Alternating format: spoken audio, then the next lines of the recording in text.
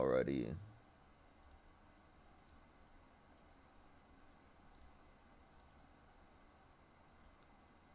Alrighty.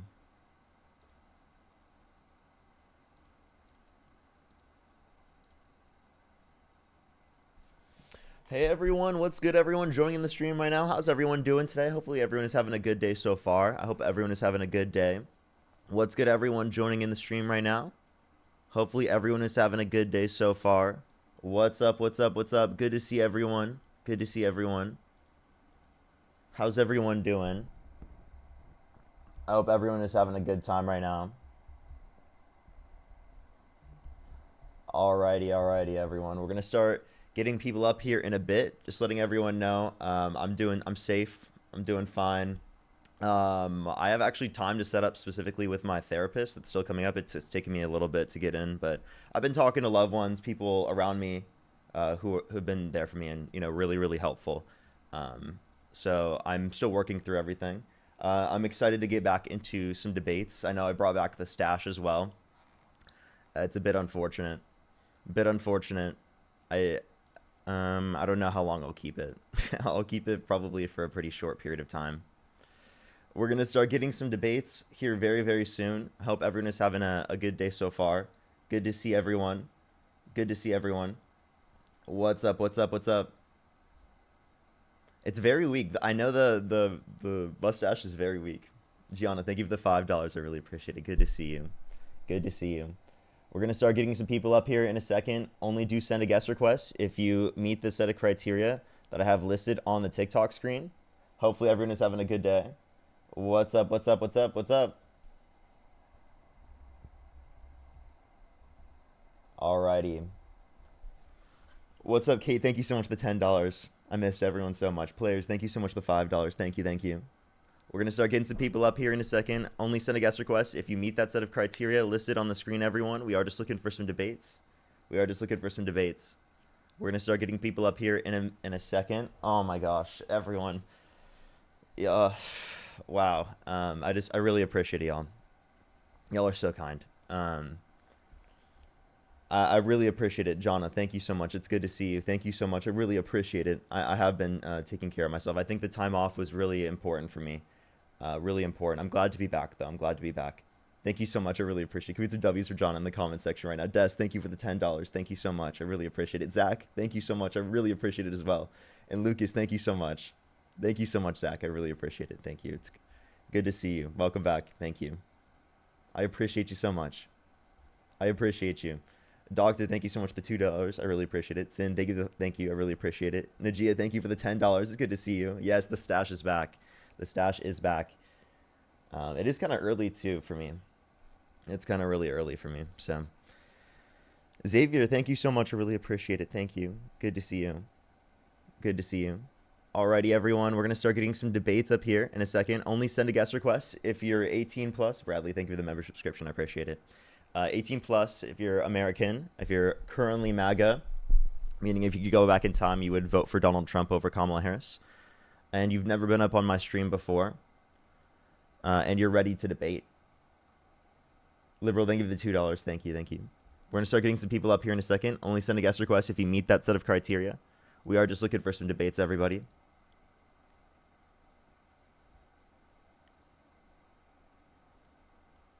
Alrighty, let's get this first person up here for the stream. I don't know how long I will be on stream today. I was kind of going to go based upon how I feel like, to be honest with everyone. Yo, what's up? How old are you? Hello? It seems like your mic is muted right now. I sent you an invite to unmute your microphone. Oh, they just left. Let's go on to the next person here. Only send a guest request if you meet that set of criteria listed on the screen, everyone. Only send a guest request if you meet that set of criteria listed on the screen.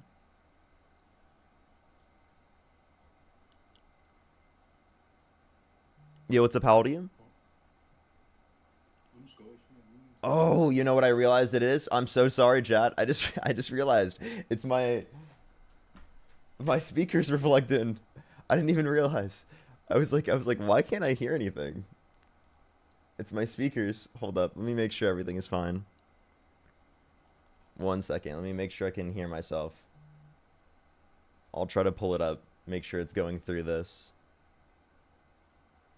Okay, it's not. It's not. I'm sorry, everyone. Technical difficulties. My computer is working a little bit differently. I'm gonna get this going up. Everyone, do give me a second. I think it's this one. I think it's this. Yes, it is. Okay. Everyone could hear it. What's good, everyone? Do give it a second for people to join in. Do give it a second for people to join in. We're gonna get some debates here in a second. If you're on TikTok, do tap that screen. If you're on YouTube, hit that thumbs up, everyone. It really helps the stream a lot. I would really, really, really appreciate it. I would really, really, really appreciate it. And everyone, thank you so much for all the support. I really appreciate it. I really appreciate it. Everyone's so kind. I just thank you, everyone. It really does mean a lot. Let's try to get the next person up here, or the first person up here. We're gonna get the debates going, everyone.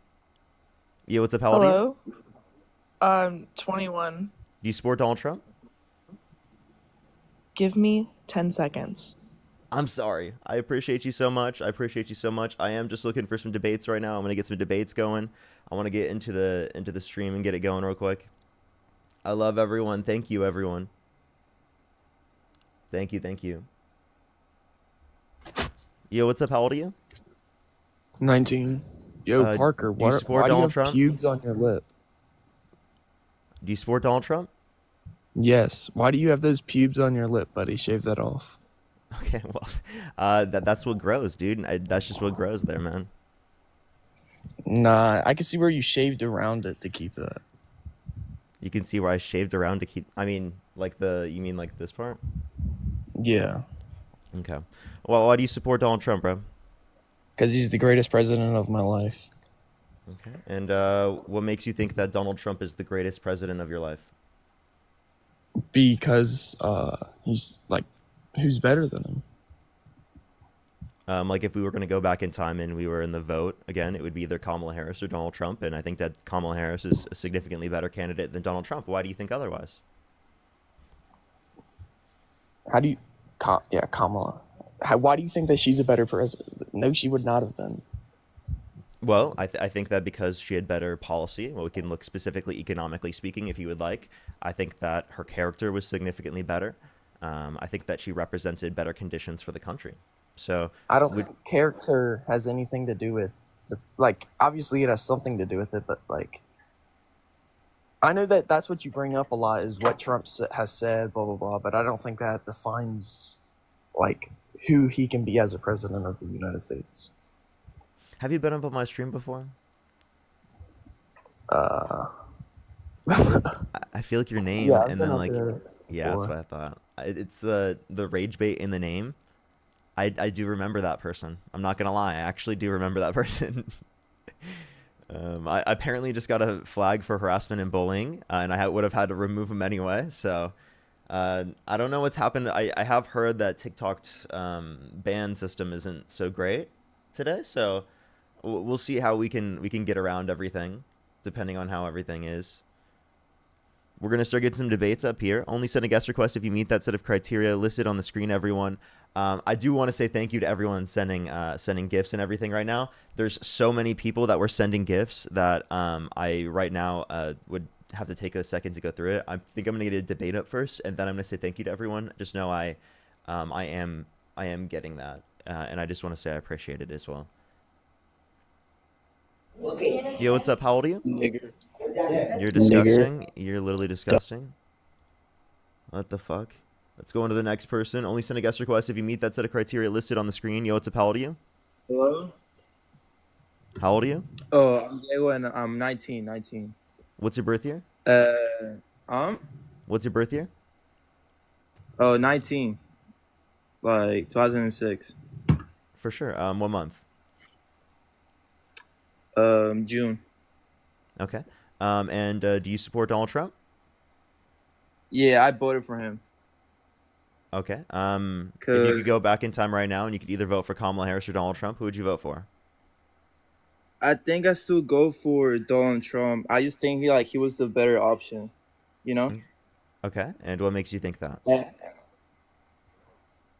I just feel like Kamala had Whoa, what was? I'm sorry. The profile picture changed, and I didn't know what it was. I immediately just hit the kick. I don't know if the profile picture was weird. I immediately thought it was like a camera. They can, I guess they can send a guest request back. I got really scared.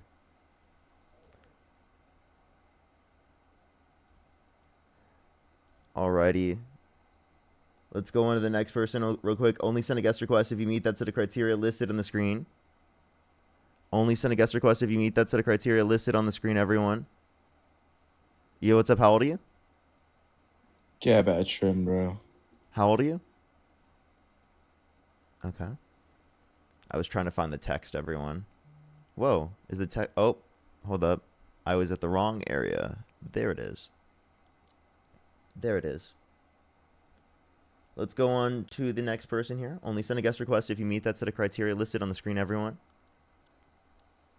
We are just looking for some debates. Yo, what's up? How old are you? I'm 22. What's your birth year? 0217. Oh, my birth year 2003. Okay, what month? February. For sure. And do you support Donald Trump? I really don't know no more. Okay. If you could go back in time and you could either vote for Kamala Harris or Donald Trump, who would you vote for? Neither one. Okay. Well, I think you should watch these lives, and maybe I can change your mind, and move you more towards my side. I'm gonna look for someone specifically who does support Donald Trump, but I do appreciate you coming up.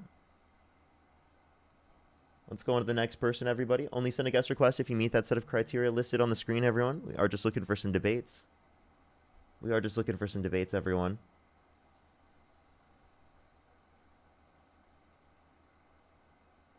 Alrighty, let's try to get this next person. Do give it a second. If you're on YouTube, hit that thumbs up. If you're on TikTok, do tap that screen. It helps get it out to more people.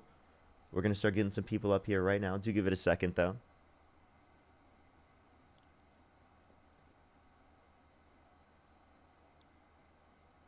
Alright.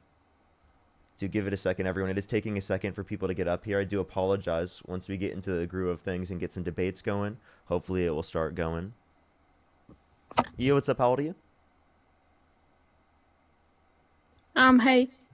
How old are you? Oh my God, Parker, don't cuss at me, but I'm 15 years old and I'm. I gotta go on to the next person. Only send a guest request if you meet that set of criteria on the screen, everyone. Only send a guest request if you meet that set of criteria listed on the screen. We are just looking for some debates. Yo, what's up? How old are you? How old are you?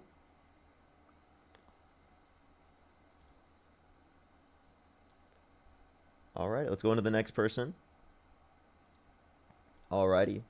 Let me try to get someone. I do apologize. Sometimes it takes a second to get people up here. Yo, what's up? How old are you? I'm 33. Do you support Donald Trump? Of course. Okay. If you could go back in time and you could either vote for Kamala Harris or Donald Trump, who would you vote for? 100% Donald Trump. Okay. And why would you support Donald Trump? Well, there's first and foremost, Parker, I'd first like to say thank you for your acknowledgement after everything happened with Charlie Kirk. I appreciate the way you handled that. He was your debate nemesis, so thank you for your maturity in your class. That's something that I've found rare from the left, so that's just a good good tie to the two. You asked why I vote for Donald Trump. We need to win.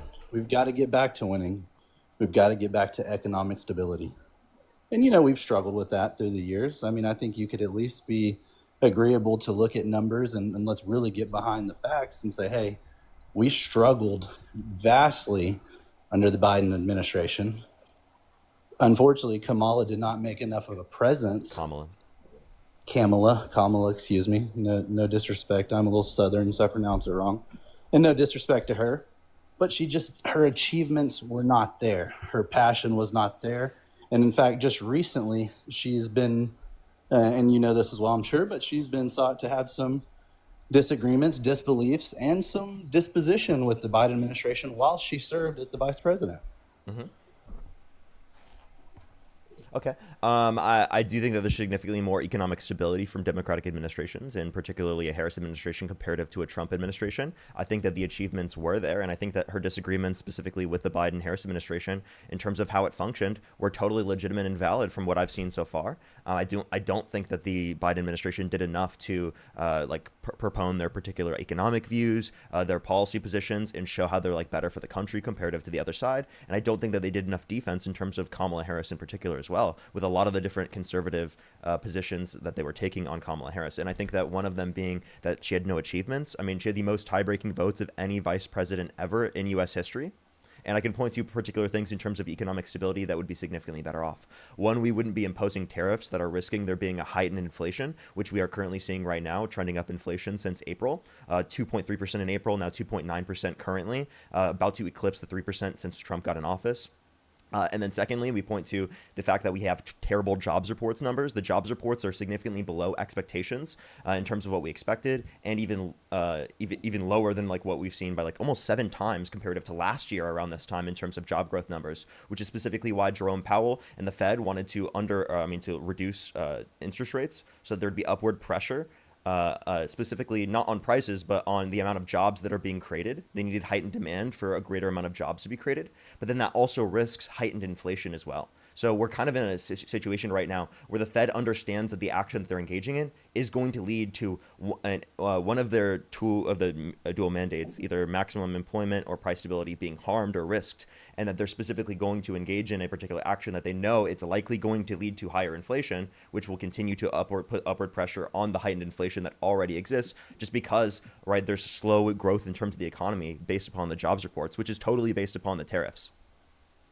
Well, and I appreciate those answers, and you're vastly intelligent on this. You have you're very smart. I've watched you through the last year, and I've appreciated your level of thinking with it.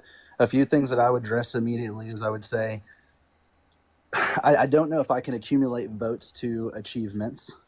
I think that there's something to be said, about an individual who can get people behind them, but I'm not sure I would tie that to achievements. As far as the Fed and dropping interest rates, statistically, we've been behind on that. I mean, we should have really. I'm not going to say, the first quarter into the Trump presidency, but I'm going to say at least into the second, we were available for a significant drop, or at least a minor drop, something. The Fed's been very, very kicked back with Trump. They don't want to work with him. In fact, they know if they lower interest rates, what happens?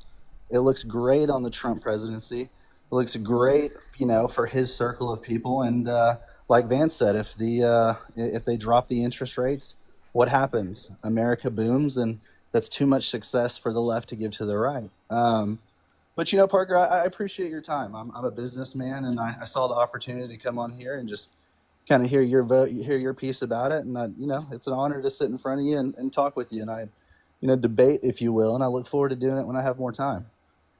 Sure. Could I say one more thing before you leave? The Please. lower interest rates wouldn't necessarily make the economy boom, like in the way that you're thinking. Yes, it would cause there to be upward pressure in terms of how many jobs that would exist, but it also risks inflation going up in a situation in which we've seen inflation go up month after month after month due to the tariff policy of the Trump administration. So if you're going to risk inflation to that degree, that's not good for the economy. That's not the economy going boom, because that's an issue that the conservatives have had specifically with the Biden-Harris administration. They said that they caused inflation, but if we actually look at their administration, they didn't cause inflation. They didn't engage in any policies that would have caused that to a greater extent, whereas the Trump administration has. Well, let's take it one step further. You are right. The Biden administration was the first Democratic administration in the out of the last two, being Clinton and Obama, that was anti-tariff. Please remember, and it's you, and I'm sure you've done your due diligence because I know you. I've watched you. Obama spoke heavily about tariffs and about trading, and we stood behind him. I'm not saying I voted for Obama at the time. I wasn't quite old enough to understand. But since then, I've done due diligence on it, and I found out that there was a lot of good and there was a lot of protection for the American people in that. I think the tariffs can be a little ridiculous, but I do think America's got to get something back. And I hate to sound so conservative there, but we have to get something back for our dollar. And I think we're kind of being abused as the washing machine here, where it's like, hey, because America's so great and America has so much money and so much allocated power, that it can be abused, where I don't think Americans should have that privilege, nor do I think, foreigners from other countries should have that privilege. I think it's a right to be an American citizen. It's a privilege not to. It's a privilege to seek American citizenship out if you're a foreigner outside of America. But I welcome foreigners as long as they come in, the correct way. But to just circle back, man, I really do appreciate your time, and I wish I wouldn't have pressed debate so earlier. Maybe we could have spent another 30 minutes here because you make some good points. All right, for sure. I appreciate you coming up. Yeah, thank you so much, Parker. Have a good one. For sure. Alrighty, we're gonna start getting some people up here. The next person, real quick. Only send a guest request if you meet that set of criteria. Oh, that was the wrong button. I meant to click that one. I don't know why I put that button right next to that one. That was oops. Dylan, thank you so much for the 5. I really appreciate it. Thank you. Good to see you. Dylan, thank you. Haven, thank you so much. I really appreciate it. Thank you. Nate and Hunter, thank you so much. I really appreciate it. Natalia, thank you. Caroline, thank you so much. I really appreciate it. Get some W's for Caroline in the comment section right now. Paige, thank you so much. I really appreciate it. Thank you. Daphne, thank you so much for the $50. I really appreciate it. That's so incredibly kind of you. Thank you. Kim, thank you so much. I really appreciate it. Thank you. Peter, holy shit. Thank you so much. Oh my God, everyone. I'm just going to say thank you to everyone's names. Thank you so much. Peter, can we get some W's for Peter in the comment section right now? Sharon, thank you so much. I really appreciate it. Morgan, thank you so much. Can we get some W's for Morgan, Sharon, Peter, thank you so much. Karen, I really appreciate it. Xavier, thank you so much. Really appreciate it. Billy Jane, thank you. Good to see you. Good to see you. Tracy, thank you so much. Riley, I really appreciate it. Elizabeth, thank you. Kai, I really appreciate the $10. Thank you. On YouTube, thank you. Susan, thank you so much. I really appreciate it. Thank you. Can we get some W's for Susan as well in the comment section right now? Let me make sure to catch up everyone on YouTube real quick, and then I am going to continue with the debates, everyone. I am going to continue with the debates. Do give me a second. Let me say thank you to everyone, and then we'll continue on. Kai, thank you so much. I really appreciate it again. Kim, thank you. Serendipity, thank you so much. I really appreciate it. Thank you. Thank you so much. I really appreciate it. Thank you. Thank you. That's so kind of you. Thank you for the galaxy. I appreciate it. Thank you, by the way. Tylen, thank you so much. I really appreciate it. Fruit Punch, thank you so much. I really appreciate the $5. Rachel, thank you so much. Good to see you as well. Ginger, thank you for the $5. Thank you. Robin, thank you so much. I really appreciate it. Mike, thank you. Can we get some W's from Mike as well in the comment section? Lane, thank you so much. Greg, thank you. I really appreciate it. Iris, Jeffrey, thank you so much. Iris, thank you again. I really appreciate it. Thank you. Severed, thank you so much. I really appreciate it. Thank you. And people are saying they see the mustache. Yes. I don't know how long it's going to stay. I'll see. A lot of people are asking me to shave it. I see people in the comment section saying that. Lyric, thank you so much. It's good to see you. Can we get some W's for Lyric in the comment section right now? Thank you so much. That is so kind of you. W's for Lyric in the comment section right now. Thank you so much. Thank you. W Lyric in the comment section. Joe, thank you so much. I really appreciate it. Zenial, thank you so much for the thank you. Thank you. Najia, thank you so much. I really appreciate it. Thank you. Sin, thank you so much. And Calcius, thank you so much. Or Callius, thank you so much. I really appreciate it. Thank you. Give some W's for everyone. I really appreciate it. I really appreciate it. We're going to start getting some more debates up here. Only send a guest request if you meet that set of criteria listed on the screen. Fran, oh my gosh, thank you so much. Good to see you, Fran. Give me some W's for Fran in the comment section right now. It's so good to see you. So good to see you, Fran. Thank you so much. I really appreciate it. W's for Fran in the comment section as well. As well as Katarina, thank you so much. I really appreciate it. And Iris, good to see you as well. I know. Yeah, the YouTube is going crazy right now too. In a good way. I meant like there's we passed 300,000, which is crazy. That's fucking nuts. We're going to get the next person up here. Only send a guest request if you meet that set of criteria listed on the screen, everyone. Yo, what's up? How old are you? 29. Do you support Donald Trump? I do. Okay, for sure. And if you could go back in time and you could either vote for Kamala Harris or Donald Trump, who would you vote for? Right now? Yeah. Absolutely Donald Trump, for sure.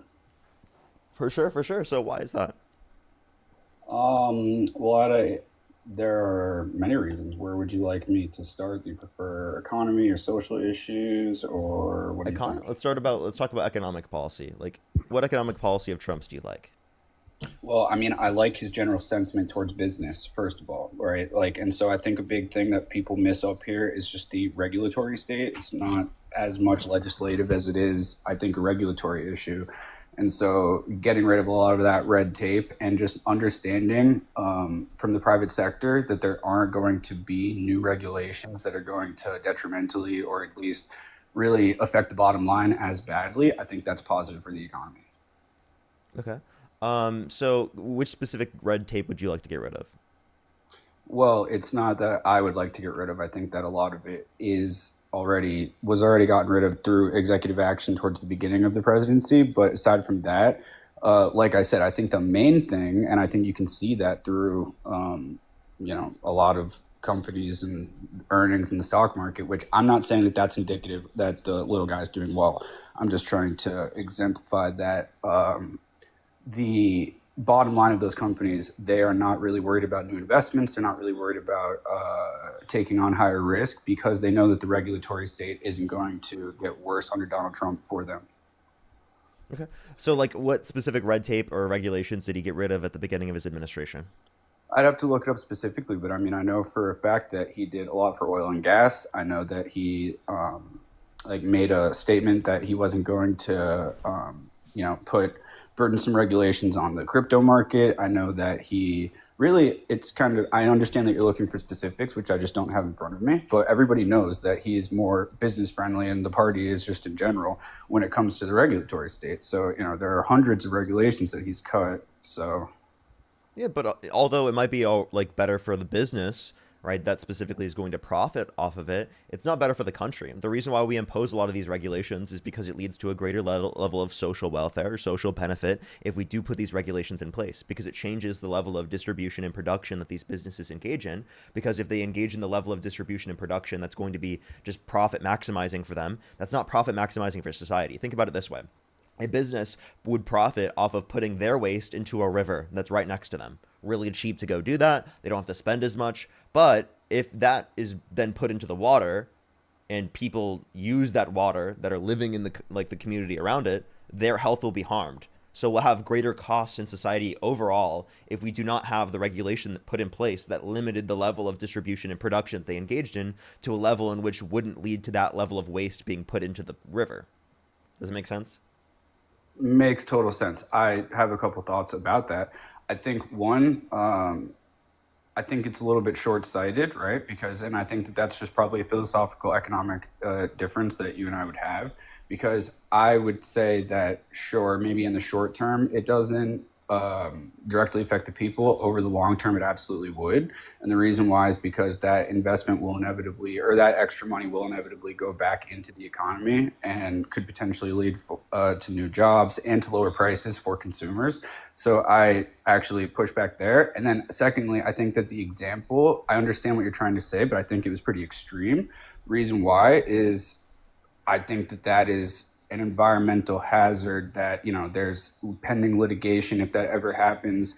And I don't even mean pending. There have been lawsuits in the past with absolutely massive settlements because of harming people intentionally or knowingly, right? And so that's a tort. That's not something that you can just get away with, even if, somebody cuts a regulation that makes it a little bit easier to have a business.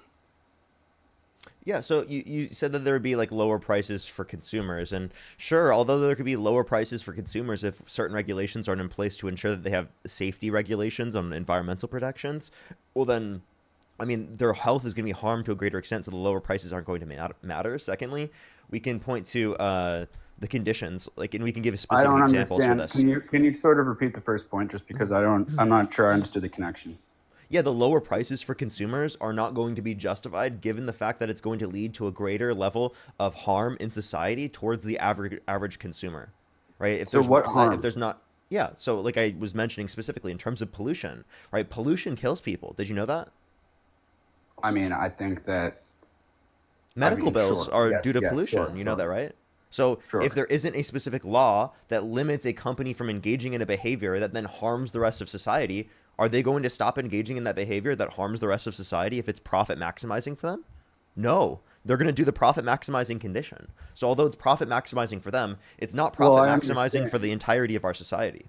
I understand what you're saying, but I also, again, I just think that argument is kind of short-sighted. Why? Because I think that But I think it is because you're just ignoring a lot of the law. And what I said is that he can change the regulatory state, but not the legislative state. That would actually require Congress, right? And Congress never gets anything done, right? So you can't just go and harm people and expect there to be absolutely no repercussions. And that's why we have checks and balances and the judiciary, to go take up these cases and figure out, is this actually legal? And that's why there's so much pending litigation about a lot of this red tape cutting, because if it isn't legal, I'm never here to claim that Trump is a perfect person. And I don't think that you would claim that Biden was or Obama was either, because a lot of times courts struck down what they were trying to do as well. But that's the entire reason that we have them, not just because somebody's trying to be tyrannical, but because somebody's trying to do what they said that they were going to do. And then we have those established checks and balances to try to make sure that if it goes too far, it can't be done. Yeah, so that's regulation that you're referencing. If there is no regulation, then the law can't provide any repercussions. So if you What I'm wanted to saying is reduce that the regulate, the law beats regulations, right? And so if there is what, a the lack law, of that is a regulation, regulation. The law being a what certain is? way, that is a regulation. No, you are not right. There are What is laws a and there are regulation? regulations. A regulation is something that is instituted by an agency, right? And those regulations, why do you think that all these rules change every 4 years, right? It's because somebody gets appointed to head of an agency and then they have authority to go and promulgate new regulations. And they can also repeal all of those regulations that were, by the past president pretty easily, right? And that's why the confirmation hearings are so, important, and why it's always like 51-50, because the other side doesn't want these new regulation heads or these new regulatory heads because of these agencies, because they're not going to get any of the shit that they want, right? We live in a regulatory state, not a legislative one. But what I'm saying is that we do have laws on the books, anything, and those are separate from regulations. But laws are more on the hierarchical system of, what beats what. Laws beat regulations in terms of authority, and then the judiciary is there to determine whether the lack of a regulation or repealing a regulation or instituting a new regulation complies with existing laws, not the other way around. That's why we have the judiciary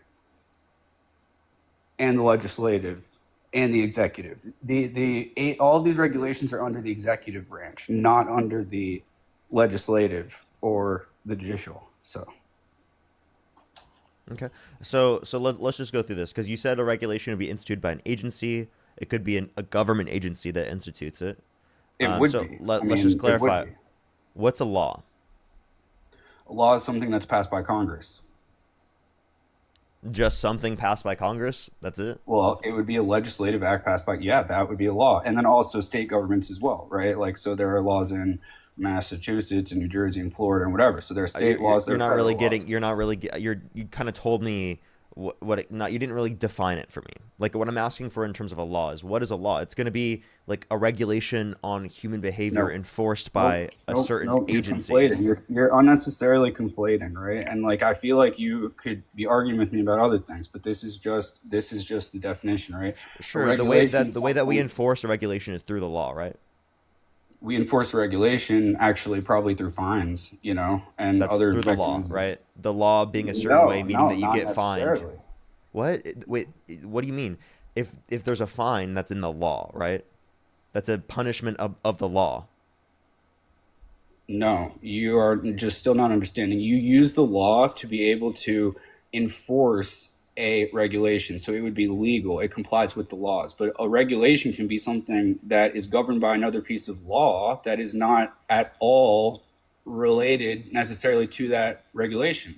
I don't really understand why you look so perplexed. Right? How do you enforce a regulation? Is it the use of the law? The regulation is self-enforcing, and that agency would enforce it. If the SEC has a regulation, Self-enforcing. What do you mean by by writing it down? That doesn't I was just enforce about the to law. explain it. Just stop interrupting, and I can teach you something. So basically, if an agency has a regulation, like say the EPA or the SEC or something like that, right? They would be able to go after a company that was not compliant. And what are they not compliant on? They're not compliant based on the regulation that they wrote, not the law. These are two different things. The regulation is written in the law, right? No. Okay. I'm confused what your point is then, because if it's not written in the law, how do they enforce it? Ay, ay, ay. This is now I know how you feel most of the time when you're debating these people, because I do tune in sometimes, and sometimes I'm just like my head spins with like, people that are just not understanding. But you're a smart dude, right? Like this is not that difficult.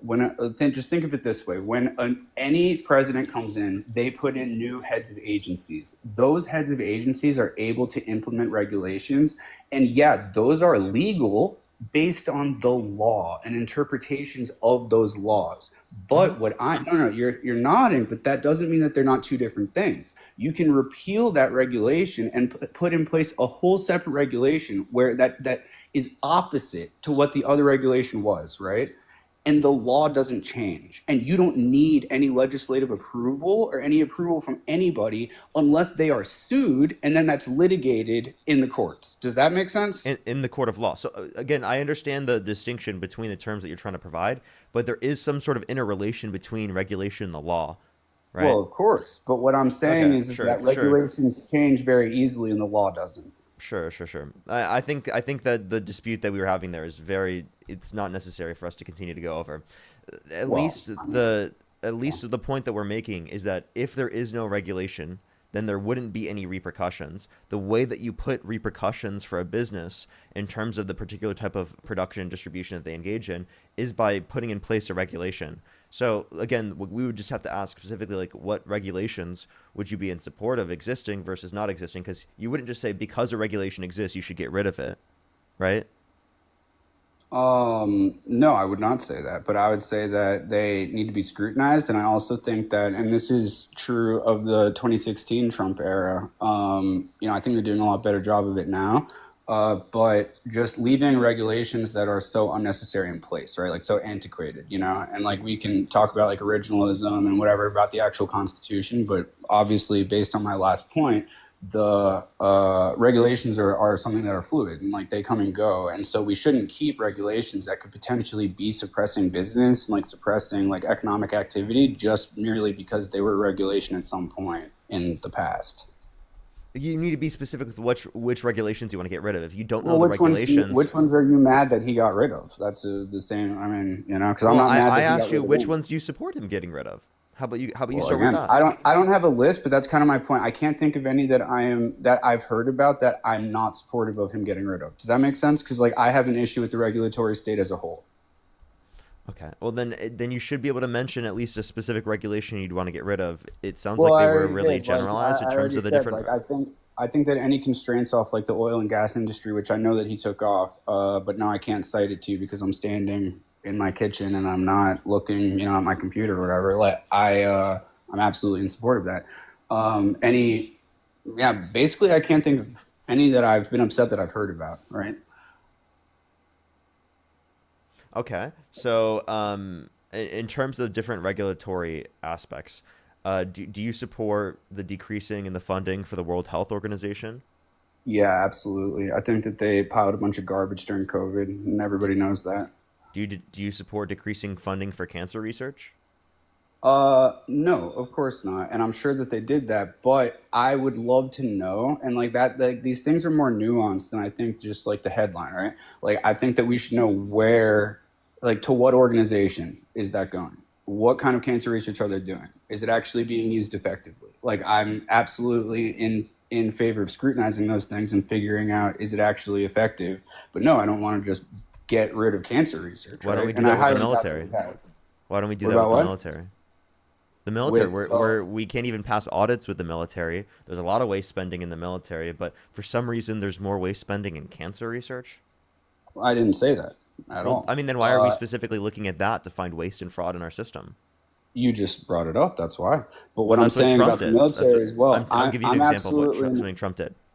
understood. I'm not, well, if we're talking about what Trump is doing, like I said, I said that I wasn't against what he's done so far. Okay. But if we're talking separately about my position about the military and that budget, I think two things can be true at once. One, we should still maintain a huge budget and make sure that we are number one in the world in every way possibly when it comes to the military. However, I also would absolutely support an audit and try to make sure that everything is being spent efficiently, right? So like I think that you can have it both ways.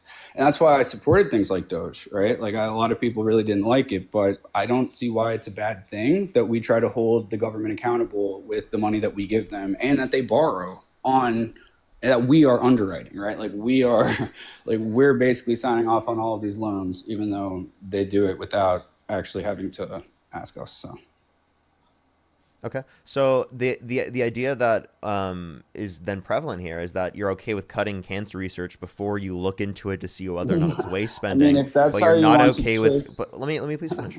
But you're not okay with cutting the military before you look in to see what specifically is going to be like waste spending or not. You said that we need to do the audit before we cut spending with the military, but we don't need to audit before we cut spending in terms of cancer research.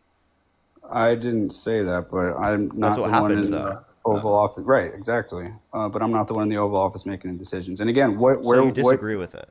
what cancer research, like, you know, I said before, I think it's more nuanced, and I'm not saying that I doubt that we cut 100% of all funding to all cancer research, and that's what you're insinuating. That's not what I'm insinuating. I'm saying Yes, we've it is. cut.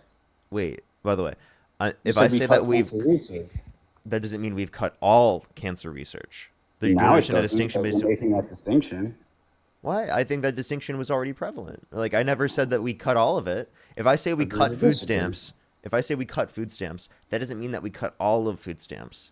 It means we've cut some of food stamps.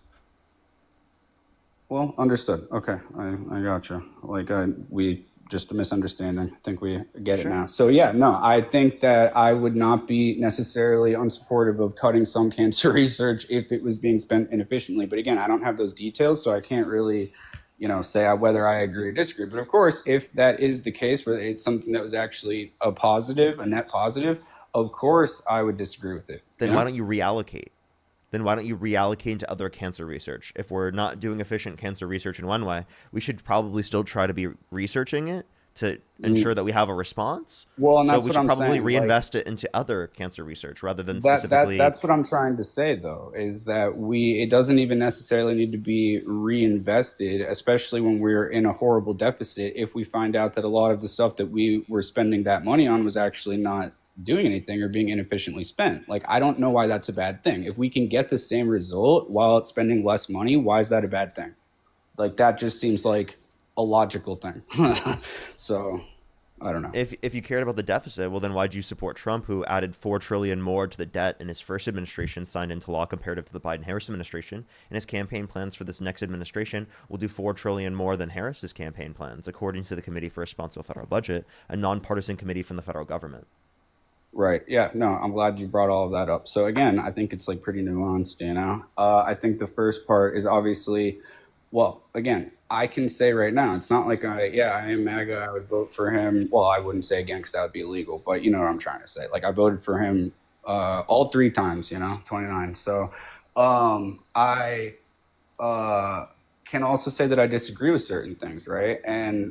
But I can also guarantee that at the time in his first presidency, the things that you are using as an excuse right now to try to knock him, I'm sure that you were supportive of, you know, all of the COVID spending and all of the, you know, support that we rendered during that entire time. I actually really never was. I just thought that we shouldn't have shut down the country. But that's like a huge reason why. Aside from that, sure, I will give it to you. I'm not a fan that Trump is not as much of a deficit hawk as I would like. Like, I wish that he were a little bit more. But do I think that the Can I make one point? reality, The really quickly, I'm done. Hold on. The reality is that I think even given all of those things and the concession that I just gave you, I still think that Harris would have been worse overall for the deficit, and we'll see. That's just not true. Again, from the Committee for Responsible Federal Budget, they looked at Yeah, COVID and non-COVID okay, related. take it as the truth, but we aren't going to know until the term is up. Like, we won't know, right? Like, we didn't know that his spending was going to be so high in the first term, and we also didn't know that there was going to be a global pandemic to cause it.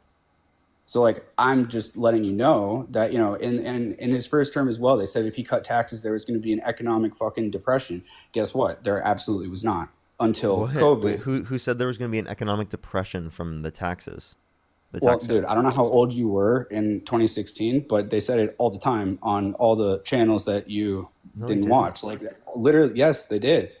They did absolutely, and they were trying to say the same thing this time, and like that's what you're saying right now because, and sure, recession, depression, Which you know, media sources economic said this? turmoil. Back in the day, Yeah.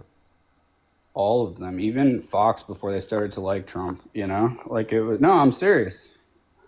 Again, you think that that's so funny, but when I was in college during the time, and they hated Trump too until he won the nomination, and then they just haven't, you know, like stopped loving him ever since, you know, because he kind of forced them, I guess. But they hated him too. They all did.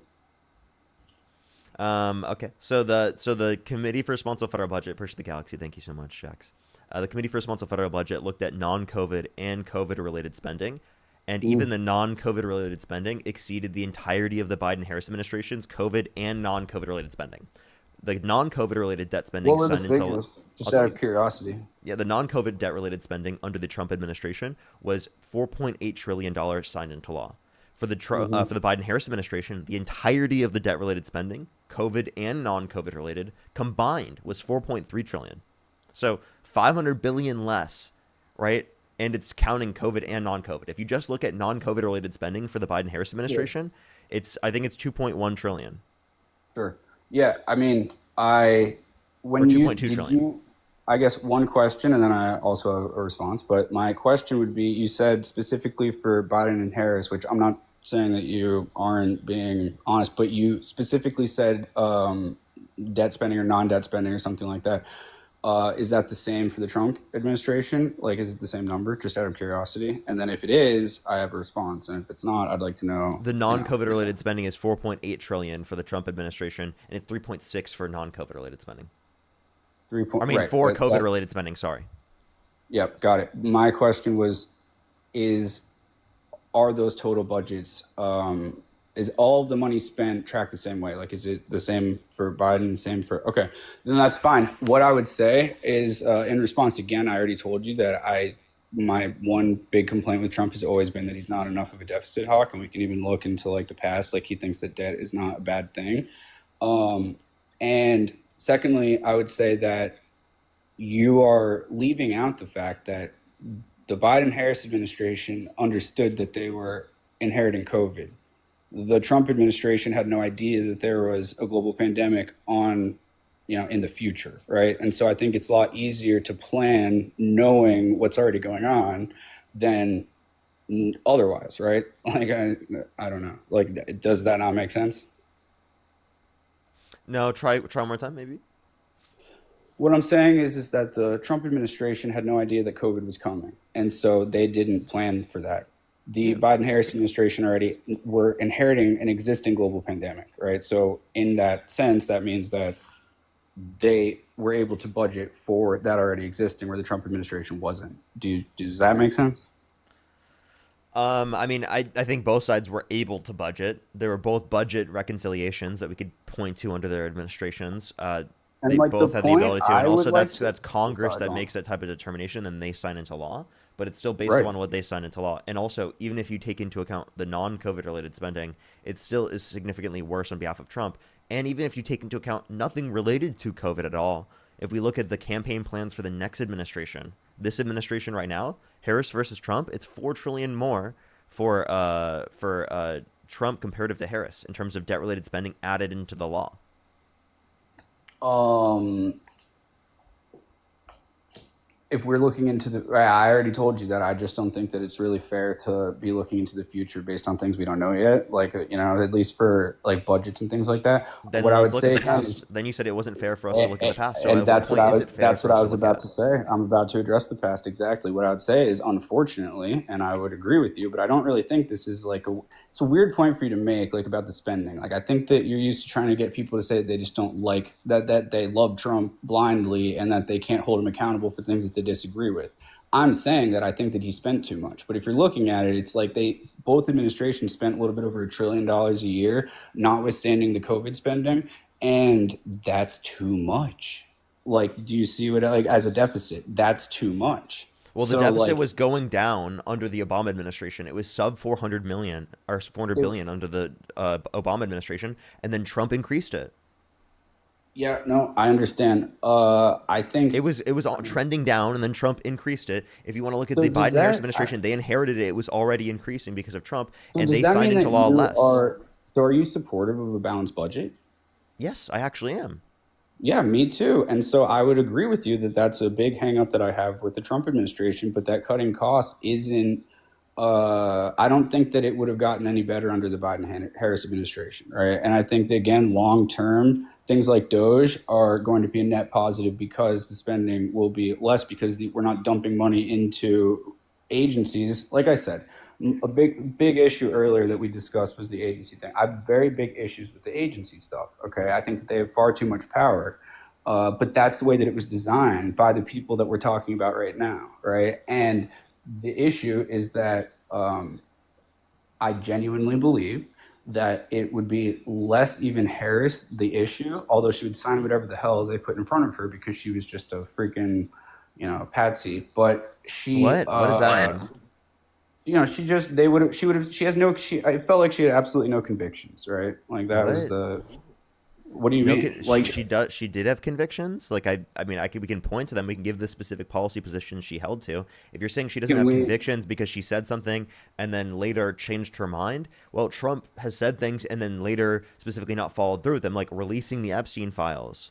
Like, mhm. I Yeah, mean, we could point well, to him if being you a want to serial talk, but adulterer, okay, 30,000 this, confirmed this, lies under his first administration. this would be, I guess, a little bit more of a fun conversation. Like if you want to say that Harris didn't have huge fundamental changes from when she was running for every other position she's ever had, and then when she was, basically just selected for the presidential campaign, for you to say that she didn't have huge policy changes and huge changes in the rhetoric that she said before and after that, that is just intellectually dishonest. You know that there were huge changes. I don't know if I would say they're huge. I mean, what are the huge policy changes?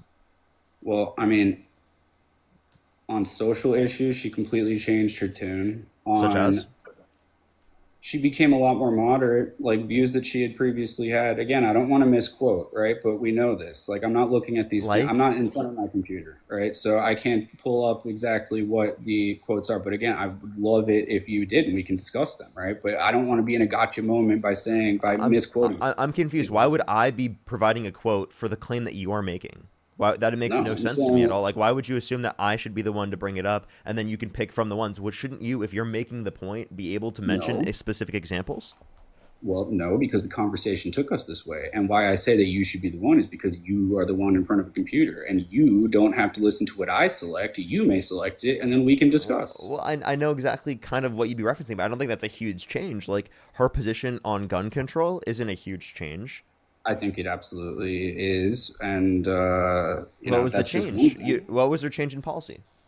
Well, I mean, again, I guess there was never a substantive change in policy because she lost, right? So if there But was no, never a that's substantive not change a in gotcha. policy, then It's what are you that disagreeing with? she wasn't able to implement any policy change. And here's the thing: I think that she was lying anyways. She I did. think that if she had been elected, it probably would have been a lot more in line with her policy prescriptions that she had previous to her being, the Manchurian candidate, right? Like, Manchurian? yeah. What? What are you talking about? Well, she What? never got a What? vote, if you remember. What do you mean Manchurian Canada? You know, Manchuria is a country, right? It was a country, at least. I'm pretty sure it is still today. Is it before your time? How old are you again? What? How old are you again? I'm 23. Yeah, you probably just haven't seen the movie. It's a good one. It's about like a Okay. hand-selected person to be president. Okay. It's like, Sorry. I don't know the reference. I just didn't know the movie. I apologize. no. That's okay. That's okay. I'm glad that you don't think that I was talking about the country of Manchuria. Okay. All good. Sure. So yeah. Um, So if you want to talk about things that were passed, there was the most tie-breaking votes ever in the history of vice presidents under the Harris administration or under the Biden-Harris administration. So the idea that she didn't have any policies passed is ridiculous. What did she pass when didn't she say was that in she didn't have any office that was policies so passed. It distinct said- from what she was advocating for? I don't know off the top of my head. Like, and I'm not People going brought to- up fracking, but in the Inflation Oh Reduction yeah, Act, that's a th- great example. I would love. That's a great example. Well, like watch to this. think that she was ever Can pro I dispute fracking that? before Pennsylvania was on the line is just to, Can I to be dispute this? intellectually dishonest. Yeah, So sure. yeah. So she was willing to compromise on it.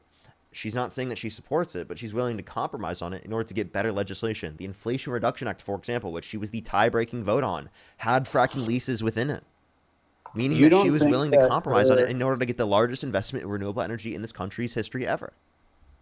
There are literally videos of her saying that she wants to ban fracking.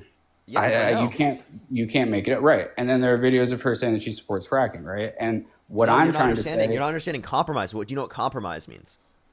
well, she didn't say. Well, Parker, I do understand what compromise means, and what I'm telling you is that she didn't say, "Hey, you know what I need to do? I need to compromise, and I'm going to let the American exactly what people she know said. that." No, she didn't. She didn't say, "I'm going to let everybody know that this is what I need to do," and it goes against what I believe. No, she said, "No, I've always been for fracking," and you know it. Look, That's not what she said. I think she it's said a she was weird- willing to compromise on it, and that's exactly what think she did it's- with the Inflation Reduction Act because she signed it into law. The Inflation Reduction Act. Yeah. Well, she got it signed into law because she was the tie-breaking vote. No, I understand. Yeah, I don't know. I just sort of disagree. I think that was a big problem that a lot of people had, and I think that that's a big reason why she lost. You know, But that's not a huge policy change. There are way bigger Yes, it changes in terms of Trump. Trump used to be You think- pro-choice. Trump is the most pro-choice Republican president we've ever had. I think that is abundantly clear. Like I think that is so clear. Okay, but is he pro-choice right now? No. But what I'm saying is that and also just for the record, I am pro-choice, No, right? So okay. like I'm more of a libertarian. But that's so a like, huge again, change I'm in not views, gonna- right? Going from being pro-choice to being pro-life is a big change in views, right? Well, I would say so, but that change was made before he ever became a serious political candidate, right? Okay. Like he started running as a Republican and had that view made up. And what I'm telling you is that if He ran you in want to 2000. believe, he did He not. just really wasn't a run. serious candidate. So you're did not faulting really Kamala run. Harris He for did- being a he did serious not- candidate? He I did thought she not wasn't a really- serious candidate to a bunch of Trump supporters. She wasn't a serious candidate to actually the entire country for more or less. Like, Okay, it if she seemed wasn't that a serious candidate, then your point specifically about her was invalid. way. How so? You just said the only reason it was valid was because she was a serious candidate and he wasn't, because again, he wasn't a serious candidate until 2016. You said he changed his mind such in a big We're way, using right? From these being pro-choice to captions are being so pro-life funny. when he wasn't a These serious captions are candidate. so So funny Kamala to Harris me, did the like- same thing when she wasn't a serious candidate under your own perspective. Therefore, it is the case that It's not you under wouldn't my say that own it's such a perspective. huge change in her perspectives, right? Okay. I think again, it's like these gotcha moments. I don't know. I think that I applaud you for being able to get a lot of people, but we're using two definitions of serious here, and I think that you're a smart guy and obviously understand that. Okay, When I then say- clarify. Yeah, I would love to. What I'm saying is that we all know that Donald Trump was an unserious presidential candidate in 2001 because the campaign was actually never seriously pursued. Boom, there you go.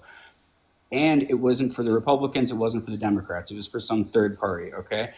When we're talking about Kamala Harris, whether I think that she was a serious candidate, what I'm saying is that she never went through the primary process. There was never really a democratic process did. for her to.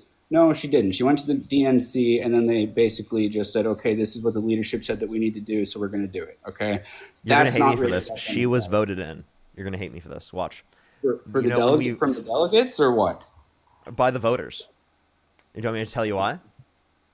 Because when we voted in the primaries, we voted for the Biden-Harris ticket, meaning if Biden stepped down, that Harris would step up. That's the reality. Oh, Is yeah, that we but did it's vote not- for her, and then 80% of the Democratic Party was satisfied with her being the nominee, right?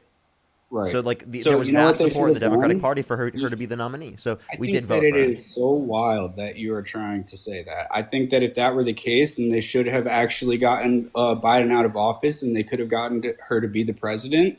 and then it would have actually made sense what you're saying. But they did not go. No, for but then her. you guys would be like, she's unelected because she was just brought up as vice president. No, so like in the way that she specifically did it, it was completely fine, and that's actually completely set up because the ticket is technically a bit separate than what existed in the context of the presidency at that current moment. It could have been the case that there could have been a different vice president, but there wasn't. It was Right. Harris. So when we voted for Biden-Harris, it is the case that if Biden steps down from that ticket, Harris steps up on that ticket, regardless of whether or not Biden steps down as president.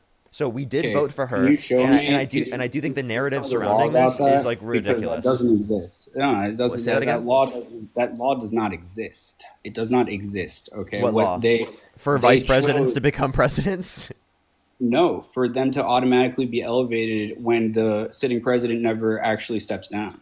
But He it's didn't- on he the just decided ticket. not to Wait, seek- I'm sorry. he I'm sorry. That's just decided how not to vice. seek It's in the re-election. Constitution. That's how vice presidents work. What exactly? It's technically party policy. It's technically party policy that's in line with how the Constitution runs. Right. Okay. So how so? I'd like to know the specific language of the Constitution so we can discuss that because. Are and you I'm really happy to- disputing that there's specific language of the Constitution that indicates that vice presidents step up when presidents step down? Right. Yeah, but I would like to see the specific language that says when they just decide not to seek re-election because that's what happened. He didn't step down. Wait, that's And I party think- policy. That's party policy in line with how we run vice president and president structure in the So, Constitution. and you think that it's totally okay that they decided to have him step down, so late into the He process. decided himself. Yeah, I called for that. I called for him to step down Right. After the debate, right? Or before? before and after, but mostly Well, I after. mean- like it was more widespread after. So obviously, I Good had the for- ability to good be able to for convince you. more people of it. Good for you. And unlike you, I won't hold you to the decisions of the administration, of the prior administration. But what I'm trying to say is that they did that by design. And how you can just think that is still democratic is not, it's just not intellectually honest. Like I think it's incredibly intellectually honest. I think it makes sense based upon our current democratic processes in terms of how the Constitution works with what would happen with a president. I think that's the best set of precedents that we should follow. Any other type of precedents, I think, would be really weird in that connotation. If we want to talk about the voting? context, if we want to talk about the context of our democracy and caring about our democracy, I mean, how the hell are we going to vote for a guy who incited a violent insurrection at the Capitol to try to overturn the 2020 election? Right, while also simultaneously saying that you're against Kamala Harris because it wasn't "quote unquote" democratic. What?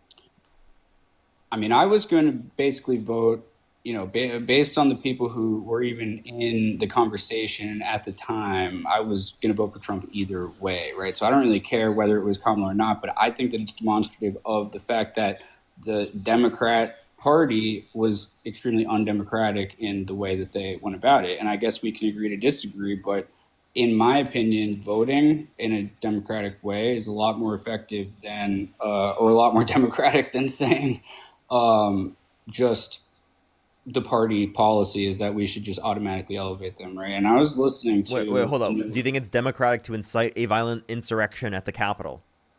I think that it's pretty difficult to say that he did that, right? Really? Like, I think it's a lot more. Yeah, I do. I mean, he told them to fight like hell to take back the country from those that stole it from them, and then he pardoned those that literally assaulted police officers and were convicted Yeah. of it and admitted to it. Some were on video doing it. Right. Yeah. I also think that he called for peace and mentioned nonviolence many times throughout that day.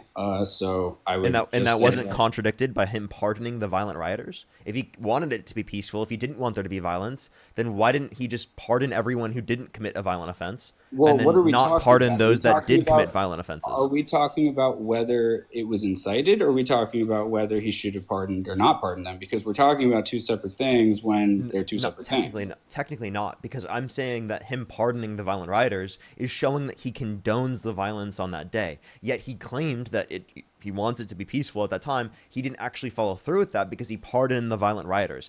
If he actually wanted peace, then he would not have pardoned the violent rioters. That's essentially the condition that I'm saying. Hmm. Yeah, I don't really have an issue with the pardons, to be honest with you. The violent rioters that beat police officers, you have no issue with that? I said I didn't have an issue with the pardon. Sorry, I'm Yeah, trying the to- pardoning of violent rioters that beat police officers and admitted to it, I were didn't on say that video I doing condoned it, beating convicted of it. I didn't say. I don't know. Um,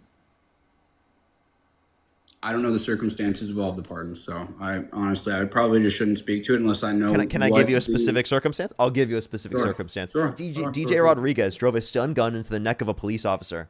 Do you think he should be pardoned? You know what? No, I don't. There you go. Okay, well, Donald Trump pardoning him, does that mean he condones or condemns the violence on January 6th? I would say that he did condemn the violence and then he pardoned them. That doesn't make any sense. You're I- right, like- but that's what happened.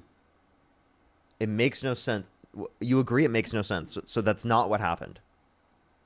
But that is what happened, right? So he did condemn violence, but he also pardoned people, right? So No, out of that's, curiosity, I'm saying that's contradictory. And I think you agree Can I with ask me you a because you question? said it makes no sense.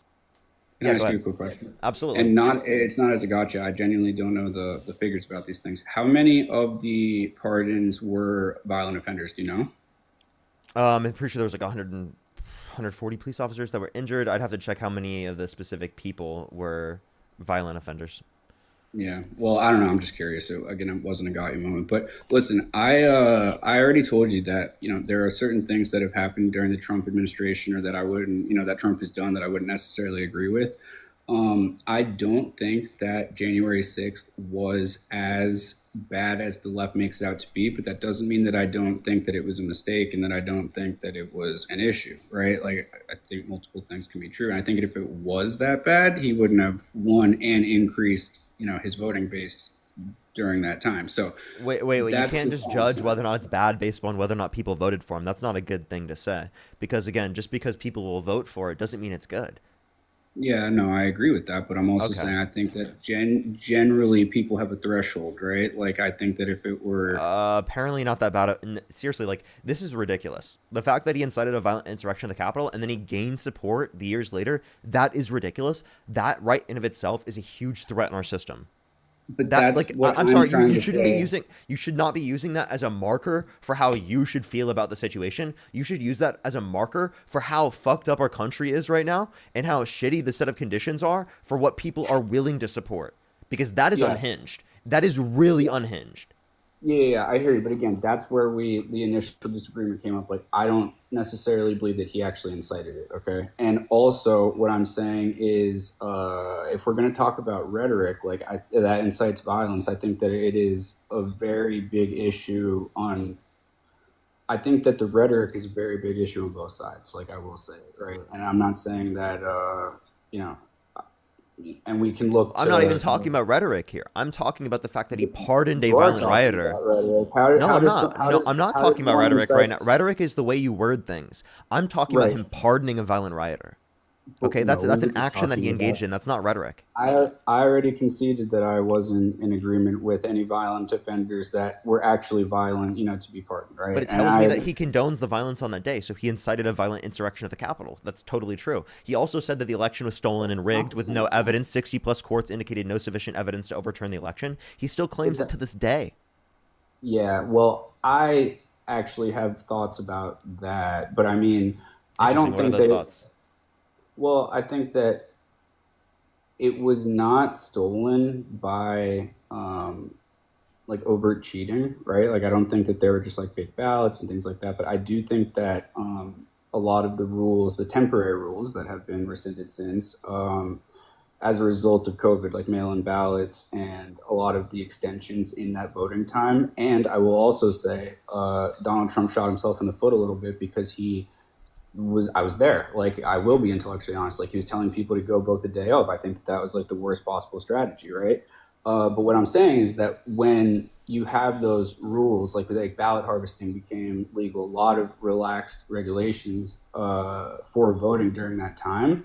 It's not like a secret that the Democrats very much capitalized on all of that. Okay, like, and you can look at it with the amount of votes that they got in that election compared to every other election ever. Like, you're telling me that 2008 Obama got 12 million or less votes than Joe Biden? I mean, it just Yes. doesn't make any sense, right? Absolutely. Well, That's no, what I'm factual. I'm saying, sorry, it's factual. Facts don't care about your feelings. That's the reality. Mail-in ballots were literally like one of the most secure ways of running an election. right, Trump himself used mail-in ballots. The idea Yes. of ballot harvesting was not proven to be true, right, by not anyone that telling was you, not listen to me, specifically I'm supposed to be not, getting the ballots. And then for regulations, now you're advocating for more regulations? And which regulations no. would you specifically be advocating for? No, not more regulations, just the existing regulations that were there, You not said that they the were fully lax filled. regulations for voting, meaning that there were not Yeah, enough. they were actually, I think that a lot of them were local voting rules and state voting rules. So, we would have to look at them specifically, but everybody knows that the durations in mail-in ballots were expanded greatly. I'm not saying that that is cheating. What I'm saying is that like that they were fake ballots or anything like that. So you just jumped before I finished my sentence. What I'm saying is that it's not a coincidence that they got so many more votes that year. It is because they utilized that system in a much better way. And like that's what I'm saying. So even though they weren't fake ballots, that doesn't mean that it wasn't like rigged in a sense. Do you understand? Okay. In what way was it rigged? I just told you. I just talked about it for 30 seconds about how all of the like voting rules became much more relaxed and Like which people ones? were able to like time frame to vote. Like when they were willing to accept the ballots? Yeah, so it's normally like 30 days or something. It was like 90 days to 4 months in a lot of states. Wh- Like that's a huge thing. And Wait, doesn't that even was them people, actually going over it because of Trump and Republicans wanting them to go and look over the audits. So I don't know no. what you mean. They weren't like taking in votes 90 days later. That doesn't make any sense. No. That's not what I'm saying. The time to vote. If you normally had 30 days before the election to turn in a ballot, now you would have 90 days. Or you Oh, know what I'm saying? I'm sorry. Having more time to vote is not that's not rigging the election. What? How is having more time to vote a bad thing in the middle of a pandemic? Well, that was the argument, but that was ripe for that was right what that's what I'm trying to tell you. They were able to get a lot more votes because of their strategy, because of those rules. They had triple the So they time to get rightfully votes. got more votes. They rightfully got more votes. What I'm saying Also is that conservatives had more time to get votes during that time period too, right? I agree. I already said you have a short memory, man. I already told you that I think that Donald Trump shot himself in the foot by basically trying to discount mail-in ballots. I think that was not That's smart. his fault then. That's not like them specifically like rigging the election in any type of way to say that we'll accept voting I for a think little it bit was though. earlier because we want to have more time for people to be able to vote. No, we want to have more time to be able to get people to vote. That's the difference. Yeah, the same time you would have the same amount of time to get people to vote either way. It's just whether or not they accept the vote that they put in. So yes, that's like I think that's totally fair. I think that I know you that's do. not a rigged election at all. If you I think know that's a you rigged do. election, then I'm confused how a democratic process wouldn't be rigged under your view. Um, I'm not saying that you're again just really boiling down what I'm trying to say, and you're oversimplifying it. What I'm saying is that, and it's like just think about it for a second. Like if you're tripling the time that somebody has to go and get ballots, like bring them to community centers, like go all over, go knocking on doors, like and oh I'll help you fill your ballot. Like I can just you don't think that that will benefit a political party and that that is not in some sense rigged when you have the ability to be able to go and get those votes for 3 times as long. You don't think that that's a rigging? No, watch this. One Democratic election, they have 30 days in which they are counting votes where you can send in your votes, an entire month. The other one has 2 days. Is one more democratic than the other? What you are not understanding what I'm saying. It was the actual change that year, right? So no, but that means that those regulations were already not. And when I say regulations, I don't know if I'm properly. The rule was when that was applied. That is the rule of the state. All these states were changing these things and then using the Democratic Party and unfortunately not the Republican Party were using that to their advantage, right? And so it ended up being kind of one-sided in that way. Do you understand what I'm saying? Like, and that is why he says it. And so I'm trying to concede to you that I don't think that it was stolen in the sense that it was this cheating, but I think that it was a calculated effort to use a rule change in multiple states to be able to inflate the vote. And I think that you are right. It is a fact that the numbers are the numbers. And I think that it is a fact that if Donald Trump was so hated in 2020 and in 2016 and in 2024, why is it that, like, not his total, why is it that Kamala's total was nothing like Biden's in 2020? Why is it that Hillary's total was nothing like it was with Biden in 2020? What I'm saying is that it would be intellectually dishonest to ignore the impact of the COVID rules. These COVID rules don't make it less democratic. I didn't say that they were less democratic. Okay, I said well that then it's not I a said it reason felt to a say little that bit this was rigged. rigged. Okay, so like when I ask you in what way was it rigged, and then you give me this as an explanation, but then you agree with me that this is not making it more rigged and that it's no less democratic, then like Listen. I'm confused what our argument is here. Because in what way was it rigged then? Well, listen, I know all your guys in the chat are going to be like, "Oh, he lost because he has to leave." No,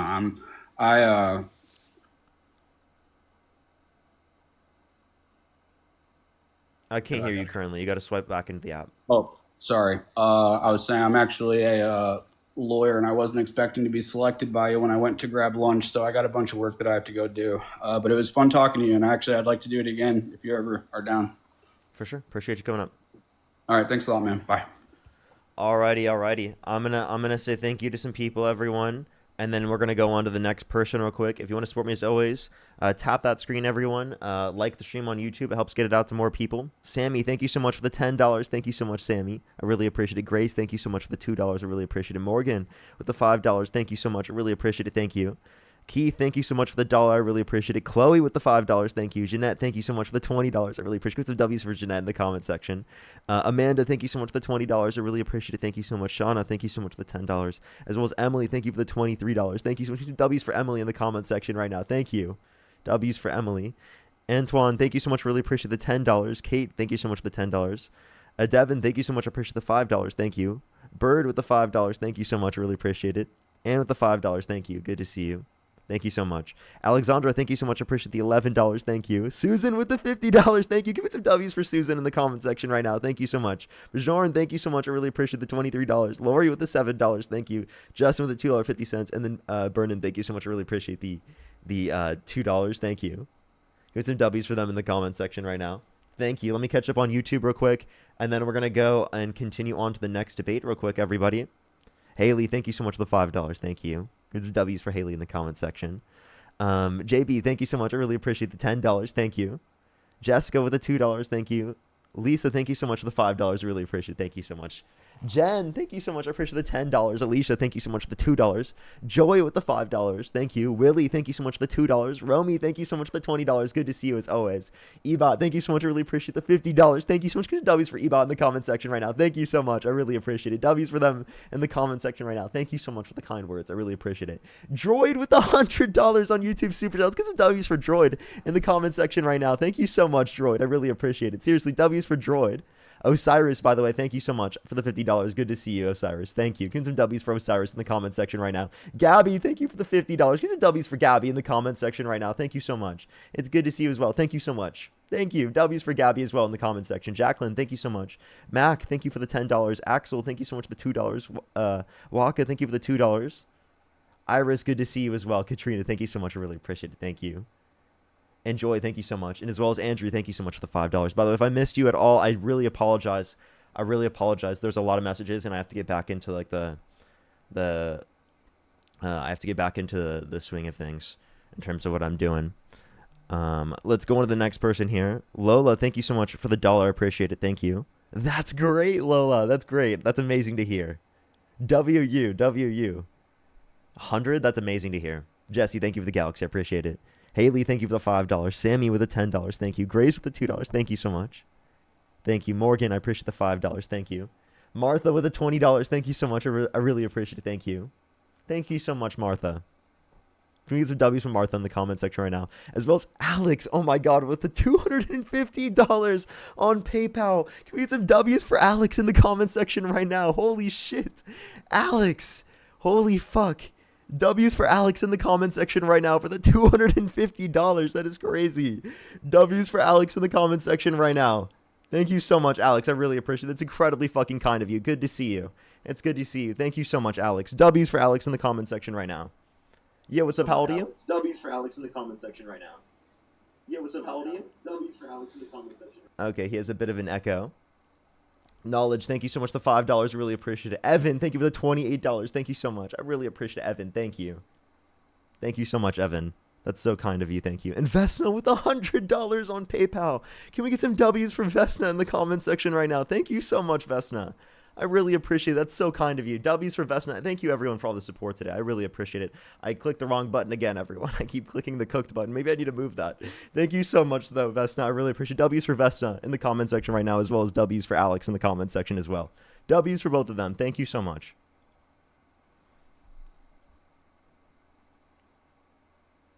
Yo, what's up? How old are you? Yo, what's up? How old are you? 25. Oh, you said 25 as soon as I kicked you. I'm so sorry. Make sure to send a guest request back, and I will add you back up. You could have been on the car in the car as well. Just letting you know you can't join the live when you're in the car. You what's up? How old are you? How old are you? 18. 18? Do you support Trump? Yeah. I'm sorry. They sound very young. I'm gonna go on to the next person. Let's go to the next person real quick. Only send a guest request if you meet that set of criteria on the screen. Only send a guest request if you meet that set of criteria listed on the screen, everyone. We are just looking for some debates. Diane, thank you so much for the $15. Shoot some W's for Diane in the comment section right now. Thank you so much.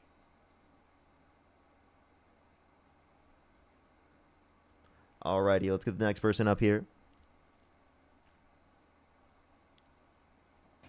Yo, what's up? How old are you? 37. Do you support Donald Trump? Yeah. Okay. If you could go back in time, you could either vote for Kamala Harris or Donald Trump. Who would you vote for?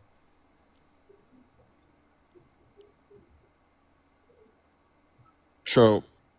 Okay. Why is that? I just think our country is better since he took office from Biden. Okay. In what way? More jobs, better economy, just kind of stuff like that. I'm not really into it like you are. I just kind of know the basics. Okay. So you said more jobs. There actually absolutely have been less jobs in terms of what's been added to the economy since Trump got in office. Unemployment has increased since he got in office, and the jobs reports were so bad that he fired the head of the Bureau of Labor Statistics because he said it was politically biased information. And then the person that came into office that he appointed actually indicated even lesser jobs for the next month after. So the jobs aren't doing so well. That's why they've decreased the interest rates, even though the Federal Reserve, even though they know that's going to put upward pressure on prices when we see inflation trending up since April when the tariffs were implemented on Liberation Day. It's gone from 2.3% to 2.9%. So it's trending up, and then this is going to put even more upward pressure on prices, right, in a situation in which we, clearly can't deal with it. And that's due to Donald Trump's tariffs. So how is the country better off economically speaking due to Donald Trump's economic policy, given that it is the case that most economists would say that it's worse off because of his policy? Well, now that I know that, I guess it's not. Honestly, I came up here with the point to see if you could change my mind or not on Trump. Mm-hmm. And you have some good points. Thank you. Is there any other reason why you do support Trump, or?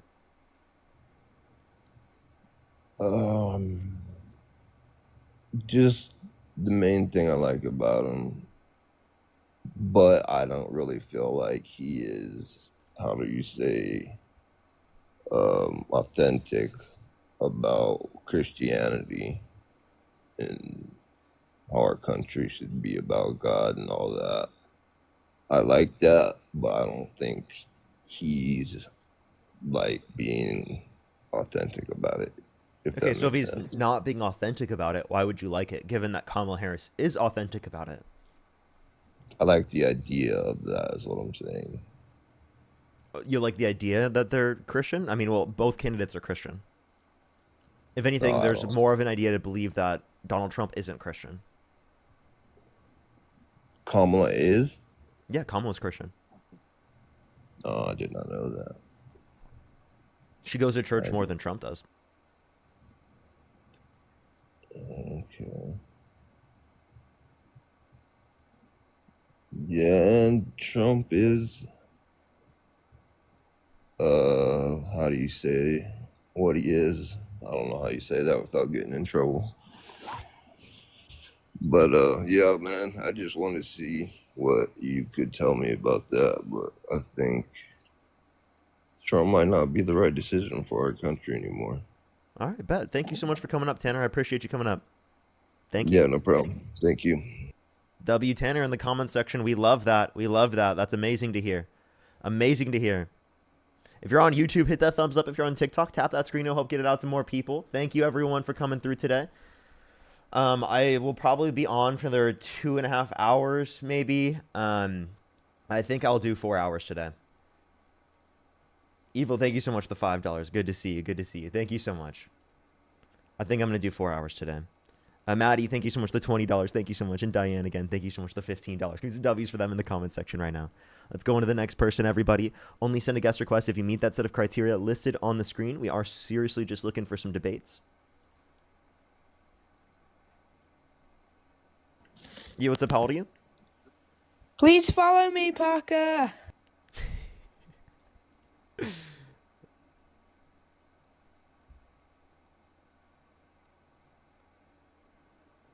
Good to see Farm Sim Kid again.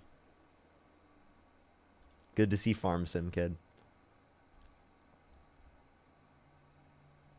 Alrighty, let's go into the next person. Only send a guest request if you meet that set of criteria on the screen.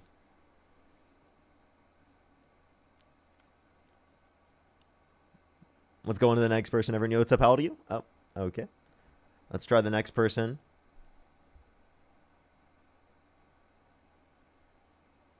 Alrighty, do give it a second. Yo, what's up? How old are you? Hello? Okay, all right, let's go on the next person because they were swiped out of the app. Let's go to the next person real quick. Only send a guest request if you meet that set of criteria listed on the screen, everyone. Yo, what's up? How old are you? I'm 19. Do you support Donald Trump? I mean, I think he's doing some good things. I think he's doing some bad things. I guess I voted for him, so I guess you could say I support him. And if you could go back in time, you could either vote for Kamala Harris or Donald Trump. Who would you vote for? Probably Donald Trump. Okay. Are you driving right now? I am. Is that a problem? Yes, I would recommend to come on when you are live later. It's actually against TikTok terms of service. So even if you are hands-free, I actually can't keep you up on the live anyway. So do make sure to come back when you are done driving.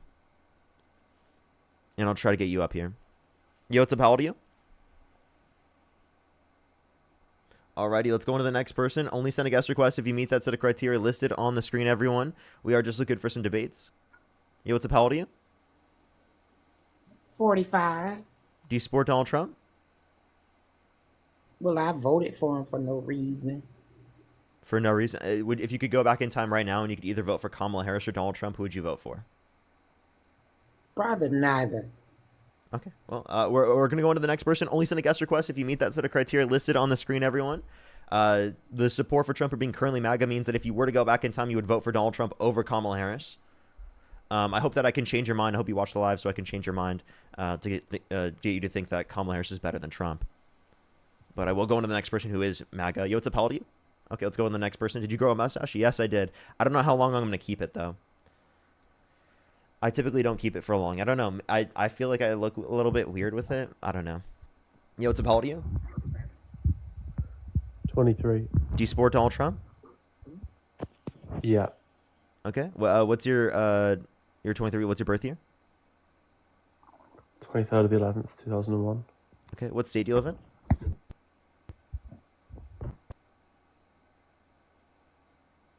Oh, I can't hear you.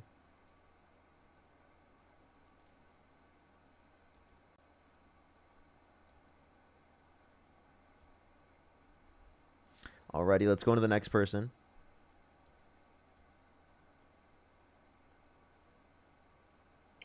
Yo, what's up? How old are you? Okay, actually, I just realized what the profile picture was. I'm gonna go on to the next person. Only send a guest request if you meet that set of criteria listed on the screen, everyone. Hello. Yo, what's up? How old are you? I'm 25. Do you support Donald Trump? I love Donald Trump. If you could go back in time, you could either vote for Kamala Harris or Donald Trump. Who would you vote for? I'm voting Trump. Of course, Trump. Okay. What makes you support Trump? I like that he's gonna build the wall. He's good for the economy, jobs, and yeah. Okay. How is he good for jobs in the economy? Okay, yeah, they're definitely trolling. I was just trying to see, just to make sure. I should just listen to the chat and know that they're trolling right away. Let's go to the next person, everybody. Only send a guest request if you meet that set of criteria on the screen. Dust, thank you so much for the $10. Thank you. Tim, thank you for the $5. Thank you. Yo, what's up? How old are you? 19. And what's your birth year? 2006. What month? March. For sure. And do you support Donald Trump? No, I just wanted to come up here. Okay. We are just looking for some debates, everybody. Only send a guest request if you meet that set of criteria listed on the screen. We are just looking for some debates. Yo, what's up? Oh, okay. Let's go on to the next person. Only send a guest request if you meet that set of criteria listed on the screen, everyone. Only send a guest request if you meet that set of criteria listed on the screen, everyone.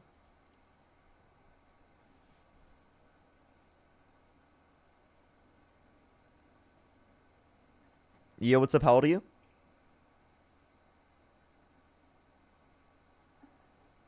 Chris, how old are you?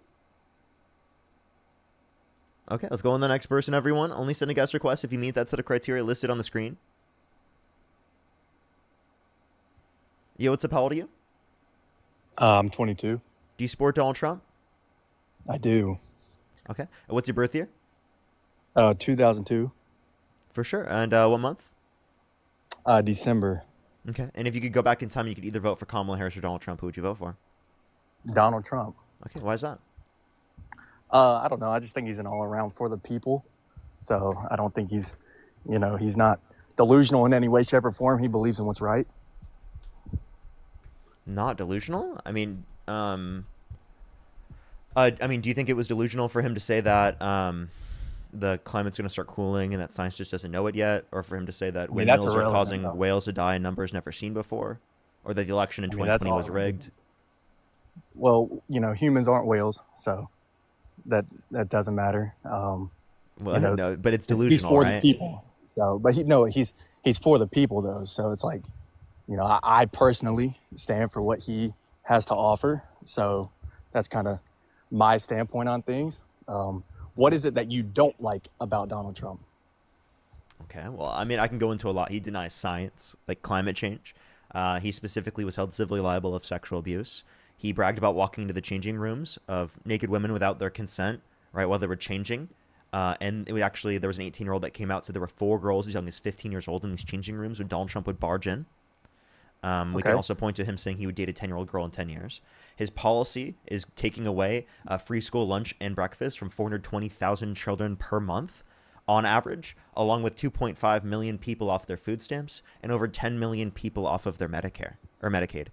So I think that his policy is disastrous, adds more to the debt, and is worse for the American people. What is one thing that you do agree with Donald Trump on? Operation Warp Speed. I like the increase in the child tax credit. I wish it were more. The no tax on tips deduction, the no tax on overtime deduction, and no tax on Social Security deduction. It's not no tax on all of those things, but it's a deduction from them, which I think is good to some extent. the TikTok ban lift. Well, good. I'm glad that's at least something, you know, we could agree on. You know what I mean? Because after the whole Charlie Kirk situation, you know, I'm very big on coming to agreement with things, you know, whether it's, you know, your political opinion or not. You know, there's right and wrong to things. And I think that the whole politics thing is a huge standpoint for people. But I think that, you know, regardless of what you view, you got to come to an agreement on at least something you like. You know what I mean? Sure. So, like, I mean, you must see there to be some agreement with the left on universal health care. The fact that there's 45 to 68,000 American lives lost every single year due to lack of health insurance in this country. Do you agree? Absolutely. Absolutely. I think that the entire healthcare thing is an entire scheme of just evil in a way. But, you know, I don't agree with a lot of the things that the left say, you know, especially when it comes to, you know, transgender things and stuff of that sort. That's just the way I was raised. You know, being down in the South, not saying, you know, there's anything wrong with, you know, what you believe in, but, you know, I don't believe in sort of things of that sort, like the whole delusion thing of saying, you know, a man can be a woman and a woman can be a man. That's not the I claim don't we're believe in making. that. We're making the claim that trans men are men and trans women are women, which is a completely valid, legitimate, and objectively true claim based upon the definition that we're providing. And then specifically, what about trans people do you disagree with?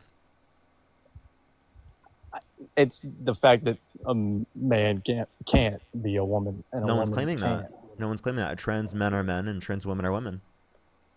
But I understand that, but it's like the whole fact of, you know, there's some people who are so delusional that are like, oh yeah, a man can have a baby. Like, there's plenty of things that I've seen. Trans men can have uterus. Can have a uterus. Yeah, did you know that?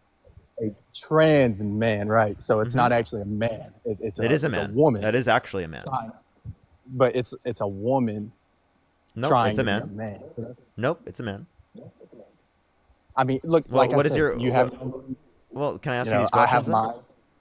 Yeah, absolutely. Go ahead. Yeah. Do you think that gender is solely biological? Gender is what you were born as. No. So is gender solely biological? So if you were born a man, you're a man. If you were born a female, You're not born a man because you're not born an adult, right? Oh, okay. You think men are adults. So, like, let's just clarify. Okay, you're literal. I get it. Gender and sex are different, right? No. So No? if, like I said, you know, if you're born a man or a male, you are male. If you're a female, you're a female. Okay, if There's gender no and ifs, sex ands, or aren't different than when I was like a 1-year-old, was I a man? No, you were a boy. You were Okay. a male. So there's a difference between gender and sex.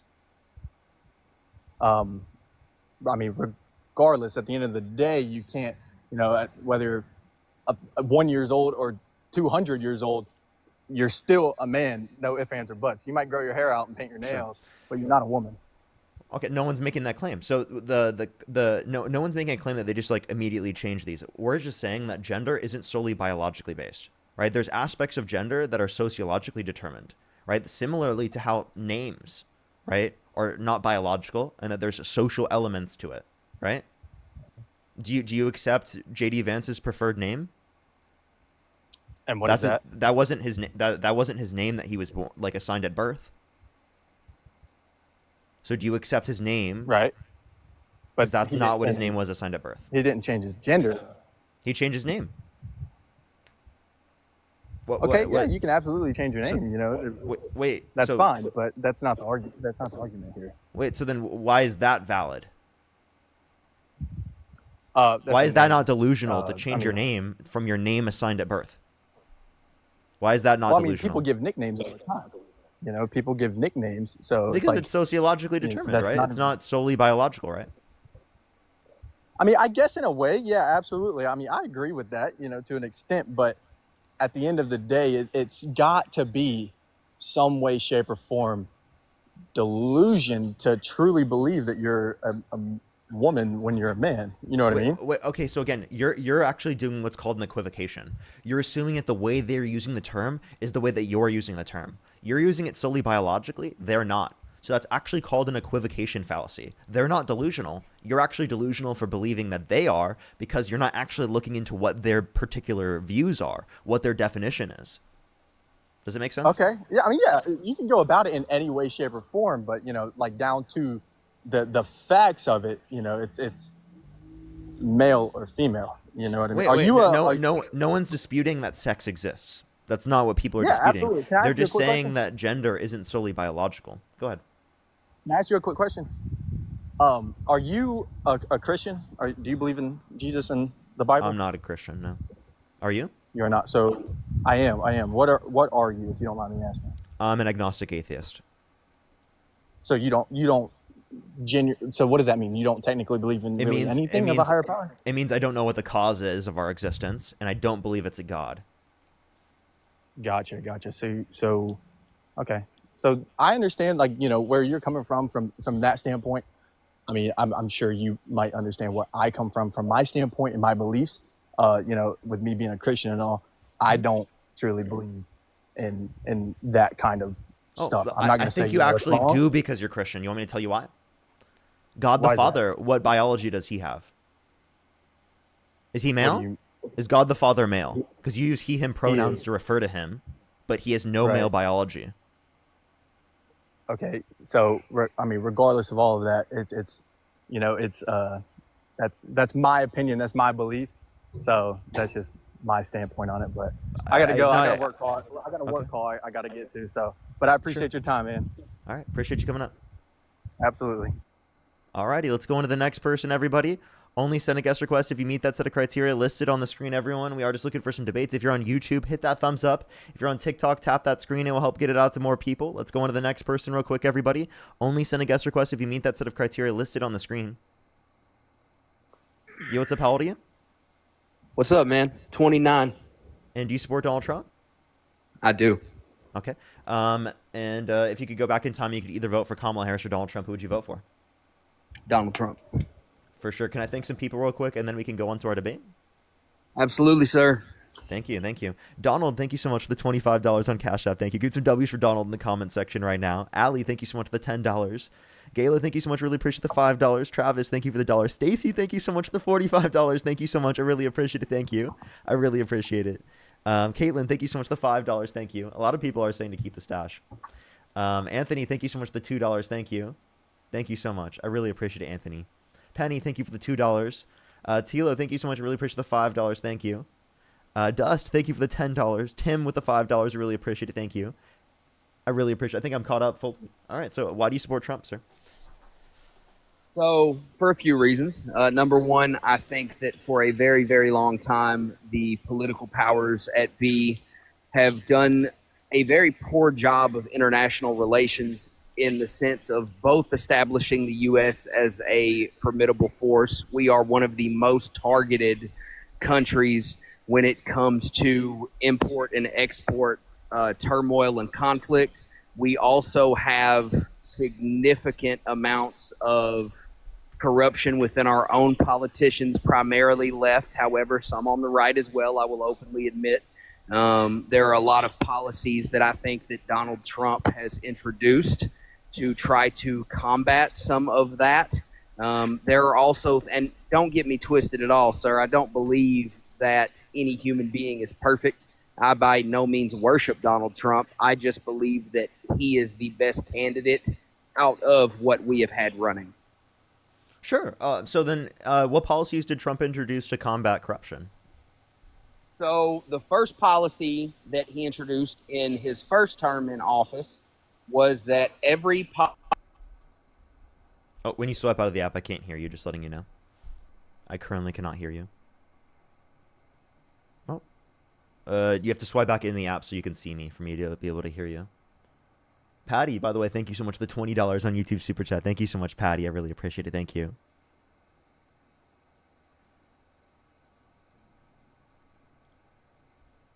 Thank you so much. And by the way, thank you for the $15. You know who you are. Thank you so much. I really appreciate it. Thank you.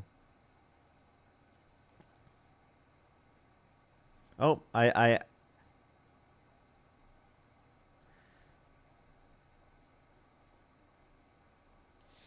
Alrighty, let's go on to the next person. He just left. Let's go on to the next person real quick. Only send a guest request if you meet that set of criteria listed on the screen, everyone. I don't know why he just randomly left. I thought that would have been a good debate. What was his name? Can anyone remind me what his name was? He might have just accidentally left. I'm assuming that's true, actually. Cole, thank you so much for letting me know in the comment section. I will look for a Cole. If I can't find him, I will go on to the next person here, but I'm looking for a Cole right now. I do not see one. Yo, what's up? How old are you? Hello? I am 28. For sure. Hello? Do you support Donald Trump? Can I say that it is complicated and we still go forward? Like if you could go back in time and you could either vote for Kamala Harris or Donald Trump, who would you vote for?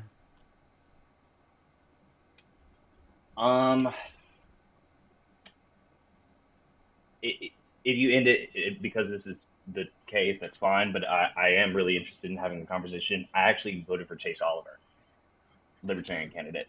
Okay, so then here would be my thing. I would just hope that you'd listen in and hear these debates. I do apologize. I mean, I would love to engage in broader conversations, especially with third-party voters and whatnot, but I am specifically targeting towards debating Trump supporters right now. I'm always, curious to talk to people who are like third-party voters, such as people who voted for Chase Oliver. I don't know what the motivations would be for like voting for a third-party candidate though, but I would recommend listening to these different types of lives, and hopefully I can change your mind on the matter to get you to support Kamala Harris over Donald Trump. Yo, what's up? How old are you? Okay, let's go on to the next person. Yeah, they give the $5. I know some people want me to. It's always like half and half. If people want me to get rid of the mustache, and people want me to keep it. Nat, thank you for the $5. Absolutely, as always, I will. Let's go on to the next person here, everybody. Only send a guest request if you meet that set of criteria listed on the screen, everyone. Make sure to tap that screen if you're on TikTok. Do tap that screen if you're on YouTube. Hit that thumbs up, everyone. It helps get it out to more people. Let's go on to the next person here. Yo, what's up? How old are you? 28. Oh, what's your birth year? 97. For sure. And do you support Donald Trump? Yes. Okay, why do you support Donald Trump? I think we share a lot of the same views. I have a lot of conservative views, and Oh, I can't hear you while you swipe out of the app, just letting you know. oh, I didn't swipe out. Can you hear me? Yes, I hear you now. Okay. You share some of the same views? What views would that be? I like that he's pushing people more towards not leaning so much on government assistance, but gaining more independence and joining the workforce and being a part of their community. Okay. I actually think that the policies he's advocating for are really bad. So if we look at the Big Beautiful Bill in particular, it's going to cut over 420,000 children off of their free school lunch and breakfast every single month on average. I don't think that children are the ones that should be leaning on, taking care of themselves and not relying on governmental assistance. I think that children should eat and should be able to rely on governmental assistance in that context, and shouldn't have to worry about Yeah, working. I could see why you see that. I think the bill is going to do more towards like qualifications towards getting those programs. So people that just use those programs that aren't qualified for those programs will get cut off those. But when it comes to kids eating school lunch, there's a lot more resources than just like SNAP and EBT and the school lunches. Like I've used resources in my own community. There's free food, mobile distributions. There's a lot more options. The parents just have to go and get them. It's easier to collect money than it is to go pick up stuff, but like there are more options than just that. Well, they changed the qualifications so that less qualify. So that's essentially the same as cutting people off of it. Well, yeah, there are going to be people that qualify less, and that's going to drive people to go out into their communities and get more jobs and do more things. But should children suffer because of that? Like say their Children parents... won't suffer because of that, because there's food resources out there for everybody. I've used them myself, and a lot of them are through churches or like community distributions and things like that. But like I can say I never went on EBT, and I was using food resources for months. Where are they supposed to get food at school though? Are they supposed to go to the church before they go to school? Well, their and then they parents go can easily after? get food. Where do you get groceries from? My kids pack lunch every day at school, and they have food. They don't not have food because they don't have school assistance. Well, it is the case that there are lots of children out there that wouldn't have food to the same degree if they do not have the free school lunch and breakfast. Yeah, but you can also have these mobile food things to come to your house and drop you off groceries as well. There's community food pantries everywhere. And where are the kids going to get money for that? Where No, are the it's kids going to free. get? Oh, it's okay. It's so free. Then, so It's they all have, free they have food. free delivery food. Yeah, they do for mobile food pantries. Anybody that's listening that is struggling with food, I really encourage you to look up mobile food distribution. You can either drive up with your car and they'll load your entire trunk. You can get free groceries. The food pantries in your community, most of Which them takes have no hours to qualifying go through, and factors. that's them relying on their parents. So again, given parents don't Well, do the due kids diligence that rely we would on want. parents to eat. They don't go to the grocery store Of course. and buy their own food. Exactly, You that's know? my point. That's my point. And they should be able to rely on food being there for them while they're at school, because they have to go to school either way. They're going This to be is at school limiting for a a long certain period of amount of time. people. It's not limiting everyone, Parker. It's just limiting a 420,000 certain children amount. per month. That's not all of them. It's That's a changing the lot. qualifications. But that's a lot of children. I don't think should be harmed. Okay, but not every single person can be on assistance. We need to gain independence and go back to work. I guarantee. Do you believe? Can Children? I ask you a question? Do you believe fully that all those parents aren't qualified to work or are disabled and can't get a job? No, I never said that every single one of the parents are. Just regardless what happens with the parents, I don't think that the children should suffer. Now, if we want to So talk what do about you the think parents, would there are a be- lot of parents that are specifically disabled that have not qualified for disability that would lose Mhm. access to their particular goods and things that they need, right? Because it is the case that they can't go out and get a job to be able to work for it. I think that that won't be the case for most of them. But what do you think would be a good solution to getting people off assistance that don't need it? So I'm talking about the people that don't need it, that are just using it. Like, what would you say? Because I've met a lot of people. I have a lot of family members that use it that don't need it, and I frown upon that. You know, it's so easy to get sometimes that people just fake the qualifications or do this and that, and they just have it, and that's not fair to the people that work. So what do we do to try to get people working, and what would you do? Yeah, so this is a baseline for everyone. Everyone gets this baseline, and it allows for people to have the they know that they're going to be okay, right? They don't have Yeah. to worry about thinking that they might starve to death, that they might not have basic access to shelter and housing, right? I think that these are baselines should be provided for everyone. How do we get people to But stop by the relying on the government? government? Because- Well, let me please explain. How do we get people to move forward and to not rely on the government, right? In any circumstance? Well, that's just not the case for anyone. We all rely on the government to some degree. We're not completely independent. We live in a society and we're dependent upon each other. And the government is part of that society that we depend upon, right? So So what? the idea in that we're what gonna just aspects gain do you rely on the independence- government? Yeah, like school, K through 12 education. I went through public school. I relied on the government. The public Okay, I roads don't. that I drive me and all on. my friends don't use education system, so like You did, not you did. everybody relies. I was homeschooled. Okay, so you've never used public roads. No. Well, okay, public roads is different. Like, yes, you pay taxes in your city, but you're saying like using government resources as in like applying for these special programs. That's different. Well, That's well, different. again, everyone can use this. It's a baseline for everyone, and it's something that we're dependent upon from the federal government. That you don't have an issue with us being dependent upon from the federal government. You're not advocating think for it's us. for You're not a advocating need. for us to gain independence from the police. Are you advocating to defund and abolish the police? That's just different. We're talking about food for children. Like those resources are available. There's housing. Yeah, but like, and- why should I have to and pay for your those things protection? available. If you're not going to pay for people's food, or why should you have to pay for their protection? Why should you have to pay for people's food? There's so many resources to get food. Yeah, there's so many resources to get protection for yourself. So then, why do you have to pay for other people's protection? What are you even saying? Yeah, like police. Why do you have to pay for other people's protection? Well, the police are a service to the entire community, Exactly. but you don't need a police officer to eat, Parker. We're talking about food for Well, children. Yeah, so like again, there should be food for children regardless, right? That's what I'm saying. Well, there is. And the is what same I'm saying. reasons. You're listen, acting like it's so listen, much. the same being reasons taken that you want to away. protect and the same reasons you want to protect the safety of others in terms of them not getting hurt by other people. Well, you also want to protect the safety of them in terms of them making sure that they have enough food, right? Yes, but That's their parents safety. also protect them. You're acting like the police are the only people protecting you. You can protect yourself. You can protect your Well, family. it's both. Protection It's from both, your neighbors. right? Yeah. You could just But make the those are argument that's that the you thing. don't The want to pay police for the are police. the You can make. police are in certain circumstances as well, right? You're not going to call the police every day when you need protection. I'm not claiming that. It's certain circumstances So in terms of that's your need for food too. But like if you want to talk about the police, right? You could say in the same type of argument, using the same type of reasoning that you were using, that you don't want to pay for other people's security and protection, and that their parents and their family can provide it for them. No, I want to pay for the people that need protection in the circumstances you need protection, like a normal circumstance. You call the police. I want to pay for You don't the want kids them to that die. need the food. You don't want harm Well, to you come pay to for them. the kids that need the food, need the services. It's here for us all. Yes, I'm saying, but we also need to all contribute and not be solely dependent on these resources. So there has to be some things that happen to drive people into working in independence.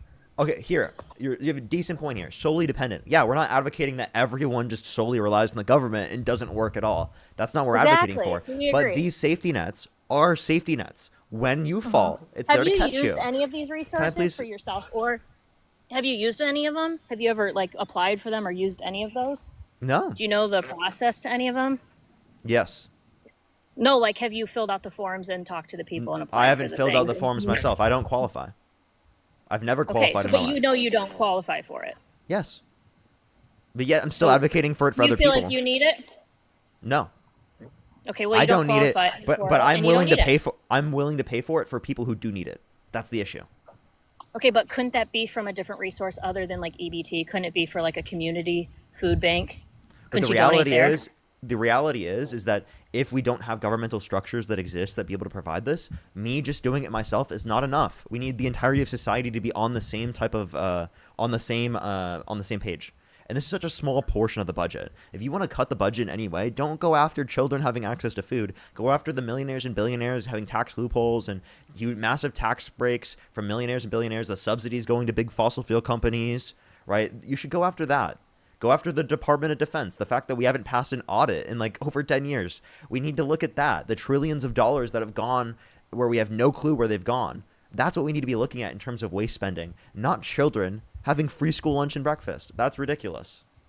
Where are our priorities as a community? Is it taking away food from children, or is it for providing things in which people need it? I think it should be I think providing it's things for doing people both who at need the it. same time. I think it's building people up and still having the resource, but it's like there's a line. I get where you're coming from too, but I think there's just a line and nobody knows. You know, there has to be things that go into policy and see what happens, and then yeah. I don't think as many people will be as hurt as you do. I think you're thinking of like everyone's going to starve now, and I disagree.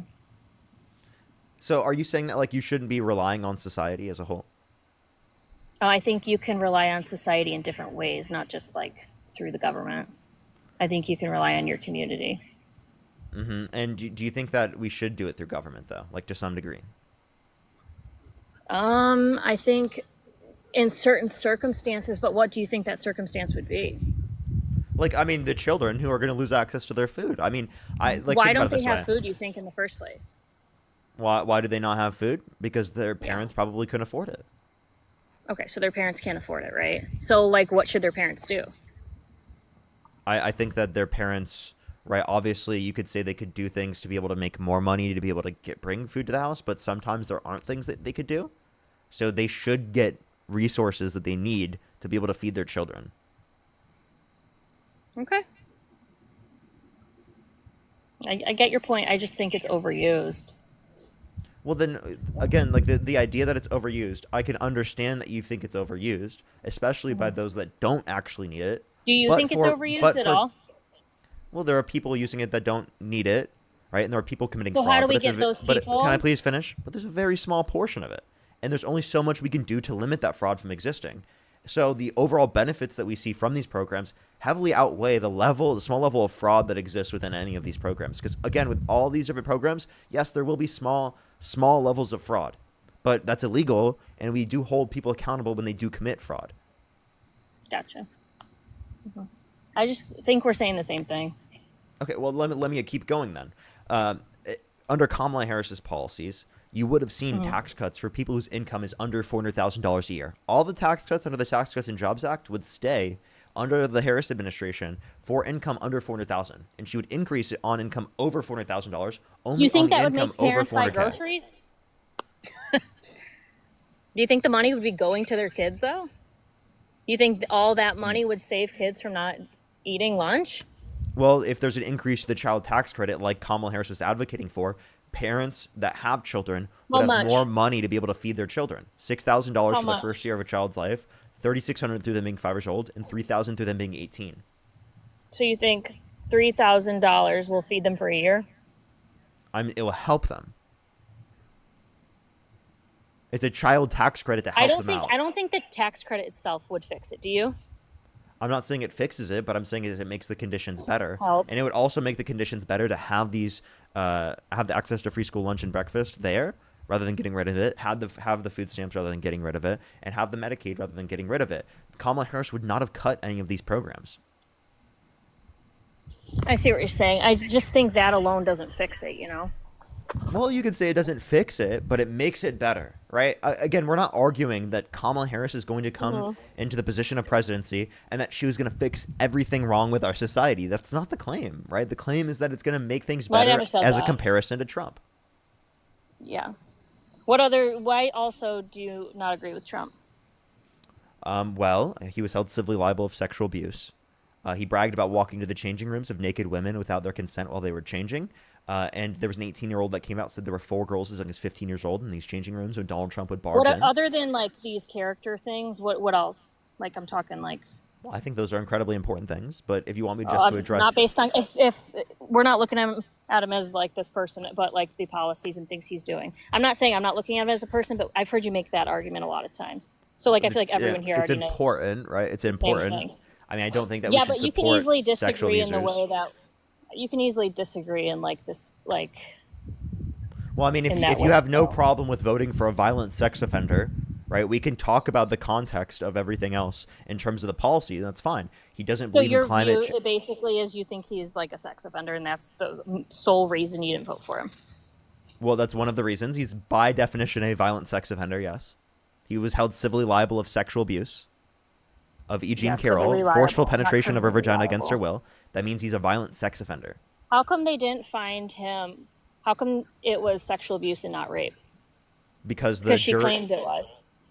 Yeah, because the jury specifically was judging based upon the law at the time that existed, and the law at that time existed only said that it was rape in the context in which a male member penetrates a woman's vagina against her will. And in this context, we think any forceful penetration of a woman's vagina against her will is rape. And because it is the case that she didn't know whether or not it was the male member or his fingers or both, that it is the case that it was considered sexual abuse under the law at that time. But under the law now, So it couldn't would be be claimed considered... as that. Under the law right now, it's considered rape. The judge themselves said that E. Jean Carroll was in fact raped by Donald Trump. That's what the judge said, based upon the colloquial usage of the term. It's just language that we're using. And based upon your own definition of the term grape, right, you would agree that it meets that criteria. Would you like to define it for us? Or like, would you say that any forceful penetration of a woman's vagina against her will is grape? I just think in the place, it's really hard to say that people did things when you're not a part of it. You know what I mean? It's What do like you mean? you can't really believe one side or the other, especially because it wasn't without, what is it, unreasonable doubt, or like, what is it when they can't all agree? Beyond a reasonable doubt. I mean, Yes. there was a unanimous decision in the civil court. The reason why it wasn't in a criminal court is because of statute of limitations, meaning it's been too many years since the event occurred that regardless of the level of evidence, they could not try it in a criminal court. They should be able to try it in a criminal court. And the fact that they can't is because of our shitty laws that exist that limit victims from being able to hold their abusers accountable after a certain period of time. So we agree that that law shouldn't exist that restricts her from being able to try him in a criminal court. But the fact that he was held civilly liable unanimously amongst a jury of 9 people in a civil court is really good reason to believe that Donald Trump did this. And it's not something that you should just overlook.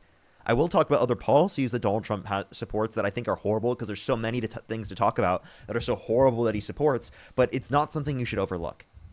I think just like how long she waited and all the things, it's really hard to say. Many So- victims take decades to come out, right? And you wouldn't say that just because they took decades to come out, Well, that it's it didn't like if happen to they- them, right? In those cases, they take decades to come out, but there's not like a famous person involved, pretty much. You know what Why I mean? does It's it like matter there's that no, this is the type of reasoning involved that allows for because famous how much money and did she get from that case? You know, only because Trump the defamed her. defamation case was like because millions and millions Trump of dollars. Trump kept defaming her. I think with the motivation, it's She was just- already a millionaire. By the way, she was already a millionaire, right? And the reason why it couldn't be in a criminal case is because of the shitty law that exists, So she I wasn't understand just where you're going coming after him from. for money. If she could put him in prison, she would. Right? But That's not. in this case, she did make a ton of money. Yeah, but like that doesn't mean that she didn't get assaulted. Do you think that But, like- victims should be compensated for being victimized? Do you think Yes. it's more likely that somebody would do that if they knew they were going to make a bunch of money, or do you think if like someone had no money, they would come forward? I think it's just more likely that I think you that would she still would have come forward if she could put him in the context of a prison, right? She With would no totally money? come forward. Yes, no money. She would come Yeah, forward. that's She was what a you and I millionaire. don't know. We don't know if she would have came forward if there was no incentive involved. Wait, by the way, she came forward in 2019. She didn't file in 2019. What'd you So- say? Sorry, you broke up. Yeah, she didn't file against Trump until he defamed her. She Okay, came regardless out of this, in a Parker, book I know and your accused view on him, this. and she didn't come after him in terms of a lawsuit until he defamed her. The other person I she accused. understand. I understand where you're coming from for this, but like, do you have any other like policy things? I just think this is a rabbit hole that you go down all the time with people because you like have a full belief in this. Yeah, and I you should understand. too. And you should Well, too. I Like, understand that it's not drives a something you lot should of people. overlook. And I'll talk about the other things, but you should not overlook this. And you should continue to look into this. And you should do some research rather than just believing it's false just because Trump is involved and just because it's a famous person involved. Because that type of reasoning. I don't think is, just let me because please it's finish Trump this and point. stuff Let me is please false. finish this point. That's what you brought up. So again, I think that type of reasoning allows for people who are rich and who are famous and who have a lot of influence to get away with doing horrible things. Because people, for some reason, don't apply, right, the idea that if they were held civilly liable, that they would be guilty, right? When in every other Do you think it circumstance, goes we would both say that they're ways? guilty. Do you think it goes both ways though? And what does that mean? That like people that are famous get off, yes, but also like people try to take advantage of people with money. That could happen, but it's a very small percentage of the cases, Could. right? If you look at the context of cases in terms of sexual abuse cases, just accusations, only 2 to 10% are false accusations, and this was a held civil liability. Still There was false, though. there You know was what I mean?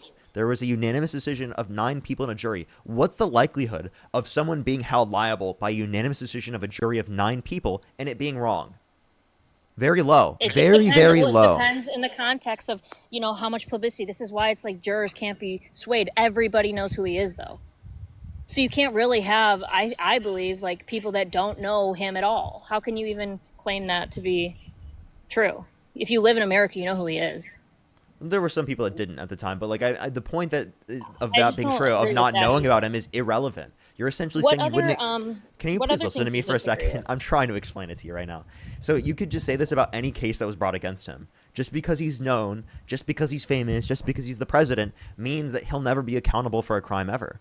He's not a king. He's not above the rule of law. He deserves to be held accountable by the rule of law that unanimously determined that he sexually abused Eugene Carroll. And you overlooking that only harms victims. It only harms people who specifically. If it was brought to you in a way where you found out that all of it was bias, would you change your mind? Or would you not because you just fully believe, like you have a really deep belief in this? Well, if there was evidence indicating that it was false, I would of course believe that. If there was evidence, but there isn't, and all the evidence is indicating that he's guilty. So given that there is evidence indicating he's guilty, and there's no evidence indicating his innocence, why don't you consider him guilty? Because I just think it's biased. Okay, so do you see what I mean? Like, if I did that, it would be biased, it would be screwed up of me, I'd be making the What country would be? worse off. But because you do it, it's okay? What are you talking about? Yeah, like, you're saying you can just call it bias if it's against your person, but if I specifically had, if I were to believe that he was No, guilty no, I'm even not saying without just the because evidence, it's then in I'm in the, Trump. wait, if I were to believe he's guilty without evidence, would I be in the wrong? If you believed he was guilty without evidence, Would I be in the wrong? if you believed he was guilty without evidence, Would I be in the wrong? I just think you can't make a fair opinion on this at all because you like they could tell you anything. You weren't there, and like I'm saying. By the way, media you can in say that about general, every single criminal case. every You single weren't thing there. ever. I'm sorry. Here, for example, do you think the Nazis were guilty? Because you weren't there.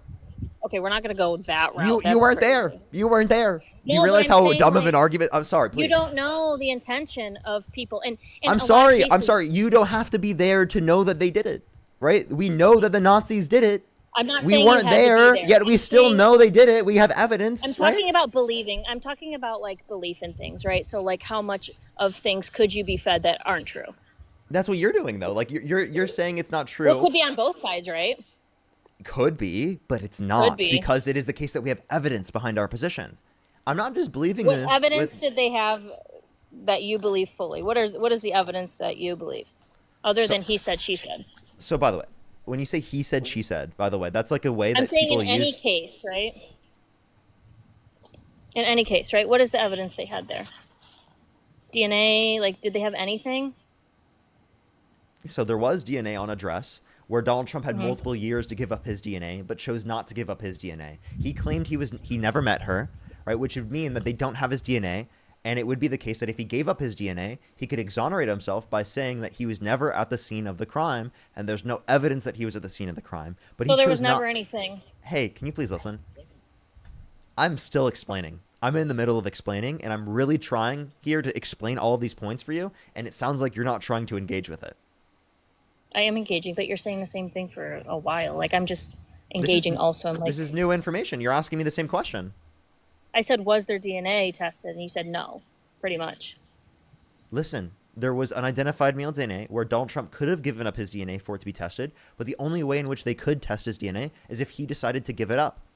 If Donald Trump is the person he is, he's so egotistical, he's so narcissistic that if he had the ability to clear his name, he would do it immediately. He always does that, right? How come there So wasn't a warrant for it?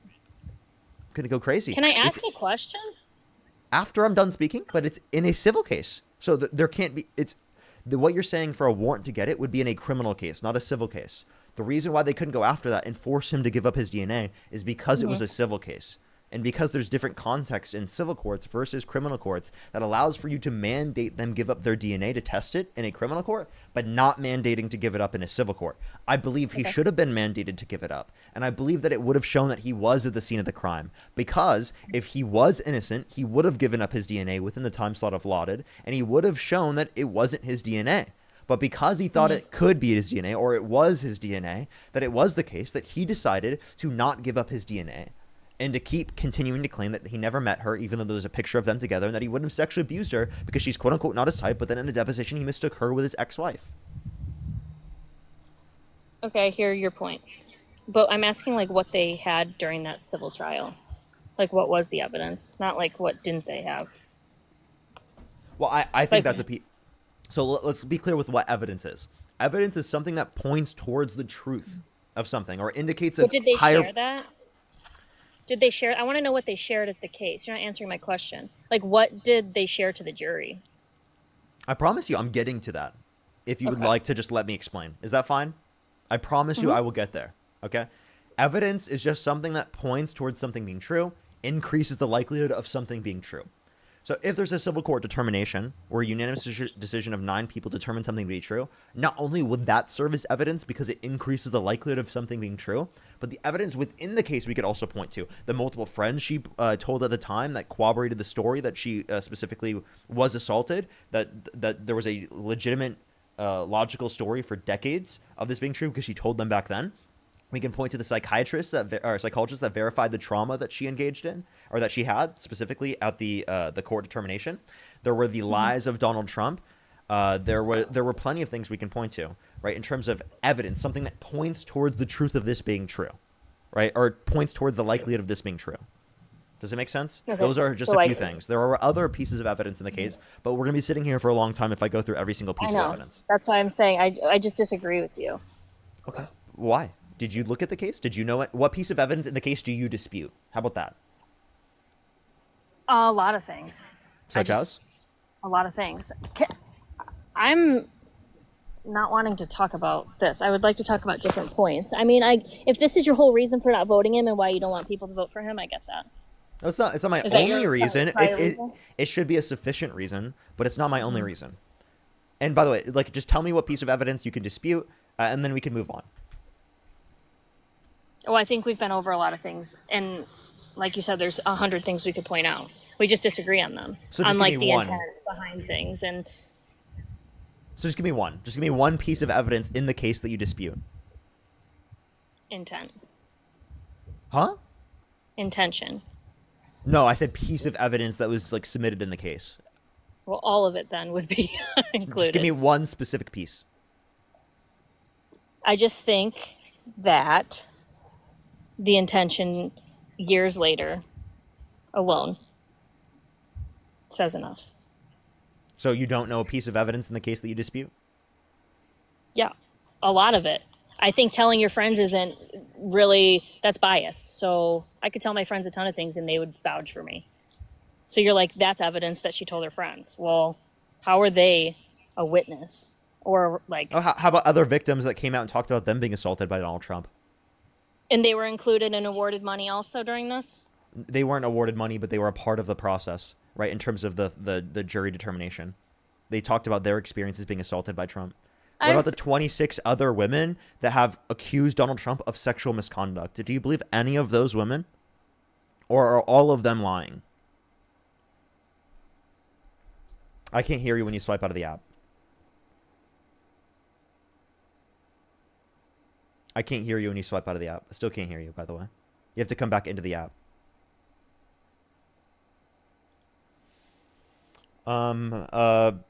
Seems like maybe she left.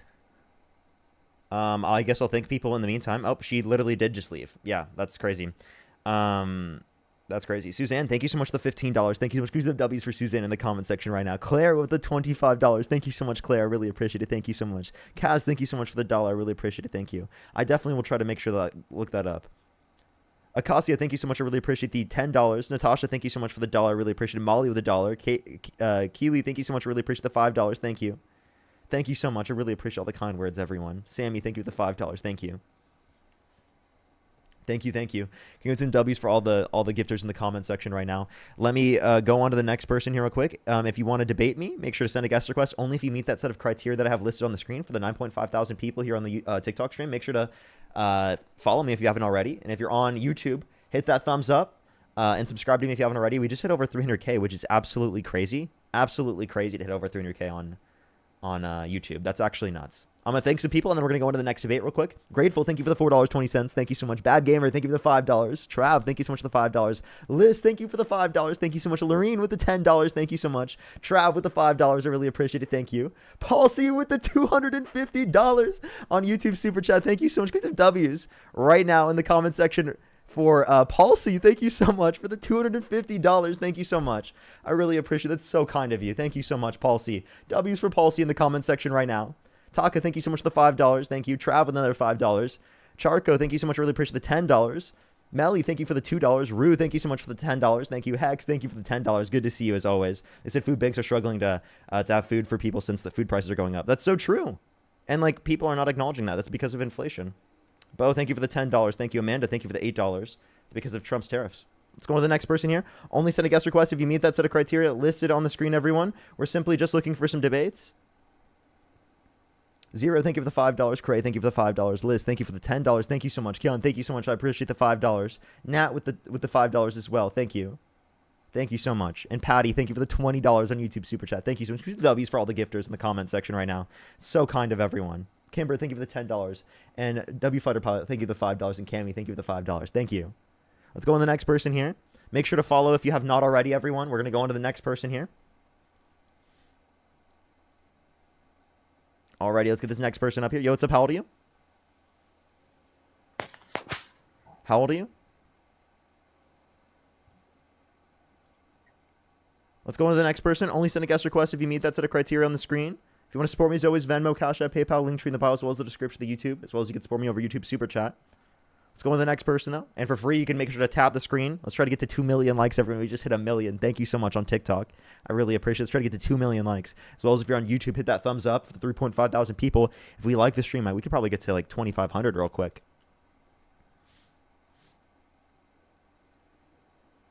Thank you so much. Yo, what's up? How old are you? Hi, I'm 20. Do you support Donald Trump? And Patty, thank you for the 20. Yeah, well... Hey, yeah. you have a bit of an echo. I'm going to go on to the next person. You have a bit of an echo there. Let's go on to the next person. Only send a guest request if you meet that set of criteria listed on the screen, everyone. We are simply just looking for some debates. Simply just looking for some debates.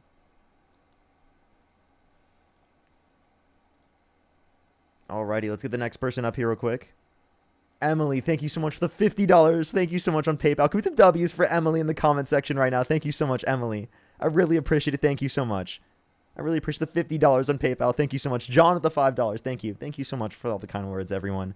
And another Emily, thank you for the $20 on Venmo. Thank you so much for, it's my birthday today. Happy birthday, Emily. Happy birthday. I hope you've had a great day so far. I hope you've had a great day so far. Let's go to the next person. Everyone, only send a guest request if you meet that set of criteria on the screen. Yo, what's up? How old are you? 23. Do you support Donald Trump? Absolutely. What's your birth year? 2001. For sure. And what month? November. Okay. And why do you support Donald Trump? I mean, who else am I going to support? Democrats? Yeah. Absolutely not, brother. Okay. Well, then what's wrong about Democrats specifically that you disagree with? Well, just my personal beliefs, and just the two parties are very far as far as immigration, as far as a lot of things. I mean, you can name off 5, 6, 7 different things, but they're just way off. And Okay. What about immigration? What do you mean, Trump? Man, between Trump and you take Trump's stance on immigration, and you take Democrat stance on immigration, you don't see the difference? I mean, like, what way is there a difference that means that you like support one set of the policies and not the other? That's really all I was asking for. I just don't. I don't support people that come over into our country illegally, and people are like, it's stolen land or this, that, and the third. No, you shouldn't come here illegally. I'm not going to go over to any country, say whatever the country is. I'm not going to go into that country and be like, get mad at someone because they want to kick me out because I'm illegal. You know what I'm saying? Like, I get people are trying to find a better life and stuff, but there's better ways to go around things like that. So yeah, by the way, America is stolen land. Like it genuinely is. Like you can't deny the reality of the genocide of indigenous Americans, the stealing of their land, and the continual of that, right? Through many generations and continued like to today. The fact that indigenous Americans are on reservations today is evidence of that, right? Secondly, like in terms of coming to our country, like undocumented or violating the legal process, well, I wouldn't say it's an issue if they haven't committed a violent crime or bad crime. Like our legal process wouldn't have restricted them from coming to this country. So long as they are, go through the legal process by us providing them a pathway to citizenship while they're in the country, that's great, right? If they haven't committed a violent crime or bad crime. I agree with that, but there's been several instances just in the last couple of years where illegals have, murdered people and all the other stuff they've done, but undocumented immigrants. So yeah, in terms of this, anyone who has committed a violent crime such as that, they should be deported. We don't disagree on that. They should be deported on the condition that they're going to be put in a prison in another country. We don't want them roaming free anywhere. They've committed a violent crime. They're a risk to the rest of our society and to society as a whole in terms of the entire globe. Anyone who commits a violent crime such as that. So then the point would then be is that if we are deporting people in that context, we wouldn't be deporting everyone, right? We wouldn't be deporting the people who haven't committed a violent crime or bad crime, and their only crime that they committed was coming to the country undocumented. I mean, I just don't see that as a bad enough crime to deport someone, right? I see that as a reason to be like, yo, let's give them a pathway to citizenship, right? So that they aren't mistreated in our country, so they are treated as a citizen, right? And so they can make their lives better off. I mean, like, I think that's better off for them. I think it's better off for us, economically speaking. I think it's better off for our society or for our culture. I think immigration is an incredibly important aspect of our society and our culture. Yeah, I'm all for a pathway to citizenship. I understand, like I said, better life, all that. I understand that, but like I said, just going about the right way. That's how I see it. That's my stance on it. I don't think you should just smuggle your way over, come over illegally, however you want to do it, and just don't think there's going to be a problem or something. Because I just feel like when there's a Democrat in office, they don't.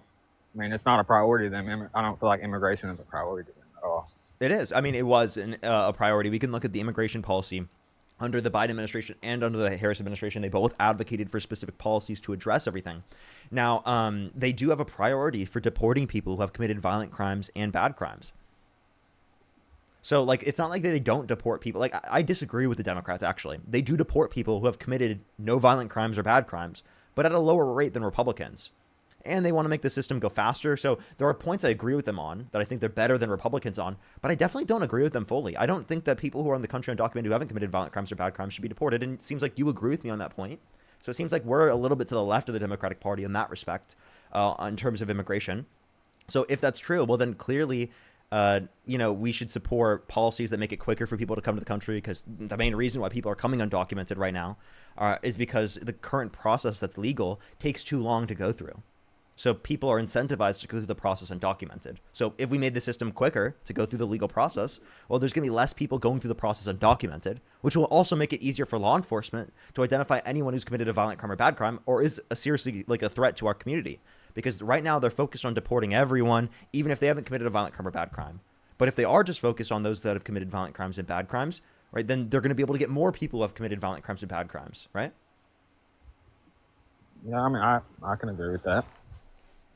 I feel like, I mean, after this last election, I feel like, obviously, I'm on one side other than the other, but I feel like Democrats really need to do some self-reflecting because, I mean, honestly, the election wasn't close. And what was it, 2020? It wasn't close either, but our last election, it wasn't close, and I feel like they're so far apart, you know what I'm saying? Just, I don't know, people had to choose one side or the other, and it went, they lost every swing set. I mean, there's some things that people care about that they're going to have to, actually show that they're going to do something about or change or, take maybe a little bit different approach or something, because whatever they had going before the 24 election or last election, whatever it was, it didn't work out in their favor, clearly. So although I think that Democrats in general need to look at things differently, they need to address a set of circumstances differently to see where the voting base is at. They need to especially market their economic policies better. I'm not disputing you there, but I also do think that the voters have to do that as well, right? Like the voters specifically voting for a guy held civilly liable of sexually abusing a woman, who incited a violent insurrection at the Capitol. I mean, who called for the termination of the Constitution. I mean, that over Kamala Harris is crazy. You know what I mean? So we need to also reflect ourselves as voters. For most people, man, I don't know, but I know you feel how you feel. But for most people, I feel like it's a pretty uneasy feeling knowing that Kamala if she would have been our president. I think that leaves with a lot of people an unsettled feeling like, how strong is this woman going to be? What is she, is she gonna... Incredibly strong, way stronger than Trump, especially against Russia. I mean, Trump is really, really weak against Russia, for example. We can talk further about that. So the reason why Trump is weak against Russia is because he defunded Ukraine, gave Russia more power over Ukraine, right? And for nothing. We didn't get any negotiations. We didn't get any peace deal. We got nothing from it, but in a worse position in terms of defending Ukraine, because he brought back the funding to defend Ukraine. I mean, yeah, I don't agree with everything, but I mean, Russia, I think we can agree Russia has the power to wipe someone completely off the earth, I feel like, if they wanted to. Well, they clearly don't have the ability to do that with Ukraine because, one, there's U.S. backing, and if they drop a nuke, that there's going to be some international response to that. And two, if it is the case that they continue on this, their economy is not going to be able to function properly. I mean, the sanctions we have on them, they can't survive this in the long run, especially given that the entirety of the West is defending Ukraine. Ukraine can, economically speaking, withhold themselves longer than Russia can in the context of this conflict, given that they have backing from the West. And Donald Trump undermining that only gave Russia and Putin more power. And the reason why he did that is because he thought maybe he would get a peace deal or we would get some negotiation. But he got conned by Putin. Putin lied to him, which was expected. We all expected this to happen. I mean, Zelensky's been telling him this for a long time. He said that, before Putin has even signed an exchange of prisoners, and then didn't follow through with it when Ukraine did. They've signed ceasefire and they didn't follow through with it. So it's like we wouldn't actually expect them to actually follow through with the deal that they signed now unless there's some true enforcement mechanism, like Ukraine joining NATO. So unless you want Ukraine to join NATO, this is the best way to defend their country and their sovereignty. Because we signed an agreement with them called the Budapest Memorandum that if they give up their nuclear weapons, that we would defend them from a Russia invasion. Yeah, I'm not necessarily on either side when it comes to the Russia-Ukraine problem. I understand Ukraine obviously defending, all that. You're not on NATO's side? What? No, I'm saying I'm not. Man. No, you can just clarify. I might have misinterpreted you. No, I'm just saying. I see, I can see people that support. I'm not speaking of NATO. I'm speaking of just Ukraine and Russia in general. I'm saying I can see how people support Ukraine just because their land. Russia came over on their, invaded their land. Of course, they're going to defend it. They have every right to it. So I see where they're coming from. Do you see where Russia's coming from? I work a full-time job. I don't sit around all day and think about politics and stuff. But I'm just throwing my opinions out there.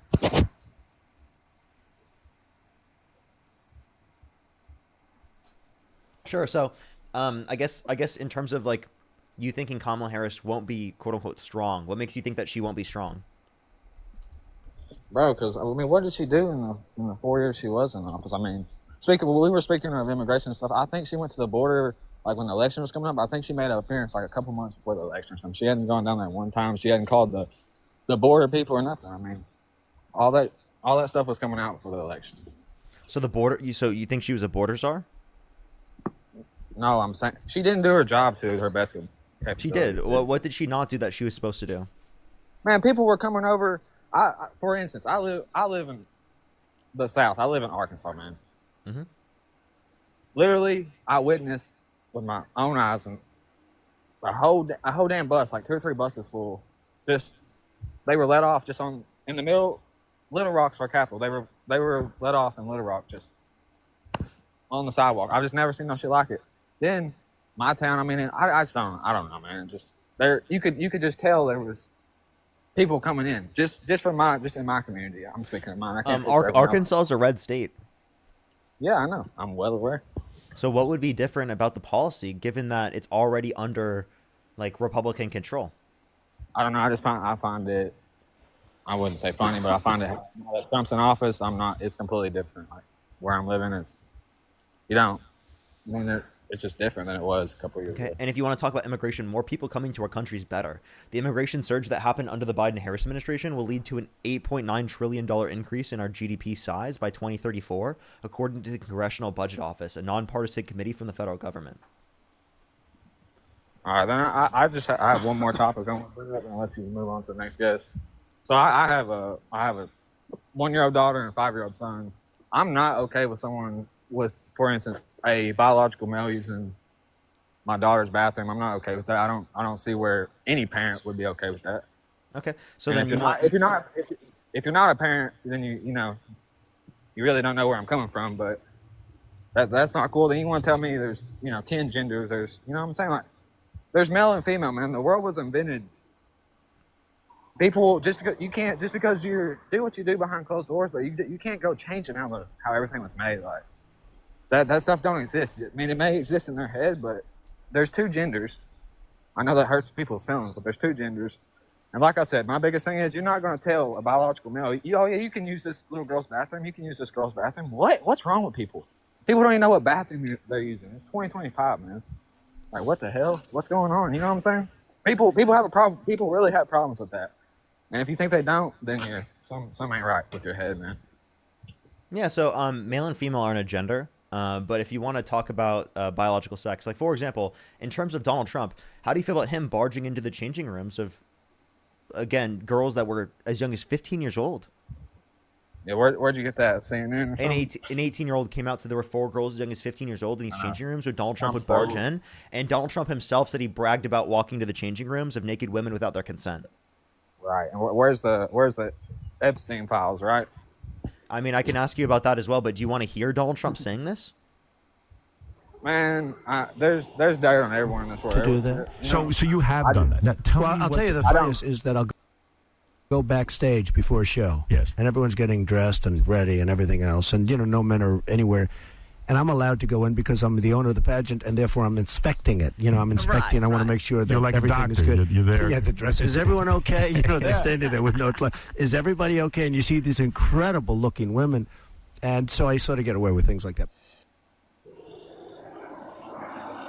And when was that? This was from the early 2000s on Howard Stern's show. Yeah, 20-some years ago, man. Does that change anything? No, it's him bragging about walking into the... I'm sorry, you just said that you have an issue with biological males, right?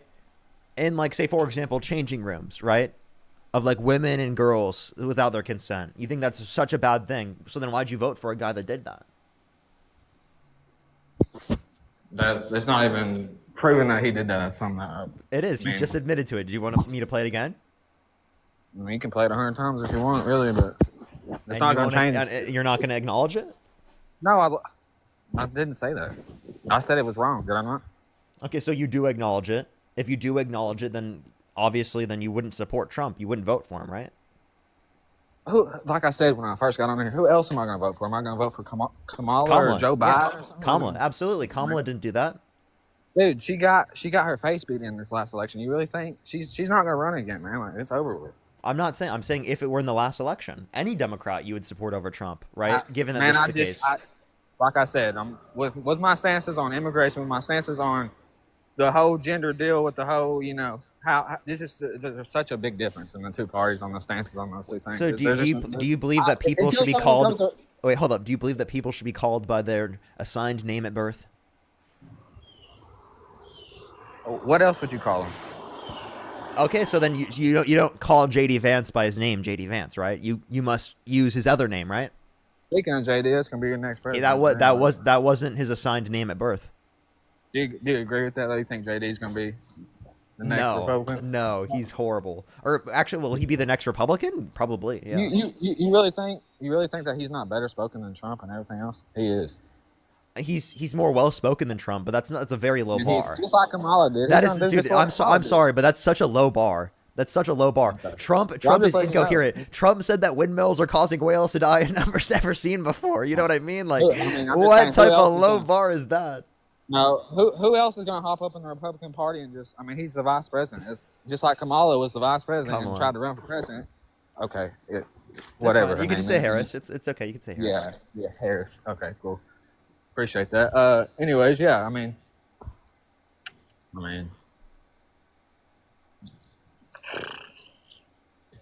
So can you name one thing JD Vance has done as vice president? Can you name one thing Kamala did as vice president? Yeah, the Inflation Reduction Act. Oh, So now can you tell me one thing JD Vance has done as vice president? Dude, I just told you, I literally work a full-time job. I don't sit around and focus on politics. I have my opinions. So I you come don't know up a here- single thing that he's done? Well, I mean, he's vacationed. Oh yeah, and Trump's played golf too, right? Yeah, I mean, Trump played golf at greater levels than professionals in the PGA Tour golfed. Did you know that? He golfed more than Yeah. Obama. That he spent Oh, over right. $140 million in his first administration of taxpayer dollars on golf trips. A lot of them Okay, at his okay. own businesses, like Mar-a-Lago.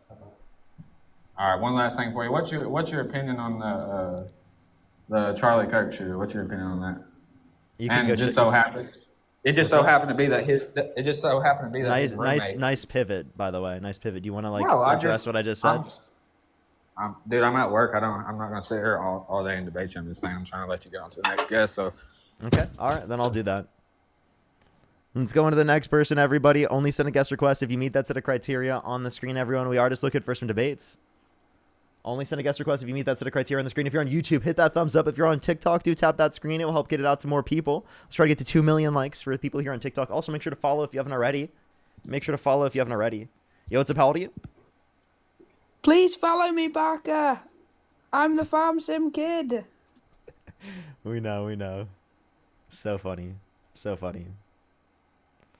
Kinder, thank you so much for the $10. Thank you so much. Really appreciate it. Casey, thank you so much for the $5. Thank you. Matthew, thank you so much for the $10. Thank you. Kara, thank you so much for the $20. I really appreciate it. Thank you so much, Kara. I really appreciate it. Get some W's for Kara in the comment section right now. Edward with the $20. Thank you so much, Edward. They said happy birthday to the other Emily. Thank you so much, Edward. I really appreciate it. Thank you. Let's get on to the next person here, everyone. Only send a guest request if you meet that set of criteria on the screen. Just letting everyone know I should only be live for another hour, 20 minutes, maybe 2 hours and 20 minutes if I'm feeling up to it. Just letting everyone know. I was going to do around 4 to 5 hours for today.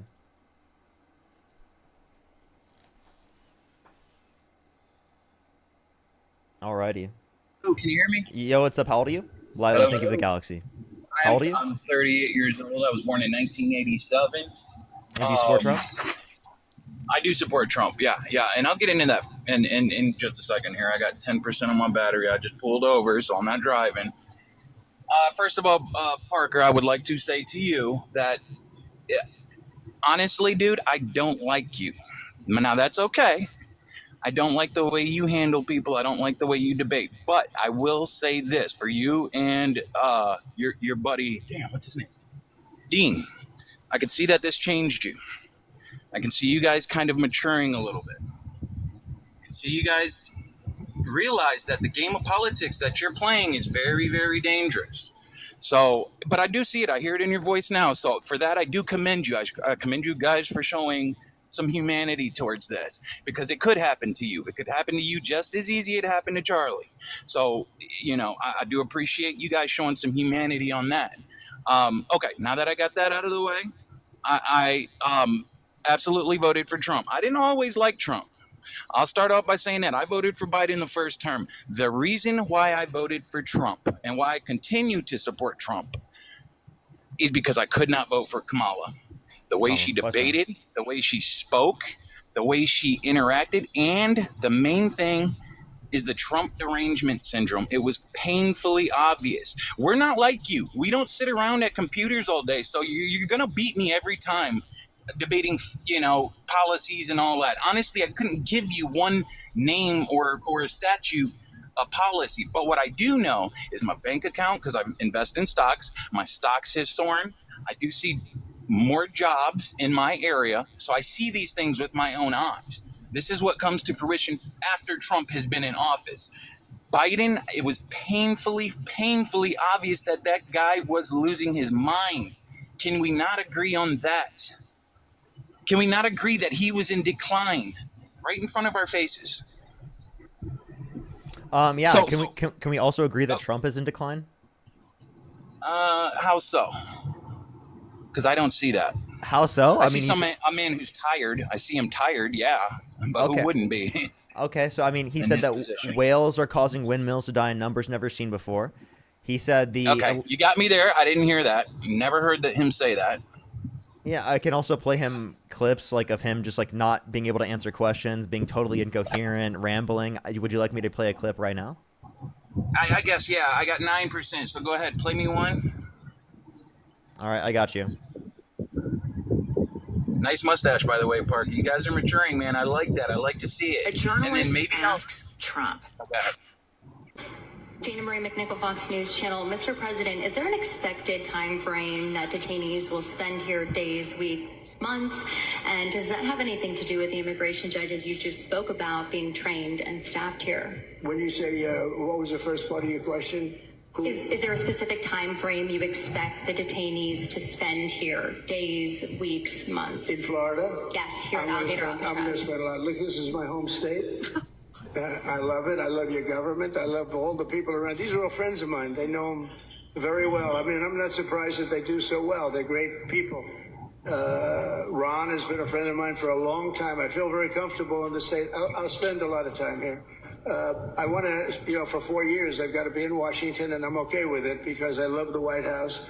I even fix up the little Oval Office. I make it just like a diamond. All right. It's beautiful. It's so beautiful. It wasn't I- maintained I- properly, I will tell you that. Yeah, but, that sounds even like when a, it wasn't, it a was still tired the man. You Oval can stop, Office. Parker. You can stop. I get where you're going. He keeps on going. I by get the where way. you're going. Yeah. I mean,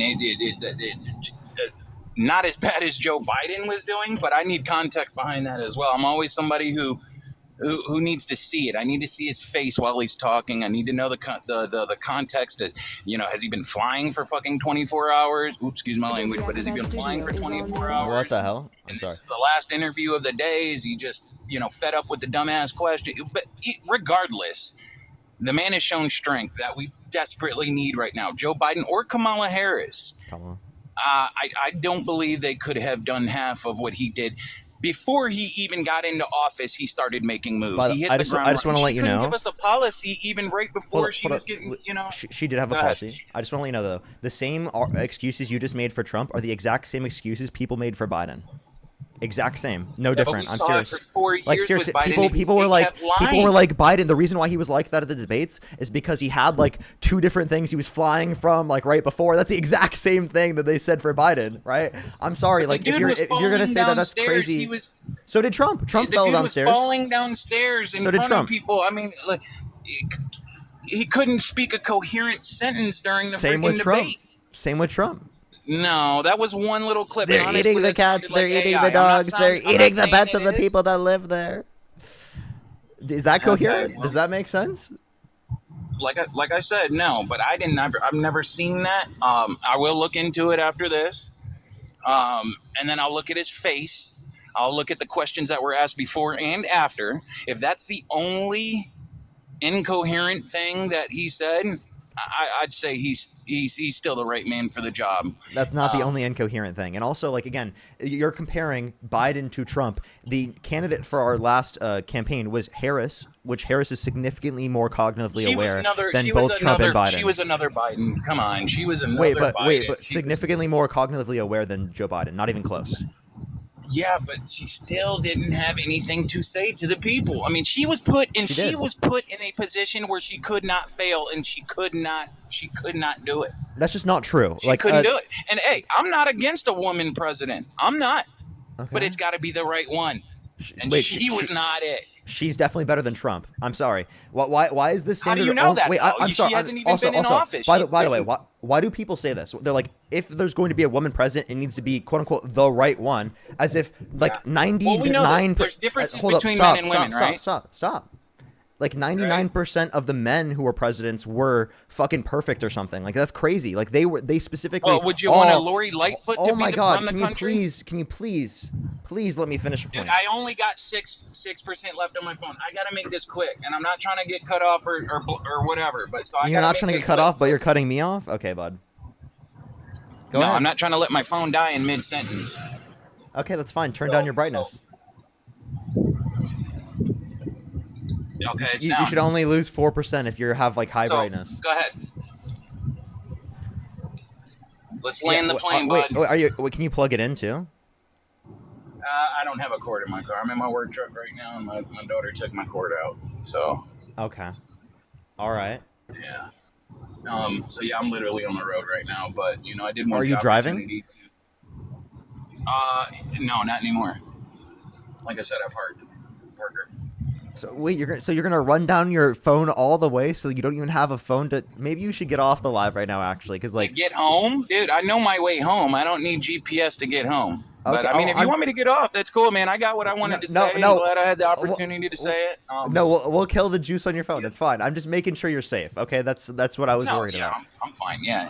See, you know what? I would start liking you guys if you could just be like that. You don't have to scrutinize, and you don't have to throw these little quips out to people to get your point across. You guys are intelligent. I will say that. You guys are smarter than I was at that age, but you are still kids.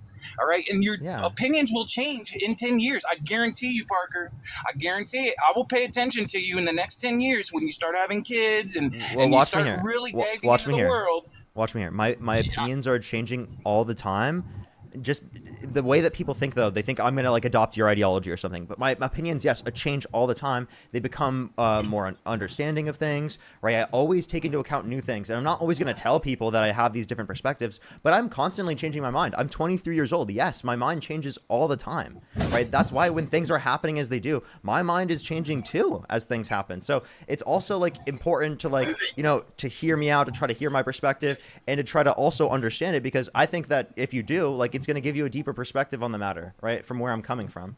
And in terms of this, absolutely. And that's the same as the other. I have been like this. I have been like this. I am like this as a person. I've always been like this in terms of caring for everyone. You should show it more on online. You should. I do. But there's a lot of people on the internet. It humanizes both sides. It really does, man. We all can learn from each other.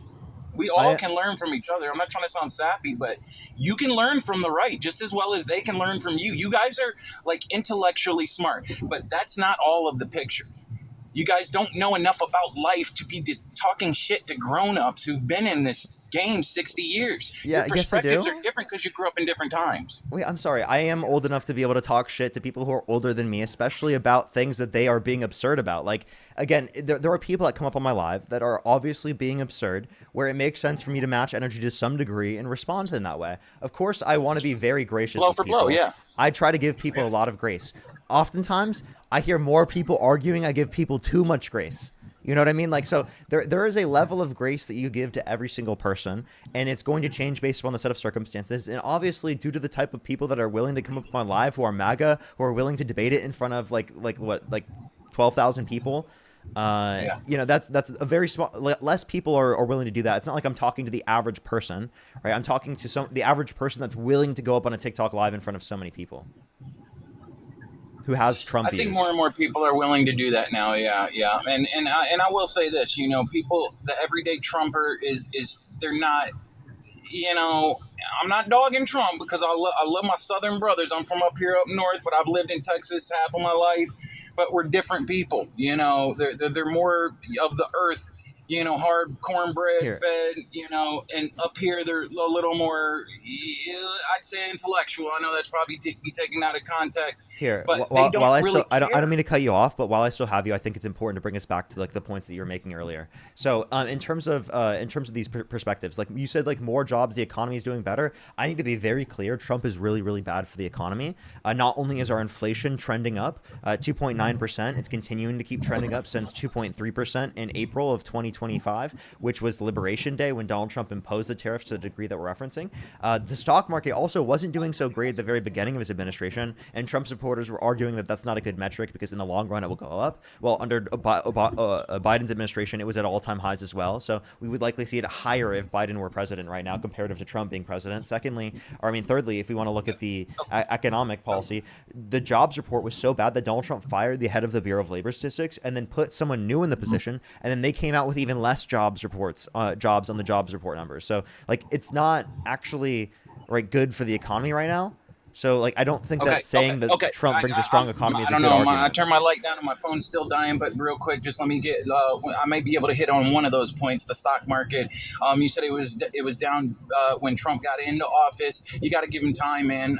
He had a lot on his plate before he got there, and most of us who voted for Trump are willing to sacrifice certain things to protect our borders. Do we see that as an existential threat? I love immigrants, man. A lot of my friends, like I said, I'm from Texas, and I had a lot of migrant friends and grew up with them.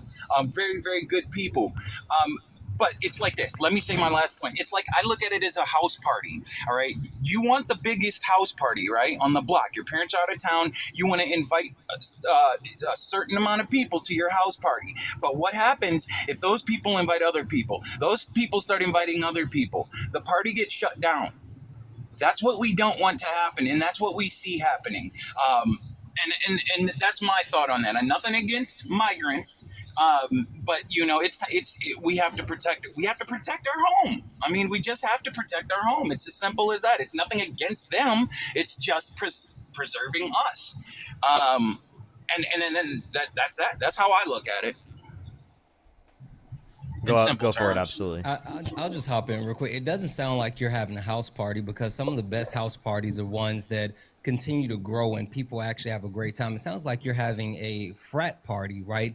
Where it's really specific as far as who you want to let in and how you want to control it and what you want it to actually look like. Yes, this country's not a party. Right, but when the cops right? show up and shut it down, the party's over. So, I mean, so first and foremost, like the cops it has to be like the economy crashing, and Donald Trump is literally calling the cops on everyone. He's calling the cops on us because he's doing things to crash the economy. This party could keep going as long as Donald Trump stop implementing tariffs, stop actually exhibiting fascist tendencies, stop trying to silence people's First Amendment right. But Donald Trump is the one calling the cops, and he's shutting down the party. That's the problem. Well, that was more metaphorical, like Chicago. Yeah, fucking clean that shit up. Chicago crime rates are down. You guys Atlanta just up. Clean all that shit up. It's funny that you just went to the actual cities where there's a high population of black people, but you don't talk about the actual cities like No, in it has Mississippi. nothing to do with that. You Don't don't go talk there. about It like has Mississippi. I'm half black myself. I or- was raised by a black, that's strong, fine. beautiful woman. I hear so, you, so but don't go there. Again, the talking point tends to lean towards those cities that have high black populations, didn't but you don't didn't he actually just talk send the about National like Guard to Jackson, Chicago? Mississippi. No, he didn't. He backed out. Taco. Okay, well, he was going to, so that's why I brought up Chicago. That was pretty much it. It wasn't black or white. It was literally what? Do you agree that he can't Tuesday already? Do you agree that he can't constitutionally do that because he doesn't have the consent of the governor? That, Parker, that would be more your field. I don't know. I would have thought that the president, if he thought the country was in harm, I mean, they sent it on Detroit back in the 60s. They sent it we're not, I'm in Detroit right now. We're not unfamiliar to the National Guard here. Okay. Well, conservatives all the time say that they're like very pro upholding the systems in terms of these different types of like legal systems, especially, and this violates that. This violates the Constitution. Conservatives say that they care about the Constitution, but then support someone who calls for the termination of the Constitution, who actively does things that undermine core tenets of the Constitution, such as freedom of speech, right? Such as like the basis in the context of rule of law, due process rights, like the 14th Amendment. We can point to plenty of different things. Oh, he just left. Yeah, I think his phone said that's enough. Oh, I just realized what it was. That was his phone. Yeah. How's Alrighty. the debates going? They've actually been decent today. I'm not gonna lie. They've actually been decent today. Awesome. Genuinely surprised. It's been pretty good. Everyone here on TikTok, though, make sure to tap that screen. If you're on YouTube, hit that thumbs up. It'll help get it out to more people. We're going to start getting some more debates here in a second.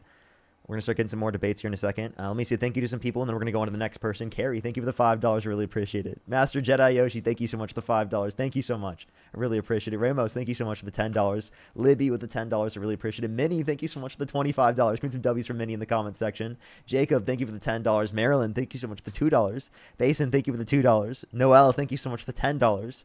Trav, thank you so much for the $5. I really appreciate it. Thank you. William with the $5. Trav again with the $5. Thank you. Thank you so much. Basin, I really appreciate the $10. Romy with the $100. Give some W's for Romy in the comment section right now. Always good to see you, Romy. Thank you so much for the $100 on YouTube Super Chat. That is so kind of you. W's for Romy in the comment section right now. Thank you so much. That's so amazing. Thank you so much. Trav, thank you so much for the $10. Sunny with the $10. Paisley, thank you for the $7. Mel, thank you for the $10. Charm, thank you for the $10. Cammy with the $5. Thank you so much. I really appreciate it. I think I'm caught up on YouTube. Kimber, thank you for the $10. Ashley with the $5. Libby with the $50. Good to see you again, Libby. How you doing? Thank you so much. I appreciate it. Thank you. Lindsay with the $15.55. Thank you so much. I really appreciate it. Caddy, thank you so much for the $25. Michelle, thank you for the $10. Alexander, thank you so much. I appreciate the $10. Thank you. Samantha with the 5 and Phoenix with the 5. Thank you so much. I really appreciate it. Thank you. Yes, thank you so much. Let me make sure to message me and let me know over the same message. Kennedy, thank you so much for the $30 on Venmo. Thank you so much, Kennedy. I really appreciate the $30. Give some W's for Kennedy in the comment section. Kinder with the $10. Cassie, thank you so much for the $5. Matthew with the $10. I appreciate it. Thank you. And Beth, thank you for the $25. You're good. Don't worry. Thank you so much, Beth. I really appreciate it. Thank you. Alrighty, everyone. Let's go on to the next person here. Carrie, thank you for the $5. Thank you. Let's get the next person up here. Only send a guest request if you meet that set of criteria listed on the screen. We are just looking for some debates. And for the 8.3 thousand people, make sure to tap that screen. Let's get to 2 million likes. And for the 3.4 thousand people on YouTube, make sure that thumbs up, everyone. It will help get it out to more people. Let's go on to the next person here real quick, everyone. Lee, thank you for the $10, by the way. Thank you so much, Lee. Yo, what's up? How old are you?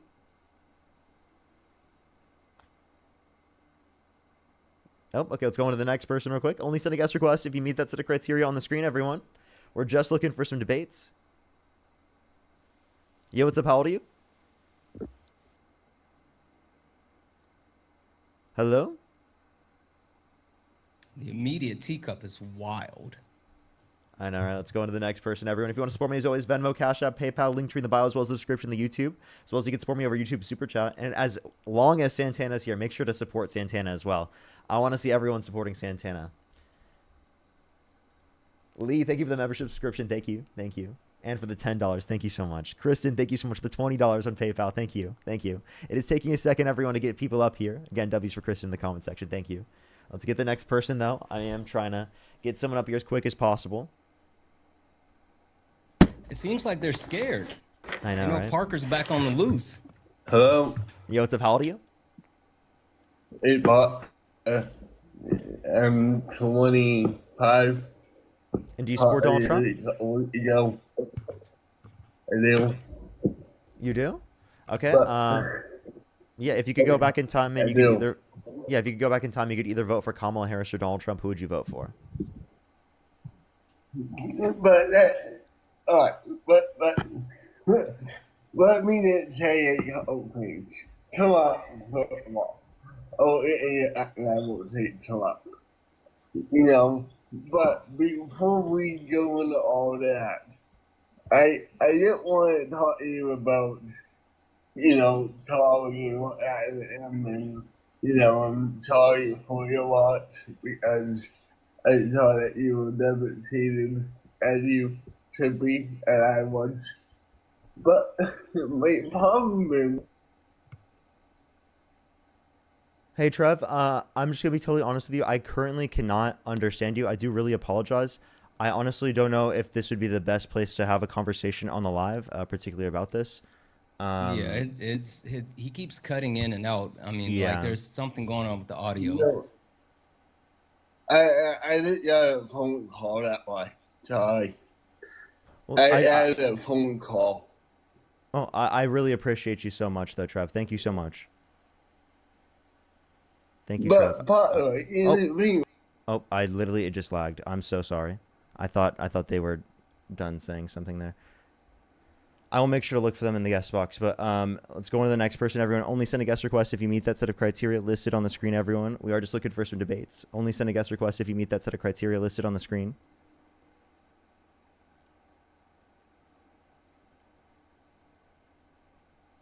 And just know, everyone, I do not appreciate any ableism in the chat. Everyone, just know that is not accepted in this space. Let's go on to the next person. Everybody, only send a guest request if you meet that set of criteria on the screen. Everyone.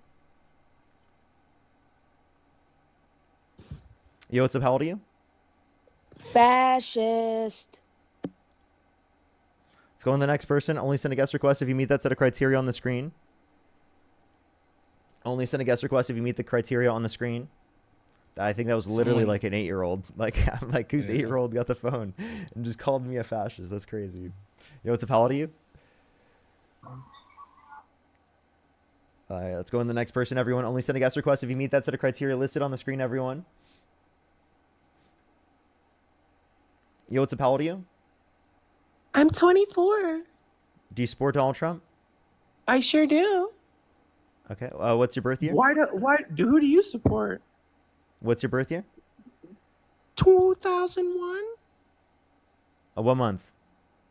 February? I kind of agree with the chat. I think that person is It's trying a to troll. Definitely a troll.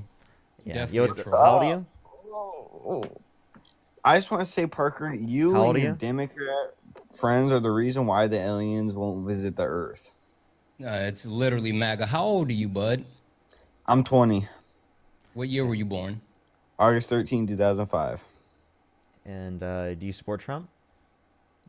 Yeah. Okay. All right. So I don't know why you randomly came up and started with like we're the ones or the reasons why the aliens aren't showing No, yeah, themselves. because I want to meet aliens one day, and you guys keep ruining it because you guys are making these stupid ideologies. And I guess ET just snatched you up. Yeah, I don't know. It looks like the aliens just abducted you, man. I don't know what happened You there. just got beamed up. You just got beamed up by the aliens. It must have been what happened there. Let's go on to the next person, everyone. I mean, he said it. It seems like the aliens acted very quickly.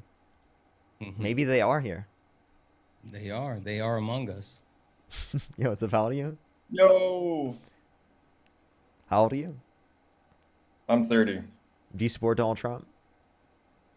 Oh yeah, yeah, Okay. I do. What's your birth year? August 25th, 1995. For sure. And do you support Donald Trump? You said yes. Why do you support Donald Trump? Yeah, I support him. I mean, originally I was pretty much through high school a leftist. I was heavily indoctrinated into communism and left-wing ideology. Although I wasn't really political, I'd say. But over time, well, as soon as Trump announced that he was going to be president the first time, I thought, well, okay, well, this is a guy who's, I still kind of had some, I don't know, skepticism against like right-wing ideology. And I thought Trump was like originally the middle ground for that because he was a Democrat most of his life. He came from the North. He was, a New York kind of kid. He didn't come from the South. He wasn't like OG, redneck kind of person. So I don't know. I think mainly I just voted for him because he's kind of just a big piece against left-wing ideology in itself. I'm not really that political, I guess, in a way. I just more care about the the overriding ideology battle or ideological battle that's going on because I see a lot of like historical revisionism, especially amongst the left, that try to make a narrative saying that we shouldn't be like proud of our ancestors, like as a white person, like that our ancestors were all just invaders and everything. And Wait, I I'm just sorry. think that's So us acknowledging facts that, like, literally they literally engaged in colonialization. They literally engaged in genocide. They literally mass murdered people. Hello? I mean, No, okay, those so things yeah, actually exactly. happened. So, They literally enslaved well, okay, people. so no, right. So let's go into it. So it's like ignoring the fact that the Pilgrims allied with various tribes of the natives Well, I'm against sorry. other tribes. How is this historical revisionism from the left? It sounds like historical revisionism from the right and from Donald Trump himself. He's the one actively going after our museums that acknowledge the facts of what America is founded on. No, what I'm saying is that, for instance, there were a lot of friendly relations initially between a lot of these colonies and natives that allied with them. To ignore that, to say that, oh no, I it don't was think just that's this. I don't think that that's ignored by acknowledging that there is colonialization. I think that's the only thing that was ever acknowledged. Like, historically No, speaking, in this country, I don't think that's so. literally the story you were told about Thanksgiving. That's not what happened. Well, there were many things that happened, right? I mean, there were attacks from natives on white settlements. There Hey, were would you allied. like to know something that happened that I'm sure you probably didn't know? Sure thing. Go ahead. Did you know that they killed so many indigenous people that it actually cooled the earth? It literally dropped the temperature on the planet. That's how many people lost their lives at the hand of these colonizers. I don't think They, like calling, if you're referring to they're dying from disease, like that wasn't like no. I'm talking about the active process of taking their lives and the targeted ways of taking their lives, including the disease that was systematically spread through blankets, but also, just actually taking their lives. So What, many as if the indigenous people colonists knew lost their about the lives that blanket? it cooled the temperature of the earth. What, as if like colonists knew about bacteria on blankets? Come on. I mean, but if you're referring to the combat, like the actual wars that Whoa, occurred, wait, dude, this is crazy as fuck. I don't like you. I don't like you. I don't like this. That's historical revisionism, by the way. Trying to act like there isn't, like, I feel like that's trying to take away culpability. And I'm not even gonna have an argument about the facts of history and that it literally is the case that this happened and this needs to be acknowledged. I don't know. I think that's insane. I think you calling us the historical revisionists is actually, like, insulting, given that you literally were doing that yourself. You know what's appalled to you? Yeah.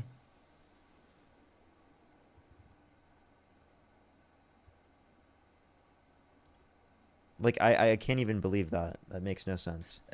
It's an active approach by this administration and by the right to rewrite history. They're literally trying to whitewash history. That's why they're targeting the Smithsonian. That's why they're trying to silence the free press. I mean, they're literally trying to not only change history, but adjust it so the things that they're doing at this time will be looked at in the future is not so bad. Yo, what's up? How old are you? Oh, good Lord, I got it. 26. Do you support Donald Trump? Yes, sir. Okay. Santan, have you talked to him before? You laughed. I have. He said, "Good Lord, I got in." Oh, No, okay. I mean, I was I saw how many people were waiting. I was like, I ain't never gonna get in this chat. Hey, I'll be right back, Parker. You're good. You're good. So yeah. So why do you support Trump? A heap of reasons. So I'm down south by New Mexico, and I see the immigration kind of firsthand. I worked at the border myself, and I think the thing that really turned me to the right, not just Trump, like, don't get me wrong, Trump's just some outrageous stuff, brother. Like, I don't even, like, there's some things I think he should just delete his Twitter sometimes.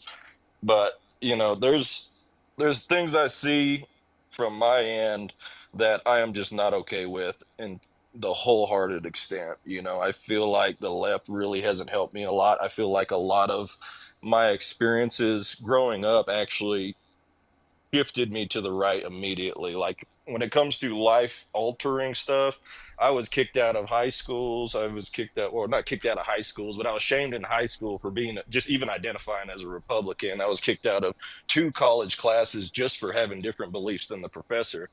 And, I never felt, the amount of hatred I felt being a Republican than being a then, talking with a Democrat and having to disagree with them, I always get labeled some kind of crazy name. You know what I mean?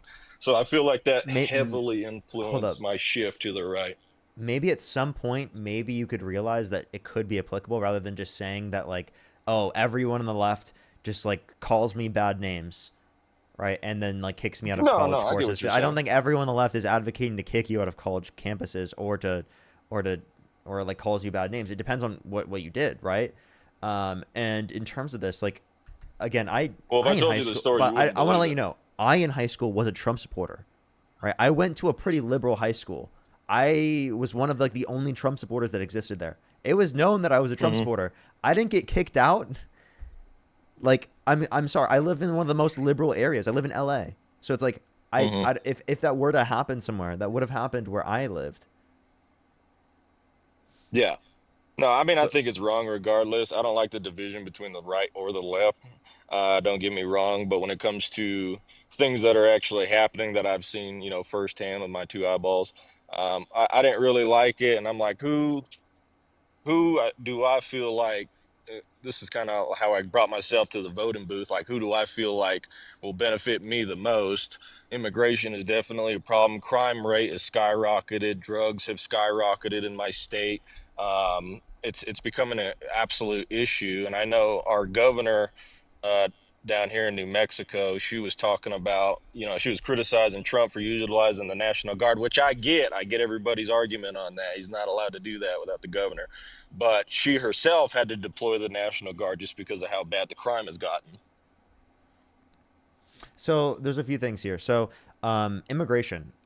Immigration is actually better for any type of crime because it is the case that immigrants commit lower rates of crime, violent, drug, and property crime than natural-born U.S. citizens. Meaning that if there's a greater percentage of the population that are immigrants, undocumented or documented, it will bring down the average rate of crime.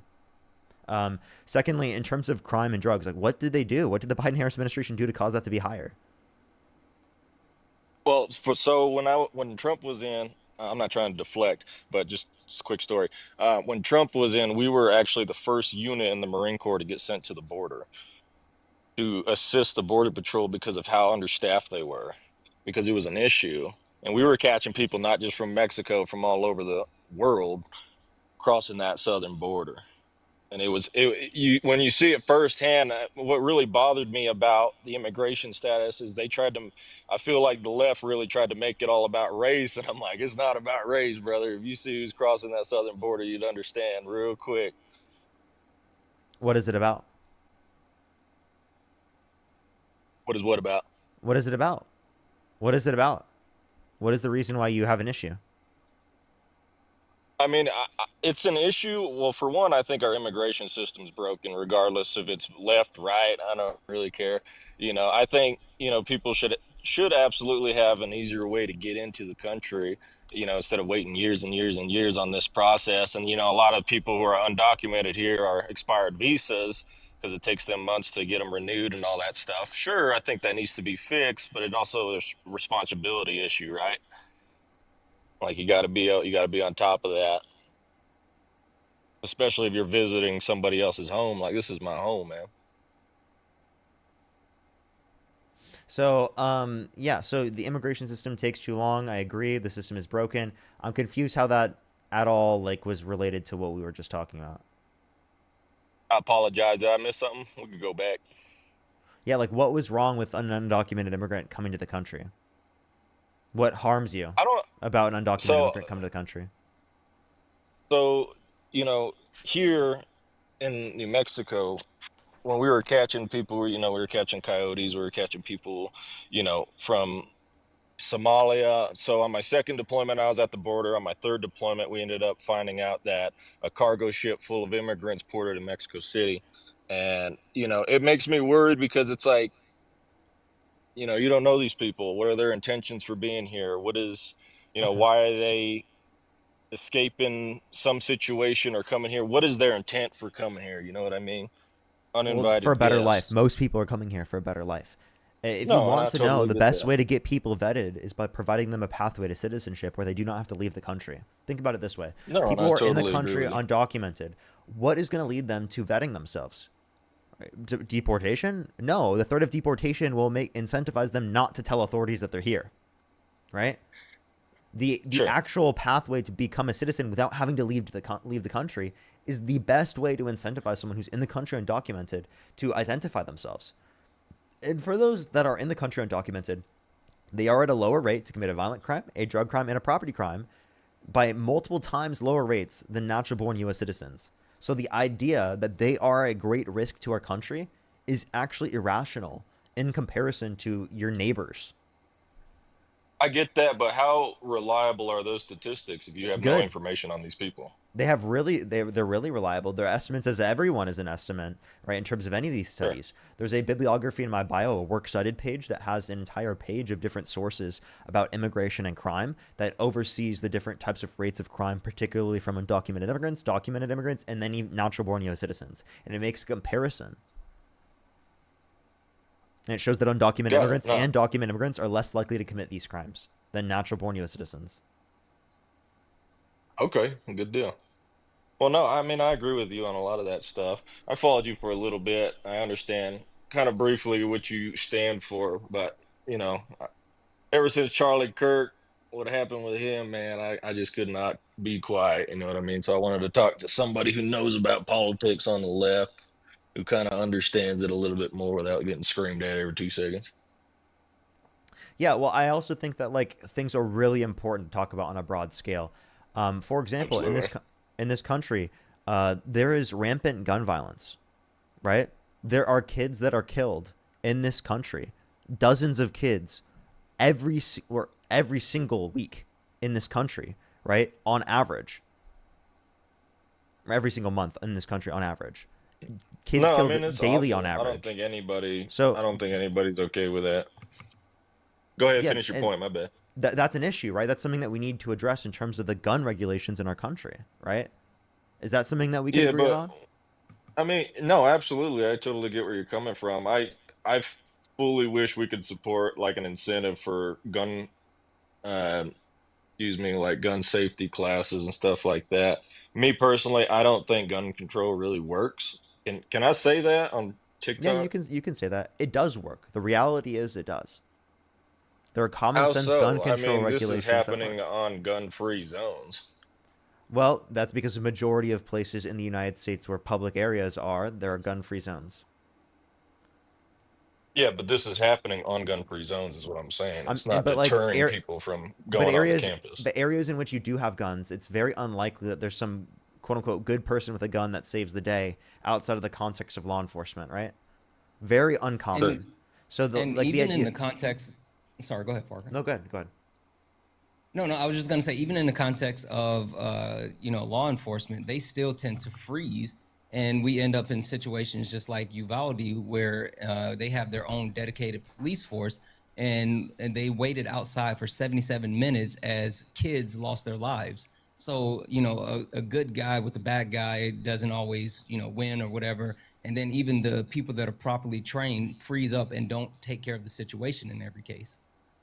Sure. No, I absolutely agree wholeheartedly. But that's why I say, like, what is your guys' take on how you would wish to present that? When you say gun control, how much gun control? Yeah, so when I'm talking about gun control, right, I think anything that is going to lead to the reduction in people dying, I think is an effective policy, specifically in terms of gun control, right? If it net leads to people surviving to a greater extent, I like it. Oftentimes I care significantly more about people's lives than I care about freedom to get access to guns. Yeah, that's my position. I'll say this as someone who's a member and actively uses his right to 2A. I think that it's important to have factors in place. I do think that there's a need for universal background check and red flag laws and safe storage laws. It's certain things that are common throughout the rest of the world, and you can see the reduction. So I would go as far as wanting like a stop of sale of like assault rifles, but I mean, I understand that there has to be some give and take. So if we can get like some laws put in place that would, at the very least, like safe storage and universal background checks, like if we can get a couple of things implemented, that would greatly reduce it. And it's not even like we don't have, an actual record of doing this before. We had this back in '94, and the actual amount of mass shootings drastically dropped. And as soon as the bill lapsed and they removed the actual restrictions, the numbers just shot right back up. Kimberly, thank you so much for the galaxy. Sure. No, absolutely. No, I get what you're saying. I totally believe in safe storage and all that stuff. I feel like accountability and responsibility with your firearms is a very important thing. But, at the end of the day, anything could just set somebody off if they have access to that safe storage regardless. Like safe storage, like in a sense for you, would that be like, having your firearms in a safe, or Yeah, having like an armory to pull them out? What is your... like in a safe. So for me personally, I have a biometric safe, right? Yeah. So my safe is set to my fingerprints, and then also, there's a key that I hide, but and then I also have an access code. But at the very least, it reduces the chance of younger people being able to just get access to those. It also reduces a lot of the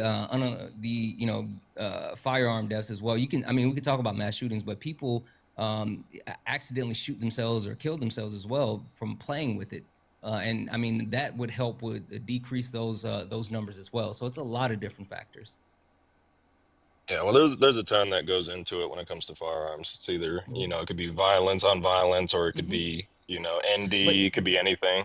Yeah, but then that's why you take the approach of having multiple things in place, and that's why it's good. Not only can we say safe storage, but universal background check, red flag laws.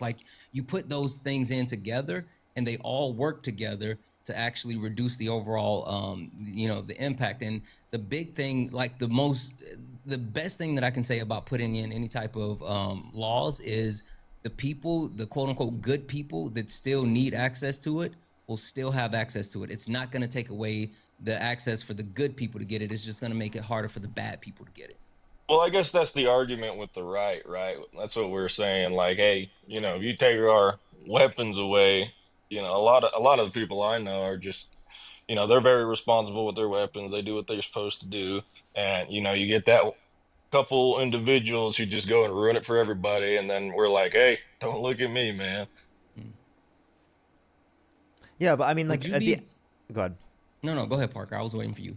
Yeah, I was really going to say, at the end of the day, I think we care more about lives than we care about any type of access to guns. So, I think if there's a study indicating any particular restriction, right, we'd probably want that, given that it would net reduce the amount of deaths that occur. So, that's my position on the matter. Obviously, I don't know how far that's going to go, because we'd have to have studies, particularly on which laws that is the case. But for, ones in which we already have case studies for, especially given that there's been, countries around the world that have adopted these particular common sense gun regulations, well, then we should too. That's kind of my thoughts. But that's good to save lives. I also think that we could talk about saving lives in terms of access to healthcare, universal healthcare system. There's 45 to 68,000 American lives that are lost every single year in this country due to lack of access to health insurance, because people don't get access to preventative healthcare because they can't afford it, and because of that, they're more likely to develop chronic disease in the long run.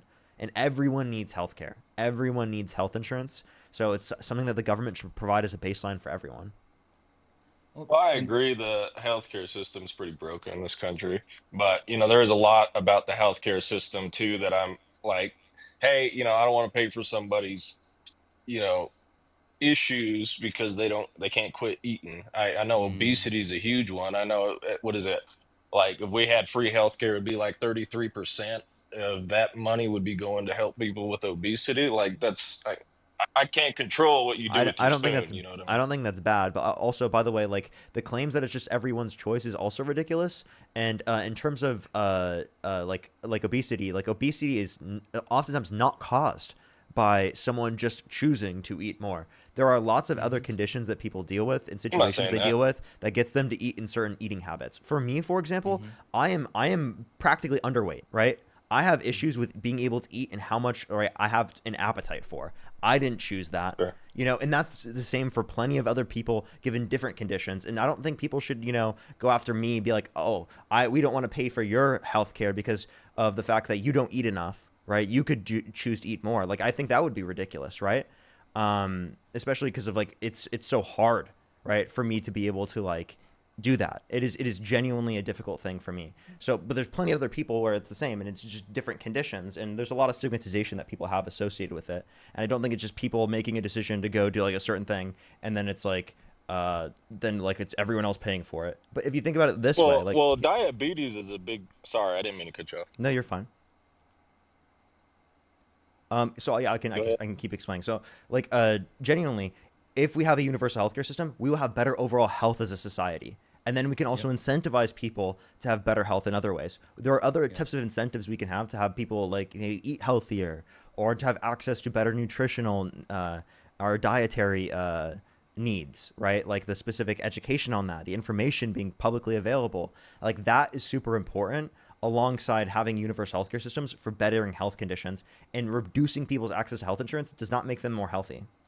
And let me add one quick thing onto that. Parker said something that I was going to hit earlier, and he kind of looped back around to it.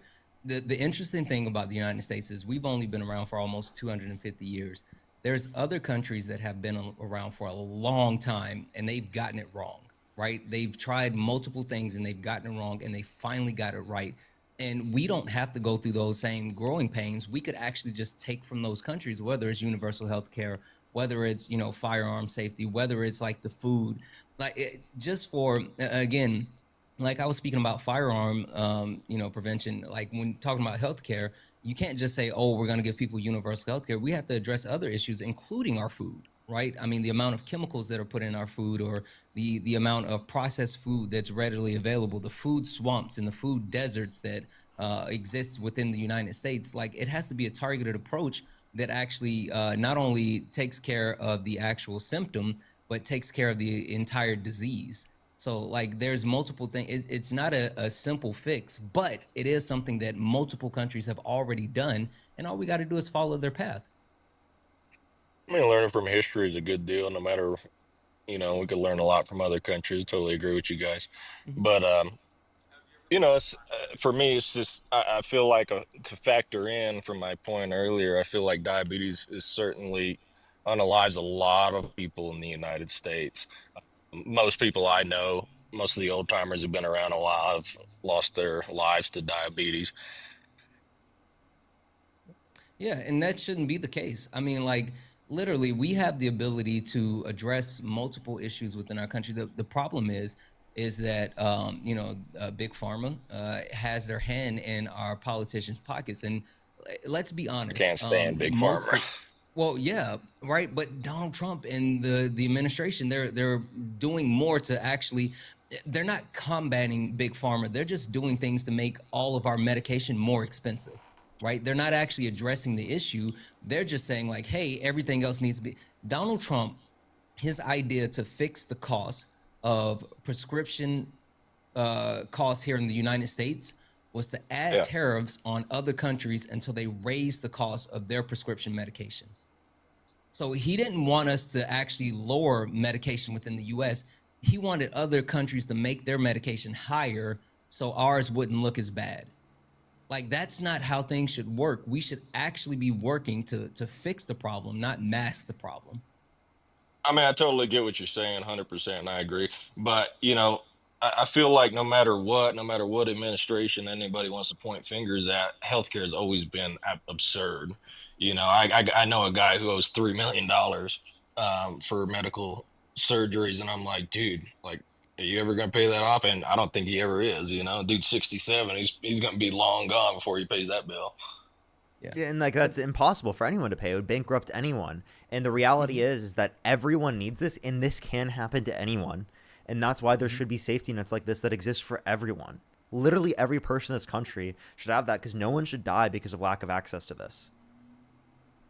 Also, no, and I agree. I feel like we should do, like, I'm not against like universal health care. Don't think that. I'm just against paying for something that's somebody, you know, did to themselves. Like, I do believe there's a responsibility issue too. I disagree with that. And the reason why I say that is because we live in a society. We live in a society. For some reason, the people on the right tend to get like caught up in the premise that like, oh, I need to worry about myself and you need to worry about yourself. But the things that other people do affect us, right? And people not having access to healthcare raises the cost of healthcare for everyone, right? It makes it more of a burden. But then also you can take a look at like, how does the, you know, the overall lack of healthcare impact like different communities? How does it impact jobs? How does it impact education? Like, it's all interconnected. And so Oh, you can't hugely. just say, yeah, so you can't just say like, I'll worry about me, you worry about you. Like, we live in a society. You can't do Well, that. here's my argument on a free healthcare system, right? So I'm military, retired medically with the VA, and it took years to get help with something I was in chronic pain for because of the wait list. And that's like a major issue. Like, yeah, that sounds fine and dandy, but like the wait time is ridiculous. I mean, God forbid somebody needs life-saving help, they can't get it because they're in line. Well, You think about know? this from overall society perspective. How many people Sure. aren't even in the wait line because they can't afford it? Because they couldn't get access to it in the first place. And the Man, I reality know people is who ran that away when they found out the ambulance was coming. They're like, nope. well, think about it this way. The reality is that less people aren't going to be in these conditions because we have a universally funded system. More people will have access to it. And then we can fund our systems to ensure that we have lesser wait times that way, because that will inevitably lead to more people having adequate access to care. And the current system right now only reduces people's access to care based upon whether or not they can afford it. And that's simply really fucked. And like prior to the point in which we had the ACA, it is the case that people could not insure those that had pre-existing health conditions. So like there are conditions and regulations that have been put in place to ensure that people to some degree have access to these things, and you are paying, right, for people in terms of sometimes their choices and things that they do. Like again, there are circumstances where people, if they cause a car accident and they themselves are the only one that got hurt in it, do we still help them? Do we think they should go to the hospital and they should be taken care of? Yeah, like they should still I get that agree health with care, you know, absolutely. regardless of If whether or it's- not they caused it themselves, they should still get the health care. You know, everyone deserves that adequate baseline access of care. Same thing like this. If someone's a celebrity, do they deserve to be protected by the police or by the firefighters? They can No, take care it's of a it public themselves, service. right? And they chose specifically to be a celebrity, right? And to continue to keep doing that, right? And to do that particular profession, which then puts more people's eyes on them and puts them more at risk, right? Just because they put themselves at a greater risk does not mean they shouldn't be protected. No, I agree with that 100%. If you're talking about like 24-hour security from a public service, no, absolutely not. But if they call the police because something happened, absolutely, they have that right. Obviously, but like there's some baseline standard of care that we have. And that's what I'm saying. In the same way that you want to protect people's safety and security in terms of them being attacked, right, in situations in public or things like that, you also should do that in terms of access to healthcare, because that's something Sure. people need to survive. Well, I much appreciate your input, Parker. That's why I joined, because I really wanted to talk to you. I've been following you, like I said, for a little bit now, and I understand your kind of stance on things. And I'm not one who's like wholeheartedly like, oh, I support this side no matter what. No, I'm gonna hear both sides, and I'm like, you know, if it makes sense, I stand fast to be corrected. You know. Mm-hmm. Was there anything else you'd like to talk about, or add before I go on to the next person? No. Get your guests in here, man. It's good talking to you, Parker. I'm sorry that happened to you, you know, right in front of you, with Charlie, man. I love that guy. He really influenced me to actually start talking, uh, about this stuff that kind of divides us a little bit, you know what I mean? So mad respect to you, and love my boy Charlie, man. Appreciate you coming up. Let's go on to the next person, everyone. Only send a guest request if you meet that set of criteria listed on the screen. Carrie, thank you so much. I really appreciate the Galaxy. Thank you. Carrie, thank you so much. Put some W's for them in the comments section. Megan, thank you for the $2. Thank you so much. Sydney with the $5. Thank you so much. I really appreciate it. Thank you. Yes, it's crazy. Trump has been really going after the media here Yes. recently. This is Um, it's not looking good. No. And I'll just say real quick, Nicole, thank you for the 20. I'll definitely check that. And Michelle, thank you for the 10. Says Santana gets some love too. I appreciate you. Based. Yo, what's up? How old are you?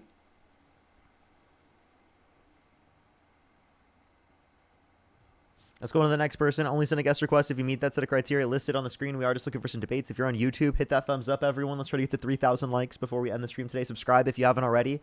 I think I was going to be on for another 30 minutes to maybe an hour and 30 minutes maximum. I'm probably leaning more towards the 4 hours for today. But we'll see. We'll see how I feel. Yo, what's up? How old are you? Support your local fascist. Okay. Let's go to the next person. Only send a guest request if you meet that set of criteria listed on the screen, everyone. We are just looking for some debates.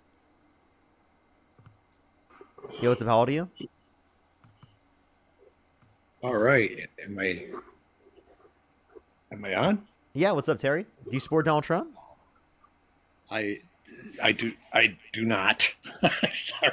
Well, I appreciate you, Terry. We are just looking for some debates with people who specifically do support Donald Trump, but I appreciate you coming up. Let's go on to the next person here, everyone. Only send a guest request if you meet that set of criteria listed on the screen. We are simply just looking for some debates, everybody. Let's go on to the next person here.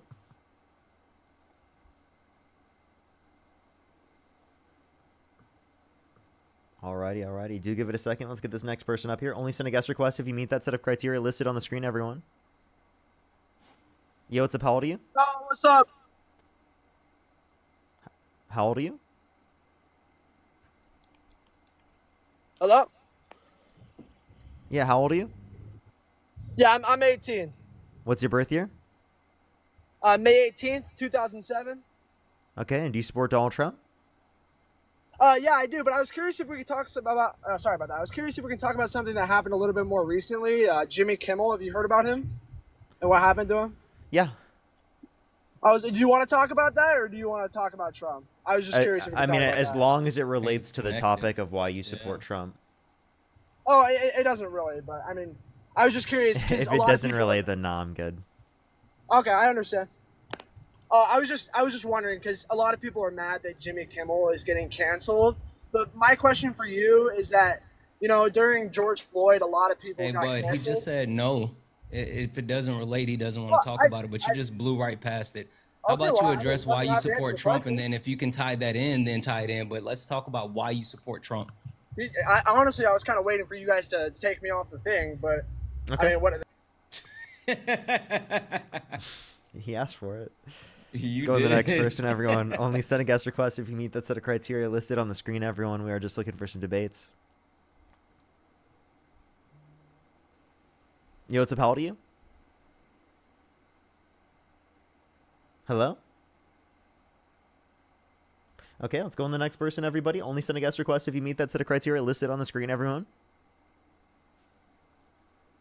Bunch of invoices. Yo, what's up? How old are you? Oh, you're gonna email me a bunch of invoices, okay? Oh, I need it for that closing. They're like mid-game. Let's go on the next person, everyone. Only send a guest request if you meet the set of criteria listed on the screen, everyone. We are just looking for some debates.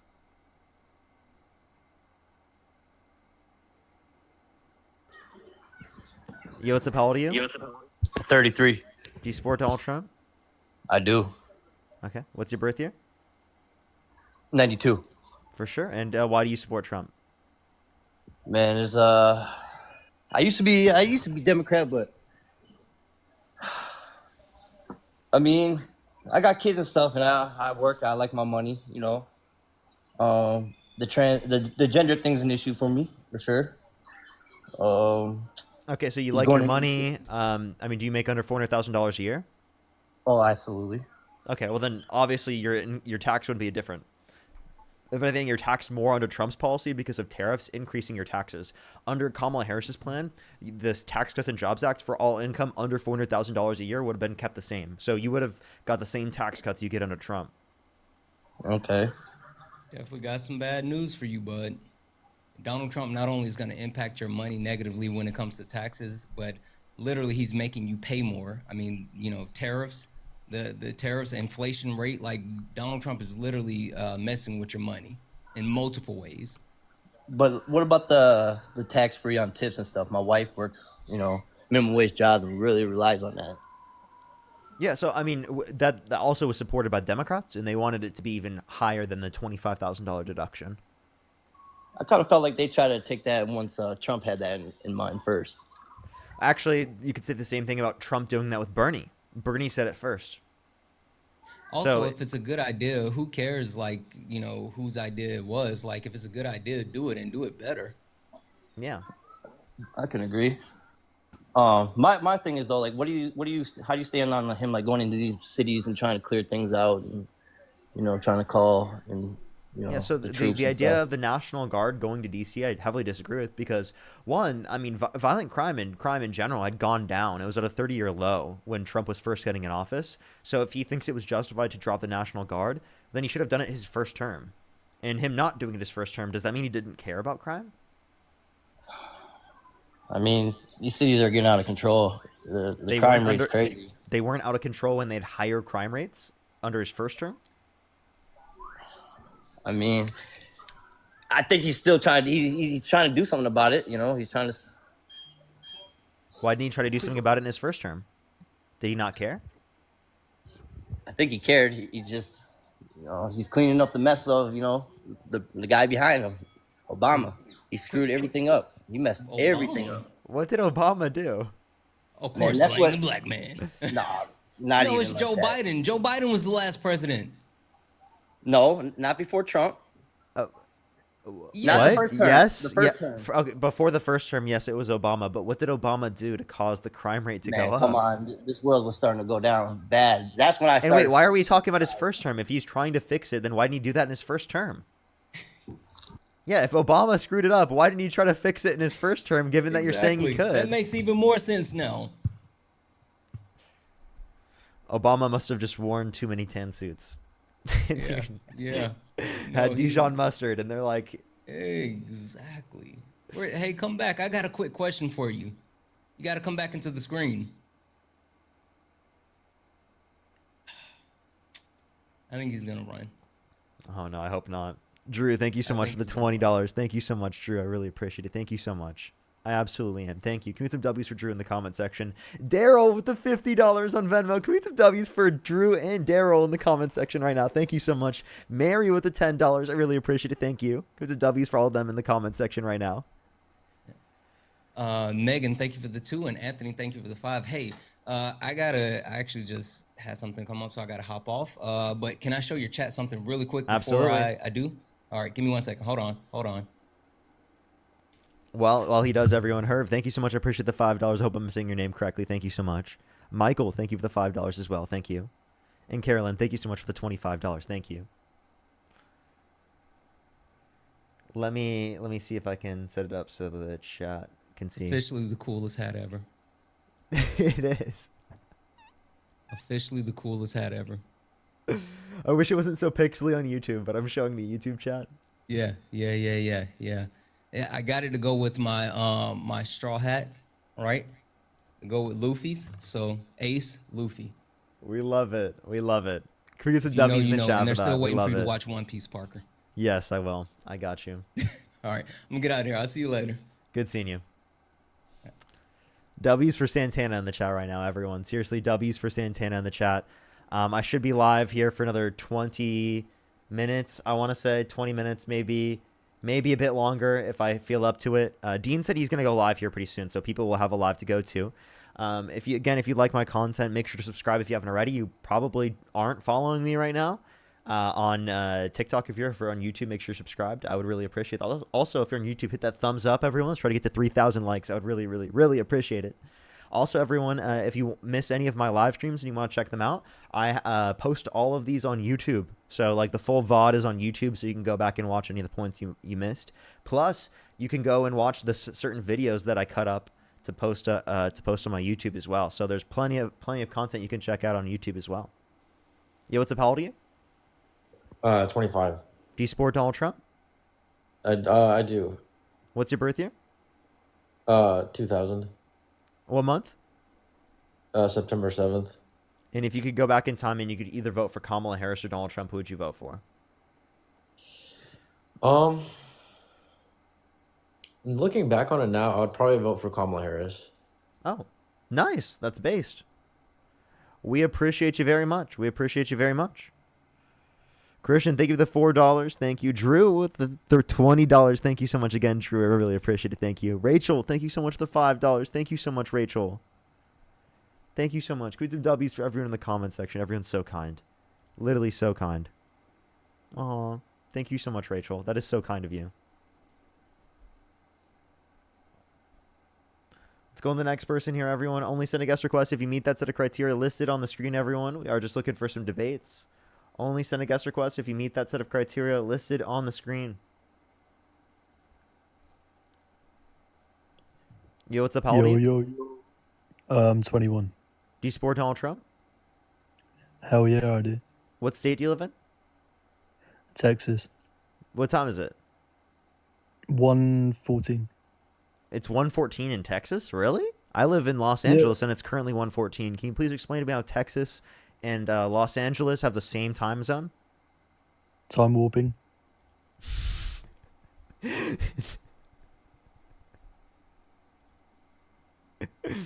Bro must be the Flash. Yo, what's up? How old are you? Yeah, 31. Do you support Donald Trump? I do. Okay. Why so? Variety of reasons. But I was hoping you would pick me. I was sitting here for the last 10 minutes hoping you would. I had a question for you, if that's cool. It was about Charlie Kirk. No. Can you tell me why you support Donald Trump? Yeah, I like a lot of the things that he did, but everyone's talking about the Kirk thing. I was hoping I could weigh in on it. Only send a guest request if you meet that set of criteria on the screen. We are just looking for some debates. Only send a guest request if you meet that set of criteria listed on the screen, everyone. We are just looking for some debates.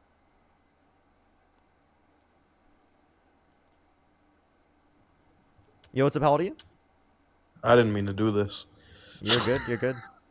Let's go on the next person. Only send a guest request if you meet that set of criteria listed on the screen, everyone. We are just looking for some debates.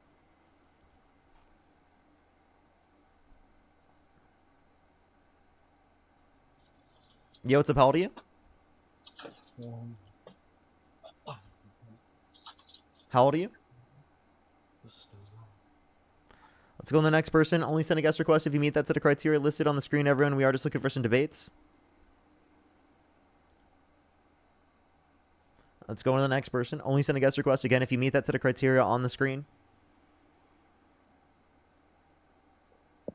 Yo, what's up? How old are you?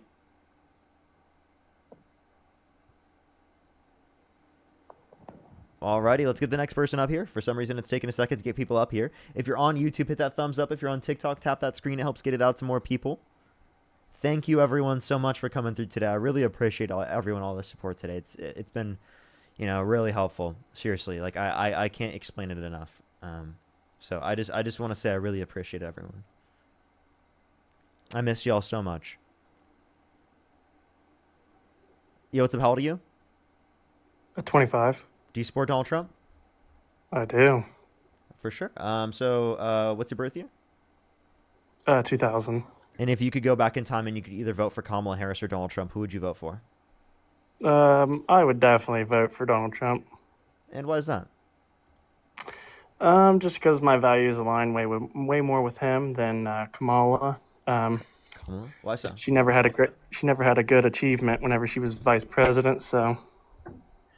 Okay. Oh, I think she's had many good achievements. She had the most tie-breaking votes of any vice president ever. But I'll ask you this question: name one accomplishment of J.D. Vance as vice president. Well, he's definitely got the border under control, unlike Kamala ever did. Kamala, and also again, what did he do as vice president? What's his accomplishment?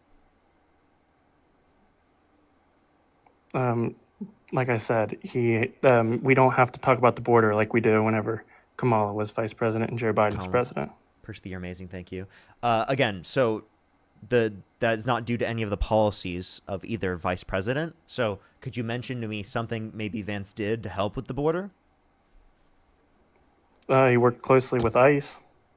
In what way? Making sure that their policies that Trump was debating about and Vance debated about the whole time. So you don't have anything you specifically accomplished? Well, I guess not then. Okay, so I can tell you things Kamala Harris has accomplished. Because, I mean, the only thing that you could mention J.D. Vance has done is vacation. What I can mention with Kamala Harris was that she had the largest amount of tie-breaking votes of any vice president ever, including the Inflation Reduction Act, which was the largest investment in renewable energy ever. Right, and had the $35 cap on insulin for those that are on Medicare. Plus, we can point to the over $5 billion in private funds that she raised for Central American countries to reduce the likelihood of them coming here due to economic insecurity. Right, those are amazing things that she specifically did. Okay, and why did nobody ever talk about that then?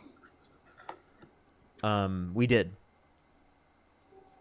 Who's we? Me. I was on live like every day talking about it. Well, I mean, Parker, you're a lot different than everybody else. You are on the left side, but like CNN and MSNBC, I mean, those guys are all crazy. So at least one person can stand on business.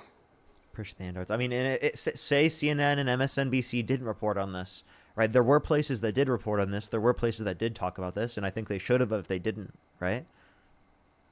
Yeah. So then, like, yeah, well, we just need to get all the real news, not like fake news. Like, I mean, everybody reports it. I watch all of it. So there's a lot of fake news out there. So what's fake news and what's real news? Exactly. Nobody knows what the truth is. Do we truly know what's going on? I'm asking you, based upon your own determination, what do you consider fake news and what do you consider real news? Oh, I think the whole Israel situation's fake news. They're blowing it out of proportion. No, I'm asking you, what certain media companies do you think are fake news, and what certain media companies do you think are real news? Oh, I think both. I mean, everyone has fake news and everyone has real news. It's just being able to decipher which one is which is hard to find. Yeah, so I'm asking, like, so everyone. So you think Fox is fake news? Yes. Okay, you know what? We agree. Do you agree Newsmax is fake news? I'm not saying. I didn't say entirely all of it's fake news. It's but do you agree with me that Newsmax is fake news? Yes, but I would say that ABC and MSNBC is too. Okay, so if we agree that Newsmax, Fox News, all the QAnon sources are fake news. What about ABC? Good. Now name something that is MSNBC. real news. Can you name something that is real news? Yeah.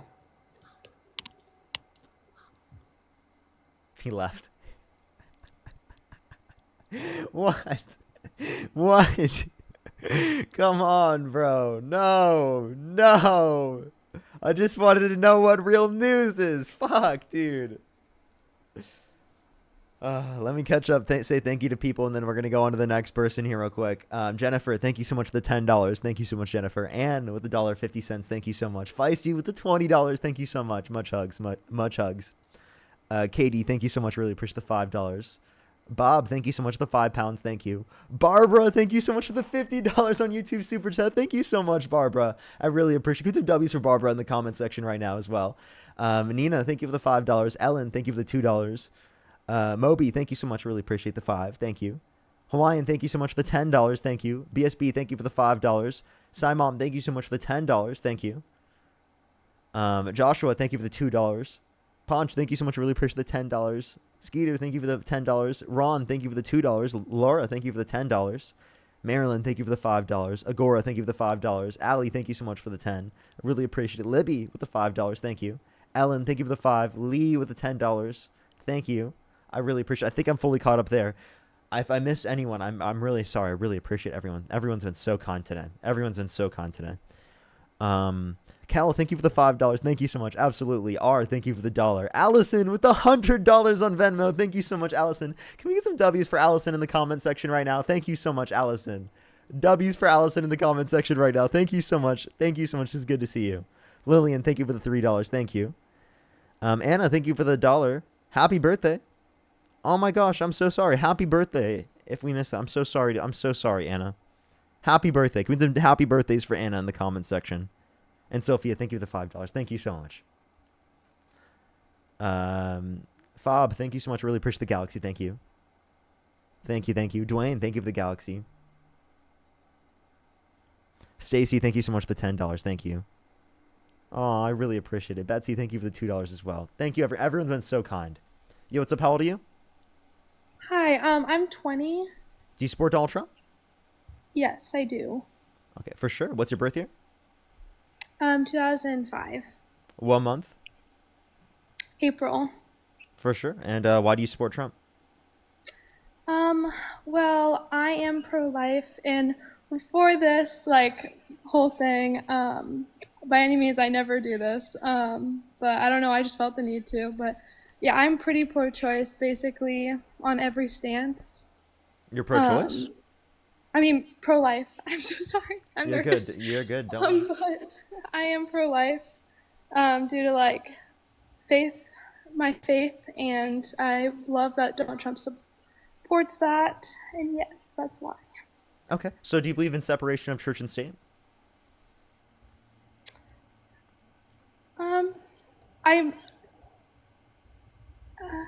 I'm definitely not the most well-versed. I've never debated before.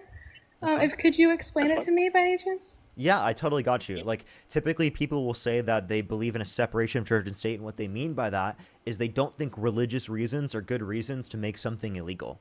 That one person's religion should not be the basis for how the government operates, and that we believe in a secular society, one in which the government is not run by a certain religion. Okay. Then I would say, I guess not. So you do believe in them being together? That'd be what's called a theocracy. You believe in religion and the state and being intertwined? If I'm understanding it correctly, is this about Donald Trump bringing his faith into office? Well, it's based on what your argument was. Your argument was that you think that Donald Trump is more in alignment with your faith due to, like, say, his abortion policy, that he wants to make it illegal in certain states to get access to abortion by leaving abortion law up to the states rather than allowing it to be federally protecting the choice prior to viability, like through Roe versus Wade. Yes, I mean, I do believe that the government should definitely decide whether or not abortion is legal, for sure. Because I don't want it to be a thing in any state, I guess is what I'm saying. I'm sorry. Sure. So then here's my question. Do you think adultery should be illegal? Yes. Yeah? So should Donald Trump, who's a serial adulterer, be in prison for adultery? Yes. Okay, so do and you I think kind of can see where this is going. Well, no, the idea is then that if you believe he should be president, you believe he should be in prison, you believe he should be president from prison? Well, those claims are not... Where are you getting those claims from? I mean, I've heard of the claims against him. That he's committed adultery? Yes. Stormy Daniels herself explained how the mushroom looked. Okay. Okay. I'm sorry. I guess I kind of wanted to move forward in this in the sense of Donald Trump supports pro-life, and so do I. And I, based on my faith, and I believe that God knew you before you were even conceived, and that person was meant to happen, and there are a lot of women, there are a lot of other choices, and you can bring in the argument about rape, and it's so sad, and I hate that a bunch of young girls, that women have had to deal with this. I know people myself who have had things like that happen to them, and it is so incredibly sad, but there are other options rather than abortion. They do have the Plan B pill, and I think that once you If they're go already, to the you mean the abortion pill? If they're already pregnant, what option do they have? That's why I'm saying I don't think that there should be an option. You don't think that they should have the choice to be able to get access to an abortion, even if they're assaulted? In a harsh sense, yes. Okay, I so know that's a 10-year-old girl gets assaulted. You're saying that she should And be I'm forced to saying go that through that plan- pregnancy? And I'm saying that before, right after she is assaulted, unfortunately, that is so sad. I need you to know that is so horrible that happens. But being able to, when you go to the hospital, when you talk to somebody else, they get you the help immediately. Not waiting weeks when the baby has a heartbeat, which you can have. So between you think 6 you and should be 8 able to have an abortion prior to heartbeat? I believe, no, even before then. So when should an abortion sorry, be I know allowed? this is at no sense of time. At no time. Unless So then you the can get an woman is in abortion. danger in health, Okay, because so that is, the baby is not doing well, the mother is not doing well. which isn't federally In that protected sense. under the bill that Trump got through. Like, he overturning Roe versus Wade doesn't provide federal protections for access to abortion in situations in which people are going to die. Okay, yes. I'm so sorry. I don't think I'm built for this. I had a whole thing set up, and I really appreciate you talking with me. I am so sorry that I am. I guess I'm having a little bit of anxiety about this, but thank you so much for your time. I appreciate it. Okay. All right. Appreciate it. Alrighty. Let's go on to the next person, everyone. Sarah, thank you for the $25. Thank you so much, Sarah. I really appreciate it. Thank you. Stacy, thank you so much for the $10. Thank you. Danessa, thank you so much. Really appreciate the $5. Thank you. Thank you. Thank you. Melody, thank you for the $5. I probably will. Jeanette, oh my gosh, that's so funny.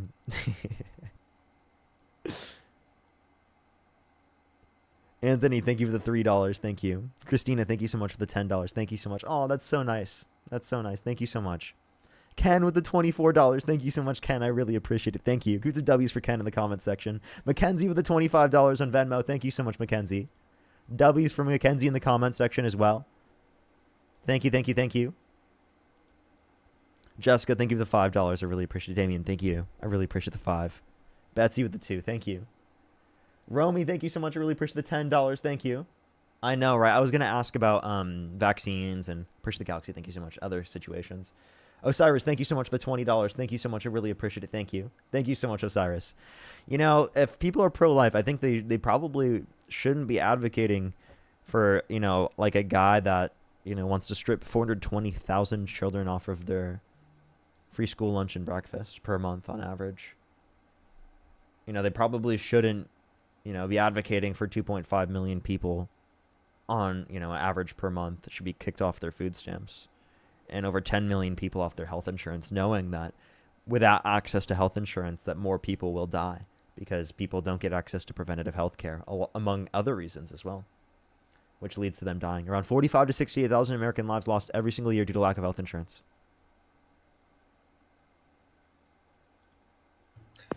Hey, Yo, what's up? How old are Parker. you? How old are you?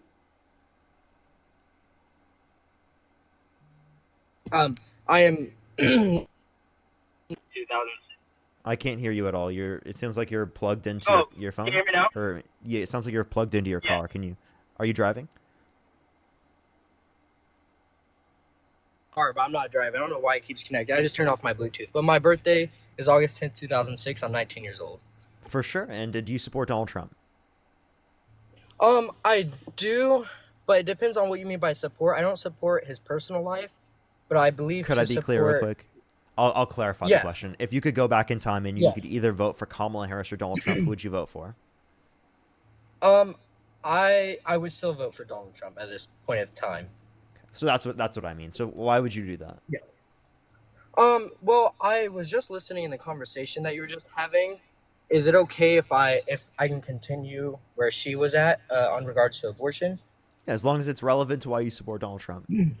Yeah, no, for sure. So I am a Christian, and a lot of my core beliefs do come from Christianity.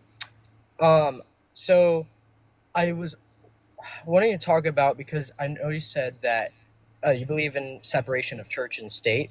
Yeah. So I believe that the Constitution does have a separation of church and state, but I do also believe that states do have a right to make laws that are based off of their belief. I believe that the founding fathers, when they were intending to have a separation of church and state, that they were talking about the government, the U.S. government, or the three branches specifically. I mean, but like, do you think it should? So you think, for example, certain states should be able to put people in prison for adultery? So there's nowhere in the Bible that says someone should be in jail for adultery that I know of. Maybe I'm mistaken. Is there anywhere in the Bible where it says people should go to jail for getting an abortion? Because I know parts in the Bible where it says that people should get an abortion if it is the case that the wife, for example, cheats on the husband and has a kid through the context of that adultery? I'm not. Do you know? Could you point me to where that's at? Yeah, it's in numbers. In numbers, okay. I would have to definitely look at that because I'm not 100% confident or sure about what you're speaking of. But what I can say is that the Bible does speak about blood for blood. And so in a case of, obviously, if someone murders somebody, that person should be put to death. But I don't think that the woman in this scenario is the guilty one. I don't think that she is the one that is guilty. I think that it is the people of the institution, the doctors who are killing the babies, that they're actually the ones who are guilty. So so for example, if I call a hitman to commit a murder, am I responsible for that if it happens? Yes, you are. Okay, so do you think people who get abortions are responsible for it, given that they're calling someone to do that? So, what I would say, that's a good question. I see the comparison that you're trying to make. I do don't think it's different. murder, by the way. I don't think it's murder. You think it's murder. Given that you think it's murder, like you would say there's some culpability because they're calling for them to be murdered. No, absolutely. No, I definitely see where you're coming from. I think that the intent to murder is different from the intent to solve a problem, as it were. So I think that their intention is to murder somebody and get that person out of here by calling a hitman and intentionally murdering that person, whereas the woman is trying to solve her own, what she thinks is a problem. She's not intentionally saying, I want to murder this child. Oh, I would okay. argue that. So then she shouldn't be held accountable under your view, right? Therefore, she shouldn't go to prison. No, yes, that's my view. I wouldn't say that. Okay. Well, then you believe that it should be federally protected prior to viability, then, right? I don't believe in that Roe versus abortion- Wade because you believe that it would be against the rights of the individual to put them in prison for doing that, given it's not murder under your view. No, I'm saying no. I'm saying the people that are guilty are the doctors, and the action of doing it from the doctors, that's what should Then be. can I ask you this question? If a woman does it to herself, should she then go to prison? So If she herself causes the abortion, should she go to prison? Yeah, that's a good question. So I think after it's officially legalized, then yes, I would say if you're intentionally, just like if I were to kill a woman who's pregnant, then I would be charged with double murder. How do you know the difference between whether or not it's a miscarriage or it was intentional? Well, just like saying, I mean, that I don't really think that's a good. Are you saying that women who have miscarriages should be investigated? No, because here's the deal. It's just like you have to study a case. You can't just say someone committed murder just because somebody died. You have to figure out what happened. So if we can't figure out what so should you investigate women who have miscarriages? Because you, from the legal perspective, won't be able to tell the difference between an intentional and unintentional miscarriage, right? Yeah, absolutely. No, I don't think we should investigate people that have miscarriage. Okay, so then here's my point. Aren't you just incentivizing people to have abortions in unsafe contexts then? Which puts everyone at a greater risk. They'll still be able to get access to the abortion because they could do it themselves. I mean, but that's just But like it's going to be more unsafe, right? No, that's just like saying, oh, well, we shouldn't make drugs illegal because people are just going to do it illegally. Is that your point of view? Yeah, wait, quite frankly, with most DRUGS, absolutely we should legalize it. Right? Or decriminalize and provide access to like safe areas to take it. Yeah. Oh, okay. Well, I would disagree. I don't think that just because you illegalize something, I mean, just because you don't illegalize something, I'm sorry, I'm tripping out. Just because you illegalize something doesn't mean that you're going to have the same amount. Like, I think it would go down. I don't really. Do you have like proof of a time? Like, okay, actually, for instance, I live in Texas. Weed is illegal, right? When you can't say that on the live, man. I gotta kick you. I'm sorry. Oh, I didn't. Yeah, I'm sorry. It's TikTok TOS. It would restrict the push of my stream if I kept you on the live. I apologize. I really wish I could keep having that conversation. That's why I use different code words for it. It's the green. It's the green. Anthony, thank you so much for the $8. Really appreciate it. Patty with the $20. Thank you so much, Patty. I really appreciate it. Thank you. Get some W's for Patty in the comment section. Raven, thank you for the $4.44. Frog with the $15. Thank you so much, Frog. I really appreciate it. Thank you. Oh, I'm glad that I can be here for you. I'm glad I can be. Lillian, thank you for the $3. Sophia, thank you for the 5. I really appreciate it. Let's see the last person up for today, everyone. Let's see the last person up for today. Yo, what's up? How old are you?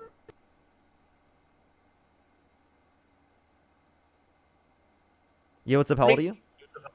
35. Do you support Donald Trump? Absolutely. For sure. Why is that? Well, okay. I'm gonna go into it with you a little bit. So I think he's got a couple policies that he's done that I support. So like border security, he's ended the catch and release policy and reinstituted the remain in Mexico. It's leading to a record low illegal immigration numbers. How about he signed an executive order to boost domestic oil and gas production, withdrew from the Paris Agreement. I don't know if you know anything about that. And the energy, I mean, he's done stuff with energy. He signed an executive order to boost domestic oil and gas production. So I like there's a few things, Parker, that I agree with him on. Not everything. I know that he not everybody likes him. But I feel like since he's been in office, things have gotten slightly better, I would say. Not it's not all good, you know what I mean? You're gonna get even from the left side, even if Kamala was in office, do you think everything would have been, okay or all right? Or is as good as Donald Trump has got it? Oh, I think it would be way better if Kamala were in office comparative to Trump. I don't think it'd be perfect by any means, but it would be way better than what we have specifically with Trump.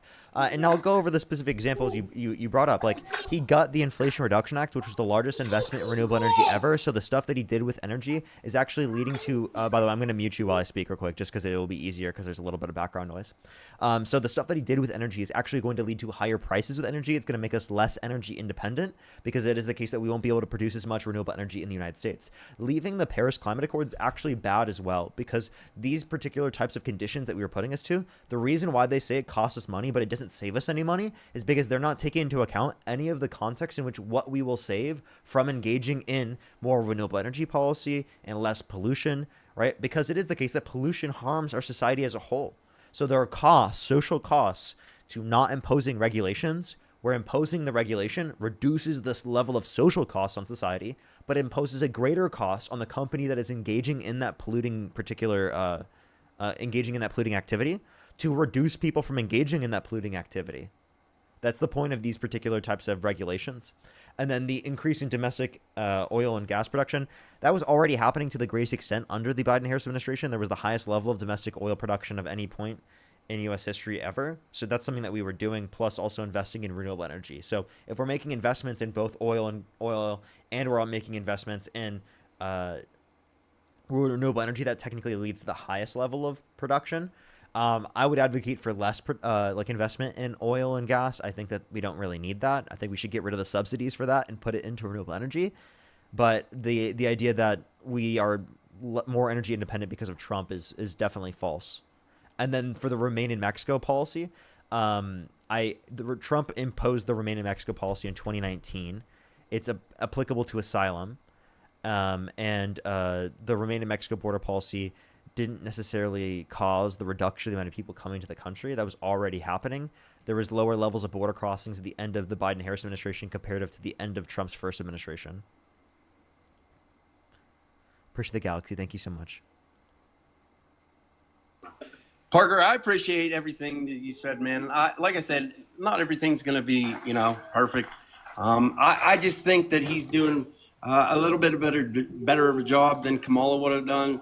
And I know that, you side with the left. Obviously, we're going to have differences, but I mean, I appreciate all the points that you brought up. For sure. Thanks, Parker. All right, appreciate you coming up.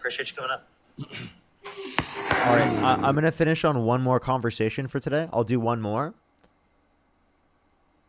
I think we'll try to get it up to like 4 hours and 30 minutes. I would really appreciate it for the 7.3 thousand people here on TikTok. Make sure to follow if you haven't already. I would really, really, really appreciate that. It helps, send my content out to more people, and plus make sure that you see my content in the future. I do this content every single day if you like this content. Also, you can check me out on YouTube. I'm going to be posting YouTube videos right after I get off live. And I'll also have to find a short for the day. My YouTube short to post. And also stuff for TikTok and for Instagram. Chat, we're actually on the way to hit 1 million on Instagram. It's kind of crazy. It's kind of insane. Yo, what's up? How old are you?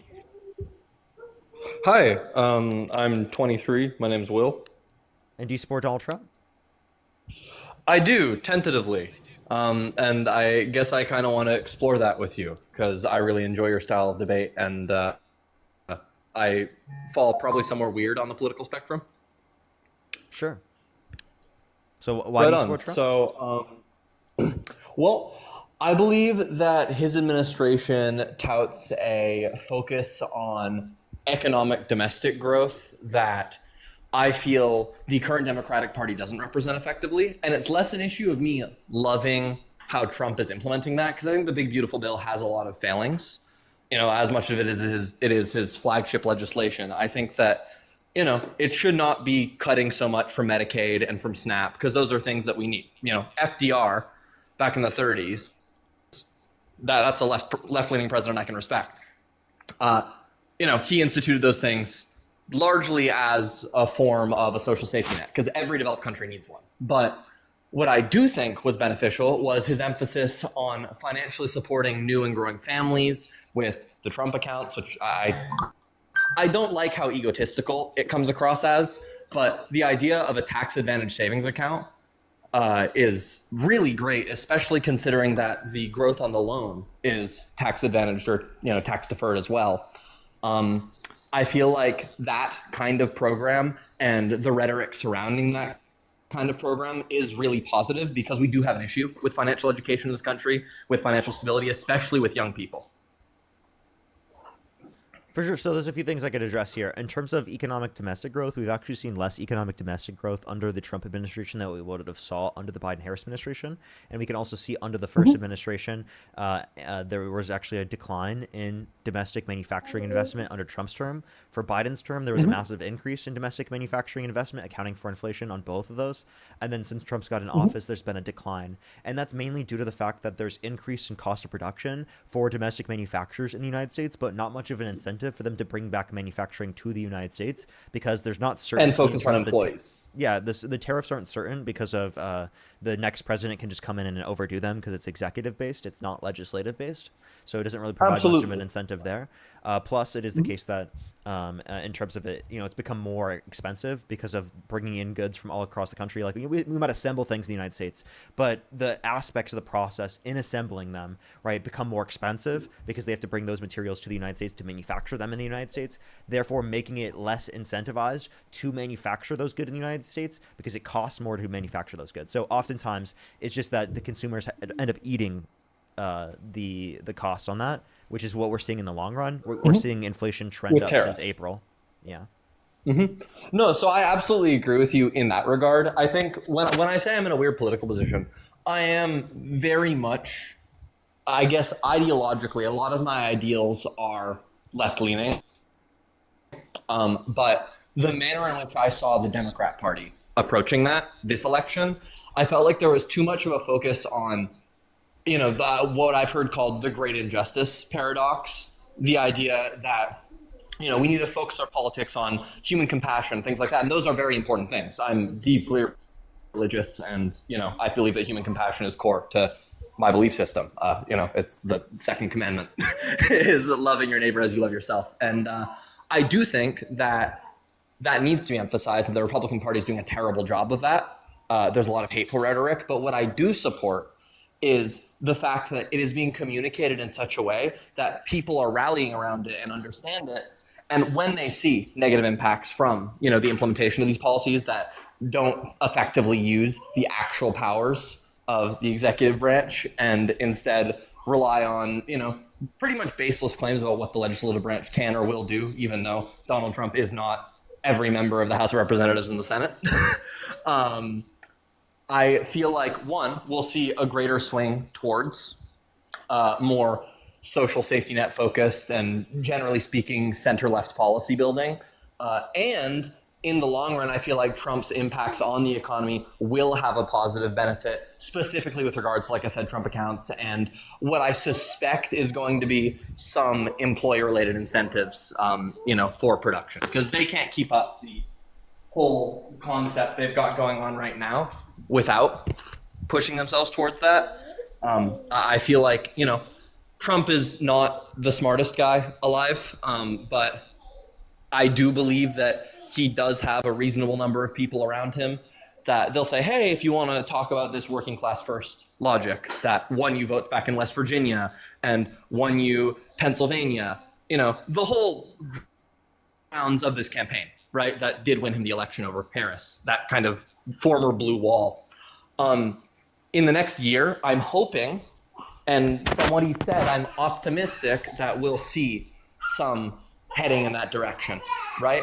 Because on a moral level, it upsets me to support Donald Trump or say that I support Donald Trump or say that I'd vote for him.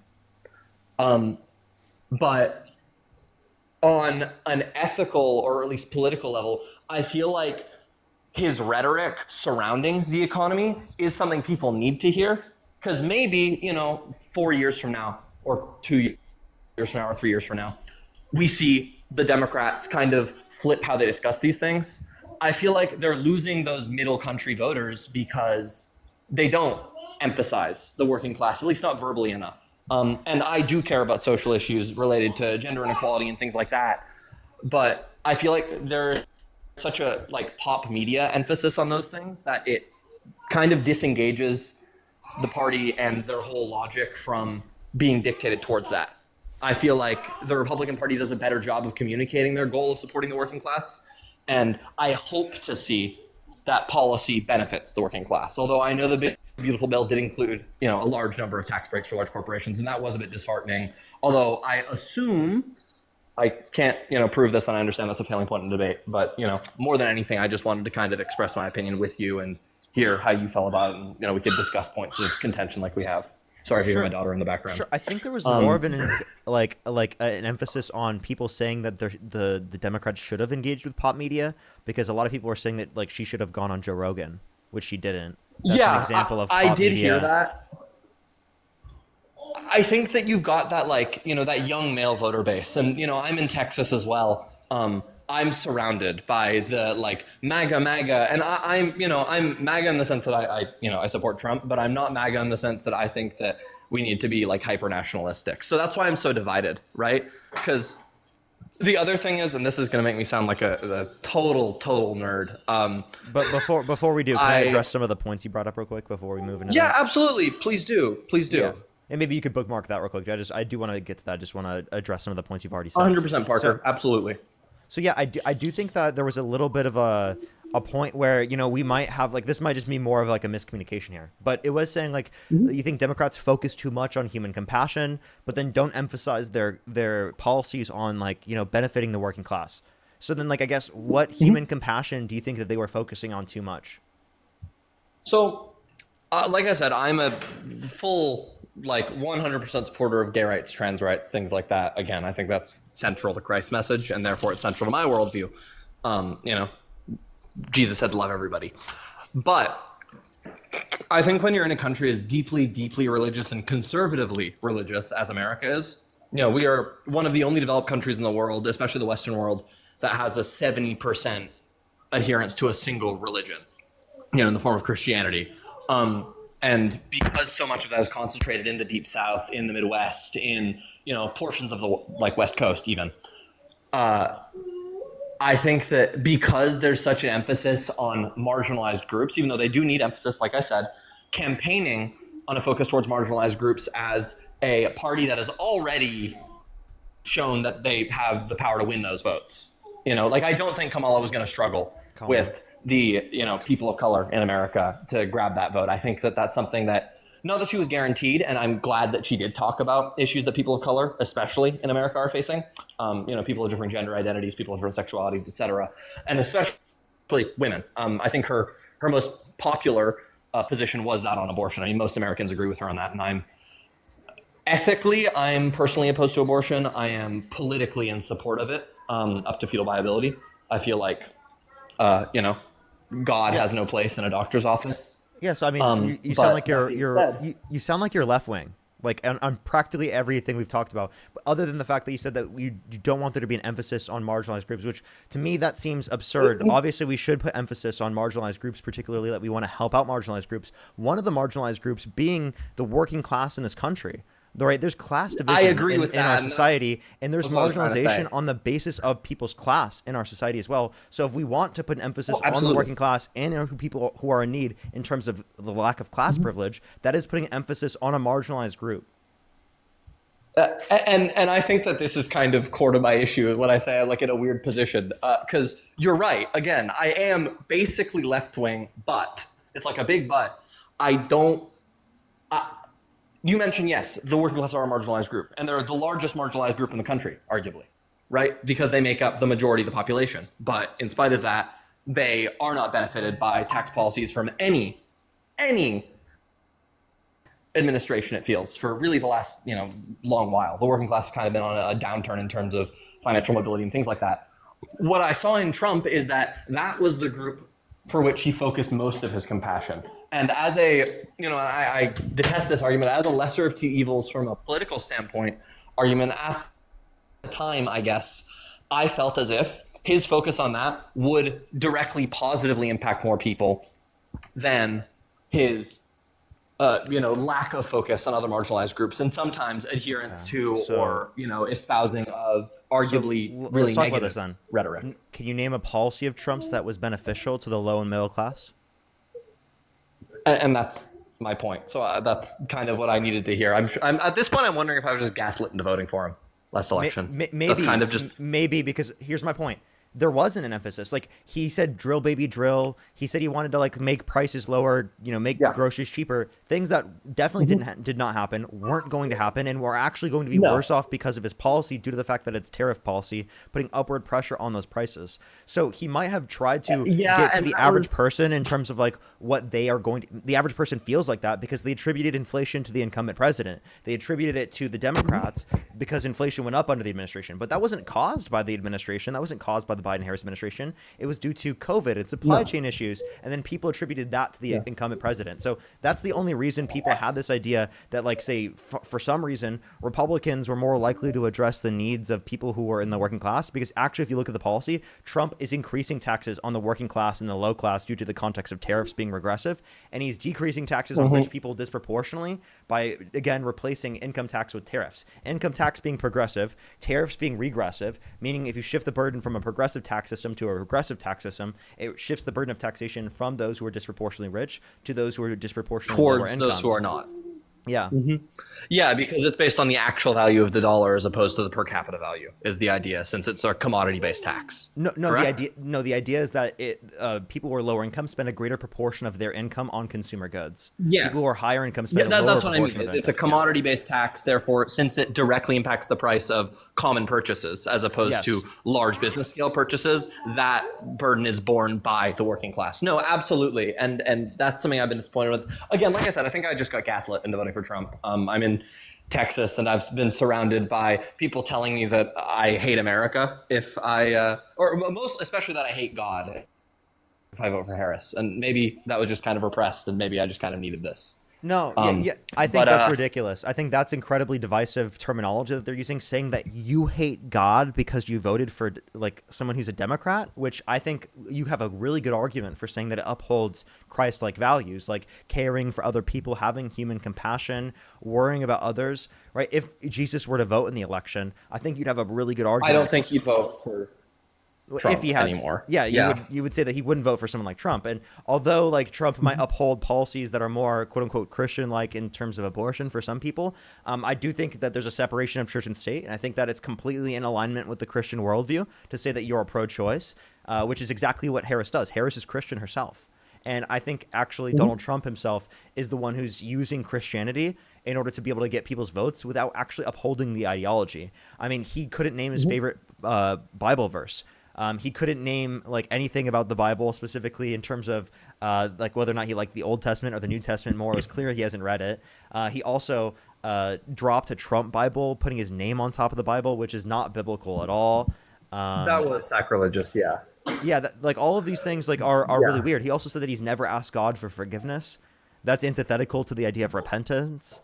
Like if he just like is public about the idea that he hasn't repented, that's kind of absurd, right? Yeah, I mean, James 1:5 says, if any of you lacks wisdom, let him ask God, who gives generously to all without reproach, and it will be given him. Right? So the concept of denying needing to ask God for advice or forgiveness, or even being honest with God. Like I believe at one point, this is what I mean is like I say I vote for Trump because I did, and it blows my mind that I did that. Gosh. I don't want to act like I'm like getting my mind blown and this is some like gotcha moment, but it does kind of feel like that in retrospect because I don't get to have these intentional, intelligent dialogues. I just get surrounded by kind of the echo chamber, I believe is what you've referred to it as. Yeah. Yeah, you're right because I think he does push the element of religion more, and I've always thought separation from church and state is important. But hearing somebody claim to espouse Christ-like belief. And an essence in the focus on God's law, effectively just Leviticus, which is Old Testament stuff. That's Mosaic law. It's not updated Christian law. Jesus would have mentioned something, I guess, about gay marriage if he had a problem with it, I think. But hearing that, just the willingness to draw on that, I think, is part of what swayed me, and has kept me kind of pumping my fist for something I maybe don't have my whole heart in, because I don't hear that, at least popularly. I don't hear this in the media, and maybe I just need to look harder, because you just said Harris is a Christian. I had no idea. I lived in California for a while. I recall when Kamala Harris was, in office there, and I just before you go never into this heard about point, that. yeah, that's totally fine. Like I totally get you on that. And oftentimes it's because, people, when they believe in separation of church and state, they think it's important not to mention that because they don't want that to be the reason as to why people support them. They want it to be for the contents of what they say. So there's plenty of context as to why a lot of people might do that. And yeah, it might be more politically advantageous to mention that you are Christian, and that's why Trump has relied on saying that he's Christian. But, I definitely don't like the idea that he's portraying himself as more Christian because actually the arguments pan out that he's like less so upholding the values of Christianity. Not less so that he's like not a real Christian, but in more so in the idea that he doesn't uphold the Christ-like values to the same degree. And that's, you take that with a grain of salt. I'm not a Christian. I grew up in a Christian household. I used to go to church every single week, twice a week. So I do know about it, but take it with a grain of salt, given that I'm an atheist. But there are other people who are Christians that have this perspective. There are, thousands of people in my comment section that are Christians that are leaning to the left, and it sounds like you're one of those. And I appreciate you coming up on having this conversation because I understand that these types of dialogues are not very commonplace, and I think that they should happen more. And that's why I do what I do. No, and I appreciate that, and I'll leave you with this because I'm sure our time is running thin here, and I guess it's kind of turned into a circle a bit with my realization. But honestly, I want to say, for one, it's totally valid that you're an atheist. I grew up brought to church. My parents felt it was really important, even though they were kind of like agnostic-ish. My dad was definitely pretty religious, but by the age of like 8 or 9, I'd kind of distanced myself from the church because I didn't feel like what I believed aligned with what I was hearing. And that was right around when I moved to America, right? Mm-hmm. That was when I came here. And I almost immediately heard words about that I'd hear in church brought up on the news because my parents had the news playing all the time. And that was weird to me because where I was from, that didn't happen. But that distanced me, and I feel like over the next 11 years, I kind of just stayed far away from religion. I did mess around with some Eastern religious stuff, Buddhism, Taoism, etc. But I came back to Christ, to God, earlier this year, and I think the thing that's helped me a lot, and maybe this is why you're an atheist, maybe it's the same reason for you. I realized that if religion brings me joy and helps me bring joy to other people, then maybe I'm doing the right thing. And if being an atheist brings you joy and helps you bring joy to other people, helps you make people's lives better, then I don't think the God I believe in would be mad about that. Yeah. Yeah, no, I So, yeah. understand. I understand that. I like that type of perspective. I really enjoy the liberal Christian perspective, progressive Christian perspective, when it comes to that. And I think that's generally a good thing. My disagreements on that are just about the truth of it, not more so absolutely. based on the The literalism values. of it. It seems less of a value distinction in that context, and more just like I disagree. I think that there are contradictions with it, and that's really my basis for dispute, because I understand those contexts of being like finding something close to it. I mean, I grew up in a Christian household. I understand a lot of those things. I feel like a tie to it to a certain extent. And like I understand those people's perspectives, and especially like my mom. My mom has a liberal Christian perspective like this. I really empathize with the perspective. I just disagree with the truth of it. That's really all my dispute is on it. But yeah, I appreciate you as coming a up. father to it. Yeah, as a father to a 2-year-old, I think your mom did a good job, man. Have a great day. Thank you so much. Thank you. Have a great day. God bless. Bye-bye. Thank you. Thank you. All right, everyone. That's going to be it for today. That's going to be it for the stream today. I just want to say I really appreciate everyone coming through. Thank you, everyone, so much. Today was a delightful day to come back to. I will be on tomorrow. We're going to continue these conversations every day like usual. I'd really recommend to go check out my YouTube channel if you haven't already. Like the stream if you want to. Go check out the videos. I'm posting some videos right now. These good conversations we always put there and stuff like that. So I love everyone so much. Thank you, everyone, so much for all the support and being there for me. I really, really, really appreciate it. It really means the world, and I'm super happy to be back. I really am. I'm going to send everyone over to Dean's Live after I say thank you to a few people real quick, and then we will end it for tonight. Kara, thank you so much for the $20. Robert, thank you so much for the $10. Thank you so much, Robert. I really appreciate it. Thank you. Maya, thank you so much for the $1. I really appreciate it. Thank you. It might be hard. There's a lot of messages that I've received. Min, thank you for the $5. I really appreciate it. Barbara with the $100 on Venmo. Thank you so much, Barbara. Can we get some W's for Barbara in the comment section right now? Thank you so much. I really appreciate the kind words. W for Barbara in the comment section right now. Martin with the $50. Thank you so much, Martin. I really appreciate it. Put some W's for Martin in the comment section right now. And Krista, thank you so much for the $5. Thank you, everyone, for coming on tonight. Go over to Dean's Live. Say, Parker Ray, love from Parker on YouTube and on TikTok. I love y'all so much. Have a fantastic night, everyone. I will see everyone later. Bye-bye, everyone. Have a good night.